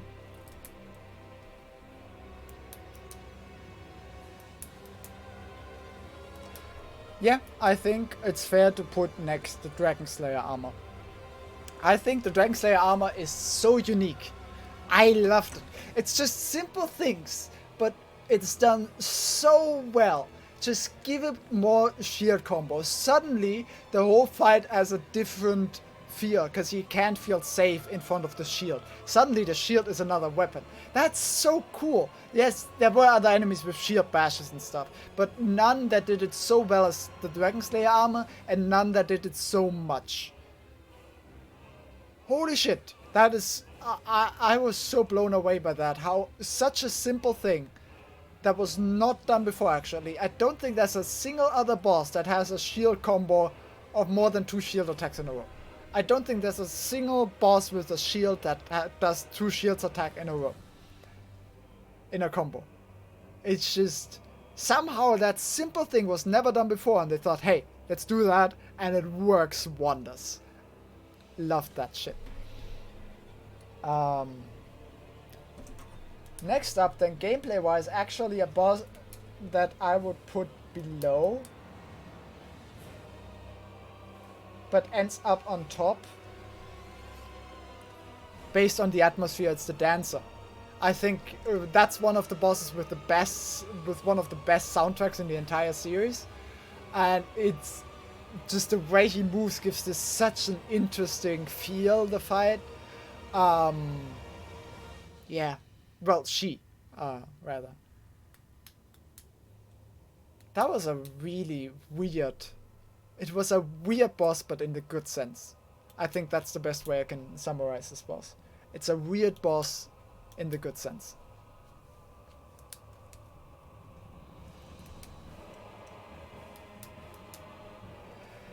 Next up, another one that will make some people murder me, Onstein and Smoke. I don't have much bad to say about them. I think one of the reasons they're not as high is because the first time I fought them, it took 25 minutes, which was too much. It was just too long. I can see why a lot of people like them. I think they would end... They're one of the bosses that definitely won't go down in my hierarchy no matter how much I play Dark Souls 1. They feel like a boss that will not, you know, diminish in their returns. But just based on what I played, this is where I rank them. Because there are just other bosses that I enjoyed more. It's as simple as that.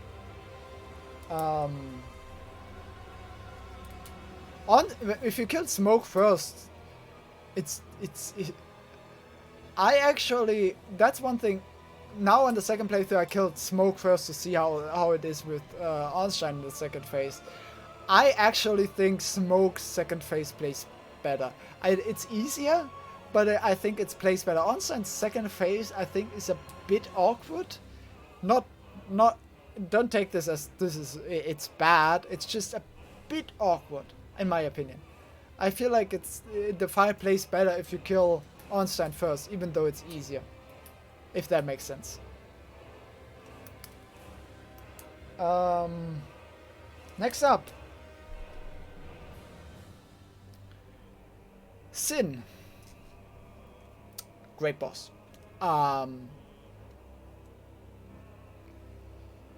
Great fucking boss. I think this is one of the, like, it's in high A tier, so it's one of the best bosses in general.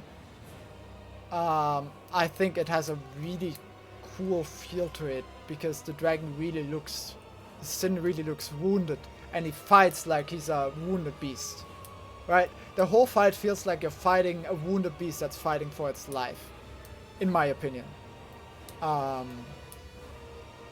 It has a really unique fight. Jesus Christ, music, calm down. So yeah. Next up, Manus. Manus is a boss that I really started to appreciate much more on the replay through. I thought he played great. I think he plays at the same time like a humanoid guy with a big weapon, which he is, but also like an animal enemy. I don't know if that makes sense. He plays like a mix of both. I don't know how to explain it properly. But I hope what I'm saying makes sense. He's very unique now that I've fought him properly. And just overall a great fight.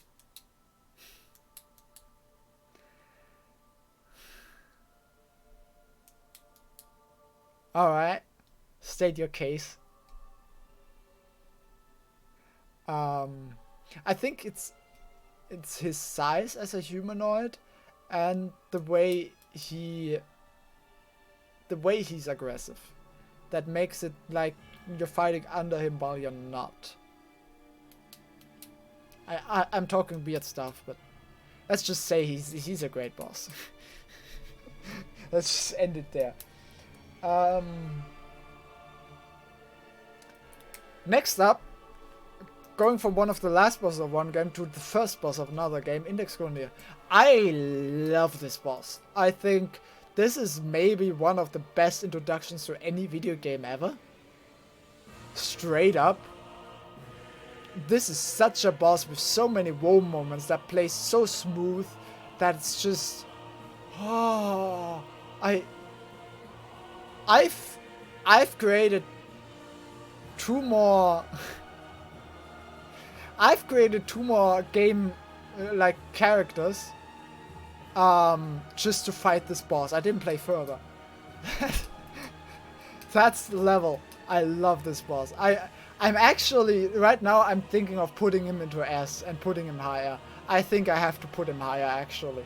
This is, even though it's an easy boss now that I'm used to Dark Souls 3, even then it's still a great boss to fight in my opinion. Even now that I'm handling him fairly easily, I still love him. Like, I feel like that should speak to the quality, so yeah, I'm gonna put him in S tier. Fuck it. What is gonna go into A tier though is the best boss of Dark Souls 2. It's the best A tier boss, but it's still gonna go in A tier because it's not quite S tier. It's Ava. Ava is great. When I got to Ava, I was like, holy shit, Dark Souls 2 can actually do it. They actually can do it. This is insane. Here we go. Sadly, the rest of the DLCs weren't quite on the same level, but still good. As you can see, like there's multiple bosses of Dark Souls 2 DLCs. I've never shit talked the Dark Souls 2 DLCs too much. I've shit talked certain parts of them, like the Frigid Outskirts, which I feel like isn't too weird to shit talk that. But I've never shit talked the DLCs. The DLCs of Dark Souls 2 are great, but it's just the base game that really sucks in my opinion. But Ava was... Whew,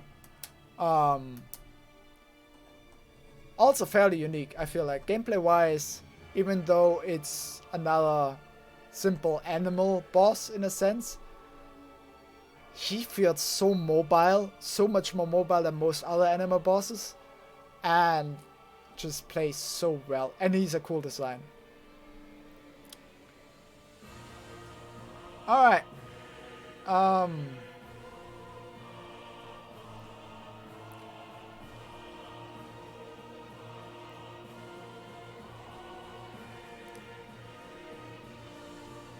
Now, you already know who's in S tier because of the bosses who are left, but let's still get an order to them.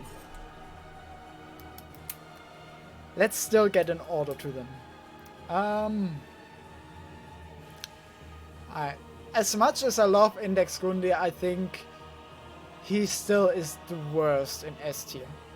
But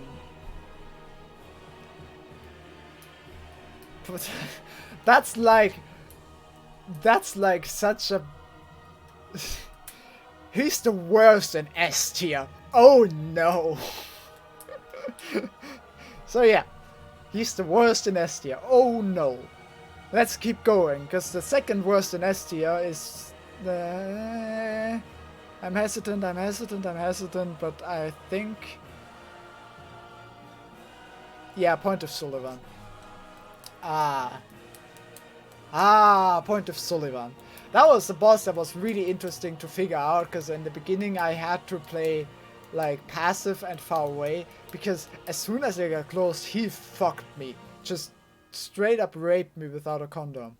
So I couldn't.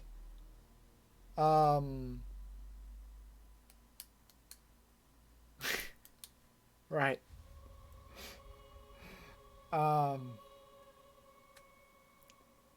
And then I got close, and then it worked once I had the stuff figured out.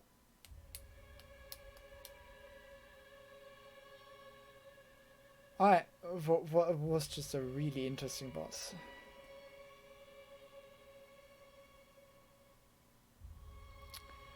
Next up,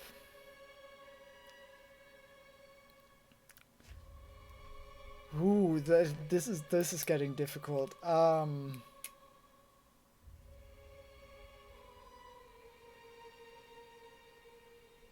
putting Slave Knight Gale.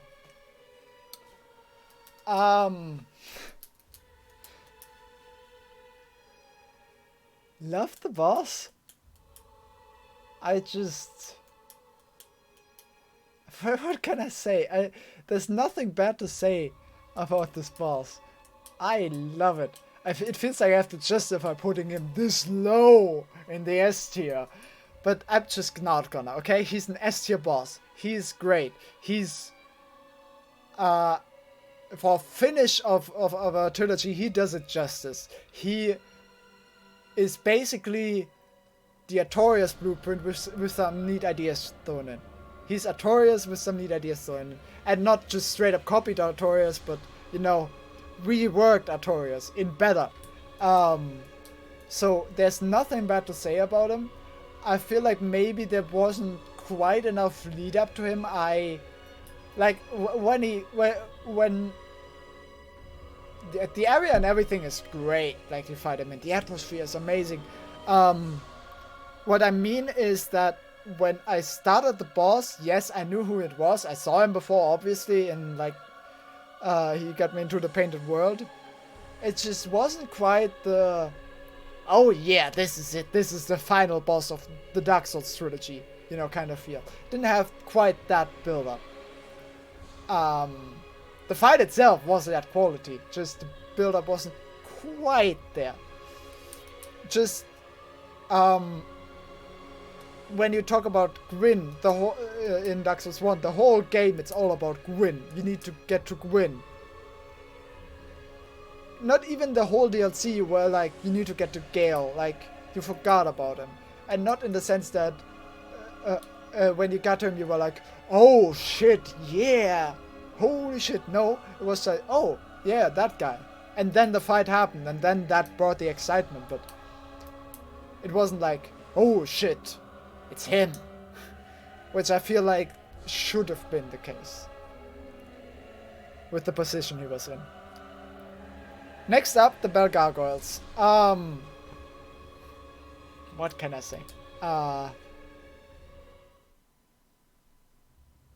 They're the boss that got me hooked in Dark Souls. They are amazing. I feel like they work so well as two. It's insane how well they balance them to work as two. Whereas like one is easy, and suddenly if you have to fight two, you're like, what do I even do? How? And then you need to figure it out. It's so, like, this is the boss that teaches you to treat the bosses as a puzzle. How do I even do this? Ask yourself that question and figure it out. That's what I like about Dark Souls bosses the most, and this is the boss that introduced that, and that really made that clear. This is what good Dark Souls bosses are about. And this is what I love. Alright, next up. This is where it gets so difficult. Oh.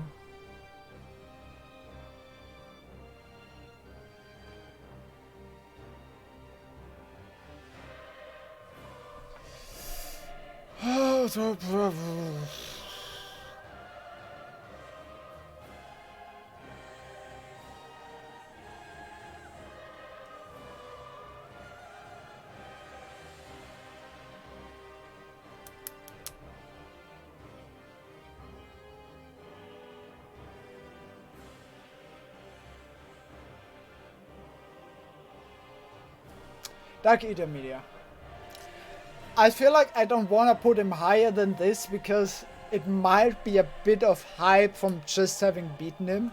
You know, maybe if I give it a bit more time, he goes a bit lower. So right now, I feel like this is the highest I'm willing to put him based off that.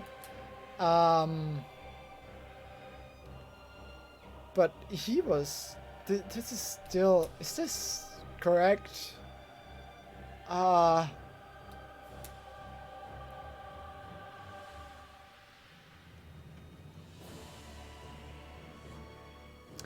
No, I'm putting Gravelord Nitro up below him. I think Gravelord Nitro is an insanely well balanced boss and one of the few bosses in the late game that really challenged me. And this is a boss where I had to figure out a whole new way of playing, and it's a boss with normal enemies spawning that is so well done. But Dark Eater Media, on the other hand, was near perfect just now when I played him. I think that his second phase is a bit of a letdown. And I'm saying this in the mildest way possible. Like, I'm not trying to sound like it's that. It's a bit of a letdown, whereas it's too easy to stop him from using his attacks in the second phase. Yeah. Absolutely they do. Like, Nito is severely underrated, in my opinion. From the rankings I've seen him ranked in, like, B and C usually. And I'm just like, huh? What? How? He's so well done. Like, his attacks perfectly balance the fight in the arena. Like, his attack from below is the perfect attack with a sound cue that so you can avoid it, but you can't just stand there and kill some kill the skeletons with like a divine weapon to make the fight easier. Like, you still have to be on your toes. Way perfect. Just like it's so hard to rank these final bosses. I feel like after the Belgor Girls I could still rank them. These last 6 are basically perfect to me. My number 1 is clear though. My number 1 is clear, but the other 5 are hard to rank for me.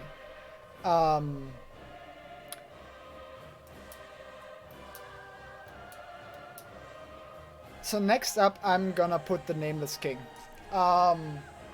In my opinion, the best fight of the Dark Souls 3 base game, and again, a near perfect fight. I think in the first phase, there's a few things that bother me, but if let's say the fight was just the first phase, but harder, like more health or more damage, the first phase alone is still like low A tier for me, at the lowest.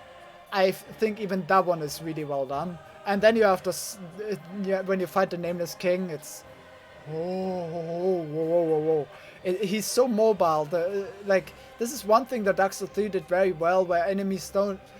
When you're fighting a boss close up, he doesn't have to stay close to you. He can also go away. Dark Souls 3 realized that and did it so well. And Nameless King is one of the prime examples where it did that.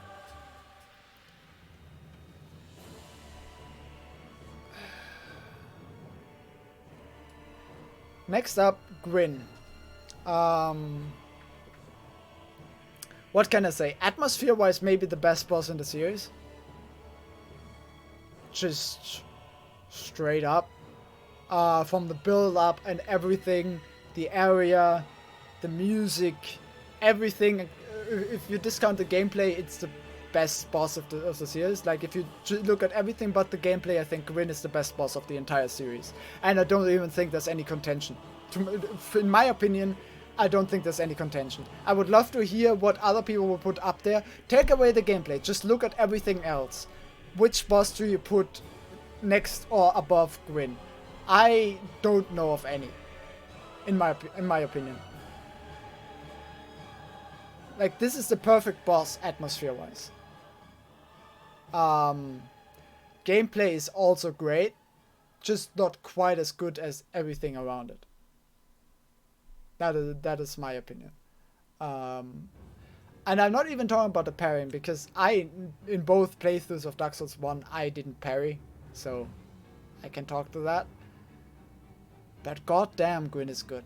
Like, in the replaythrough now, I feel like he's one of the bosses that because I did him first try, I didn't have him as strongly in mind, but when I now replayed him, I was like, yeah, even the first time I did like him this much, I just kind of forgot about it a bit because it was too short, you know?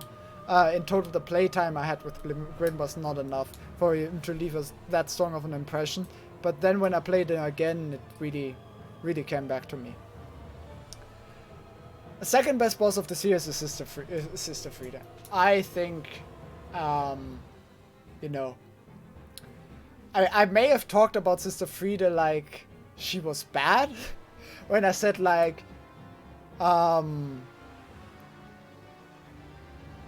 it may have come across as this, but I really didn't mean it. Like, if we're talking music, I can find you things I don't like about some of my favorite tracks or albums. That doesn't mean they're not my favorite tracks or albums. Yes, that high. I think her third phase is one of the best phases, period. Maybe the best phase. Actually, maybe the best phase, period, to fight. Just so fun. It's just so fun to fight. That's why I was like, when I first got to the third phase and didn't properly fight, I was like, yeah, I don't know, the fight is maybe a bit long. Maybe it's better without the third phase. But then the third phase turned out to be so damn good. Like, my entire point was, my only critique point of the entire fight was it was maybe a bit too long. And that critique point was at the point where I didn't know how good the third phase was. I still think it's a bit too long. But you know, that's such a high level critique. I'm not sure if I can even put that as a negative. It's such a unique fight as well. Like, every phase plays so uniquely. I don't think there's any other boss that plays like this.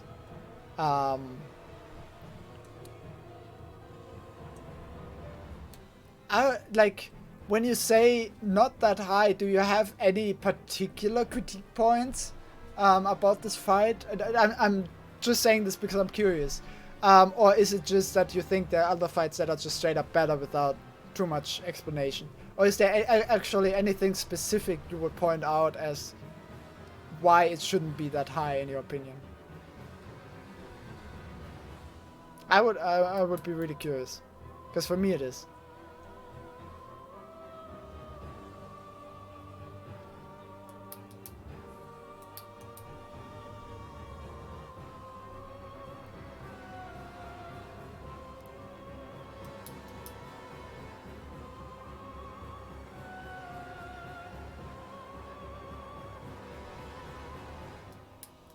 In NHS, I can already place the last boss because Sif is the best boss of the series.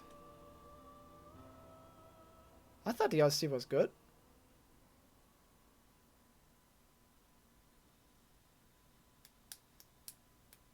I mean, sure, it wasn't Gwyn, but, you know. I thought actually the area was pretty cool how it opened up. Yeah, no, I agree. Gale's area was cooler. Gale's area was cooler. Yeah. No, I agree with that. But I think gameplay-wise, Frieda was better. Just... Frieda was so unique to fight. And so fun. That's my opinion. It was how unique it was and just as good. That makes it this high. Gale was insanely good, but it was something that was seen before, just not as good. Frieda was something that I've never seen before in the entire trilogy, and it was this good. That's why it's here.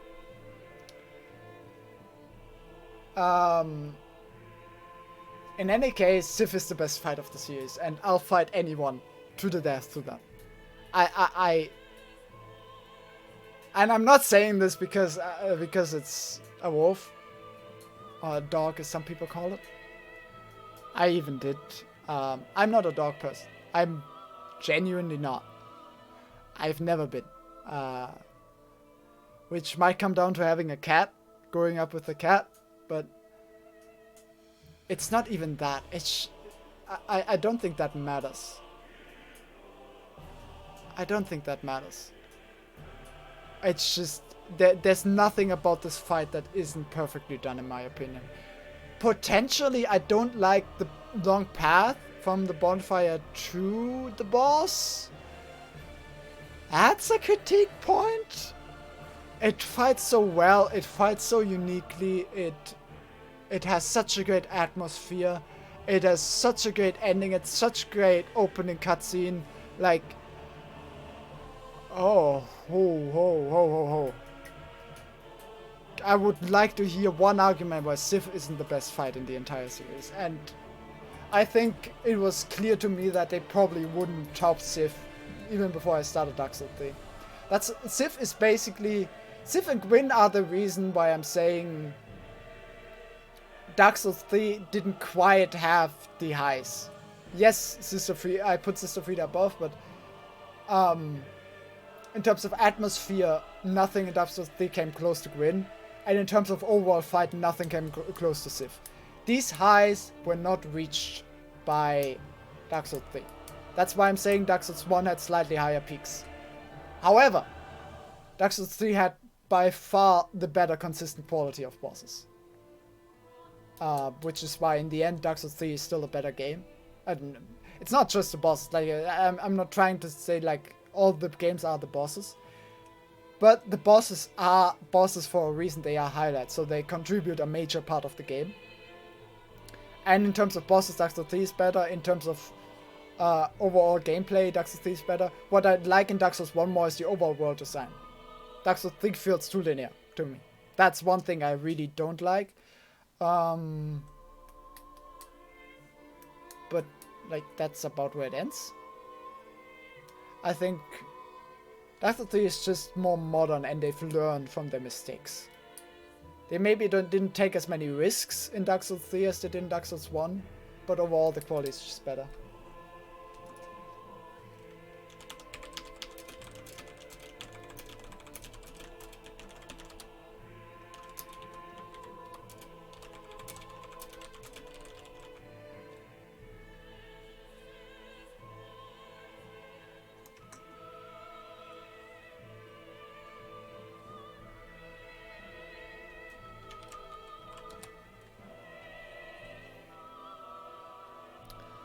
Alright.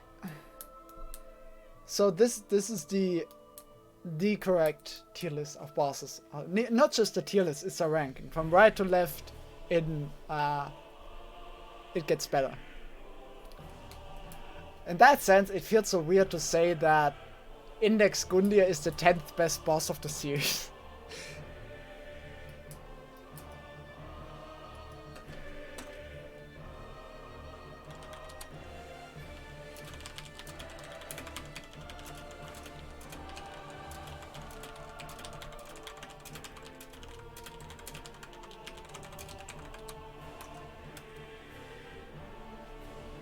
Alright.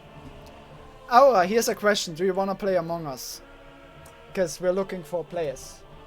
Right now, apparently we're 5, but one only wants to play Ray. I don't know if Nonak has written you already. Alright, fair enough. That's fair then.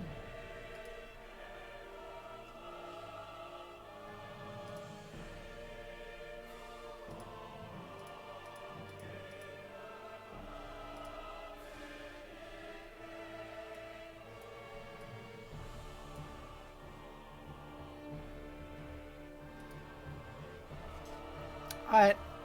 Yeah, that's fair. So, what... Last question. Before I end the stream, probably.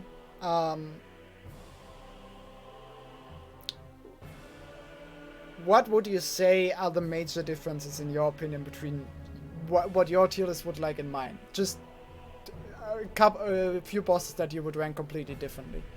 I know you probably wouldn't rank... Okay, you said B tier for Demon Prince. But is there any that really stand out as being like 2 tiers off, in your opinion?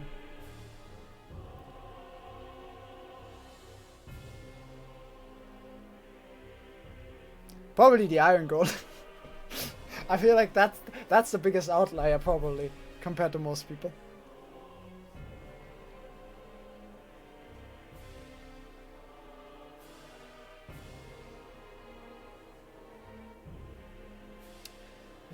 Yeah, I don't think I've seen anyone rank the Iron Golem as high as I do, but I stand by this.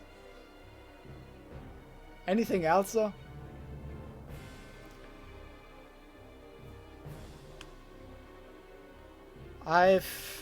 Let's see.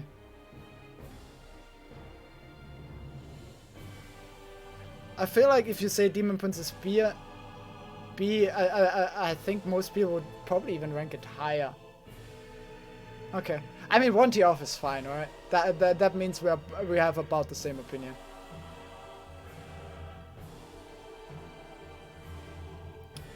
Alright.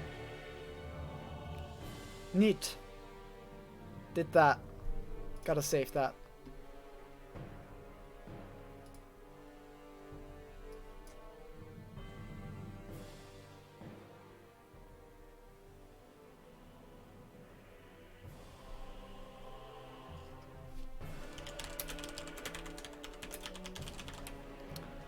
Save that.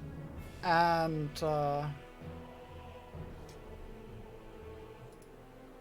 thanks for hanging out. Yeah, but 1 tier off, you know, for the most part, like, B or A, like, that means one of you liked the boss and one of you liked the boss a bit more. You know, it's... that's where, like, it I think also comes down to just personal experience, to how you experience the boss. How did you play through the game, right? So as long as it's just 1 tier off, I think you can basically say you have the same opinion, because everyone's experience is different. And if I would have played through the game the same way you did, I maybe would have been, probably would have been closer to your opinion. If like this, it's already this close, right? That's why I'm saying like 1 tier off basically means the same opinion. Alright. Thanks for hanging out. I think I probably won't stream any Souls-like for like a week or 2 at least. But I think I want to try Demon Souls sometime this year, maybe even this month. I just want to try it out. I don't know if I'll play through it. We'll see how bad it is. But I want to actually at least try it out. So that one's coming. And that probably more stuff like Outer Wilds and Spelunky too. And there's some other games like that I want to play. Alright, thanks for hanging out. Thanks for sticking through Dark Souls 3. And thanks for donating half of the DLCs. Yep. I've heard about that. So yeah. See ya.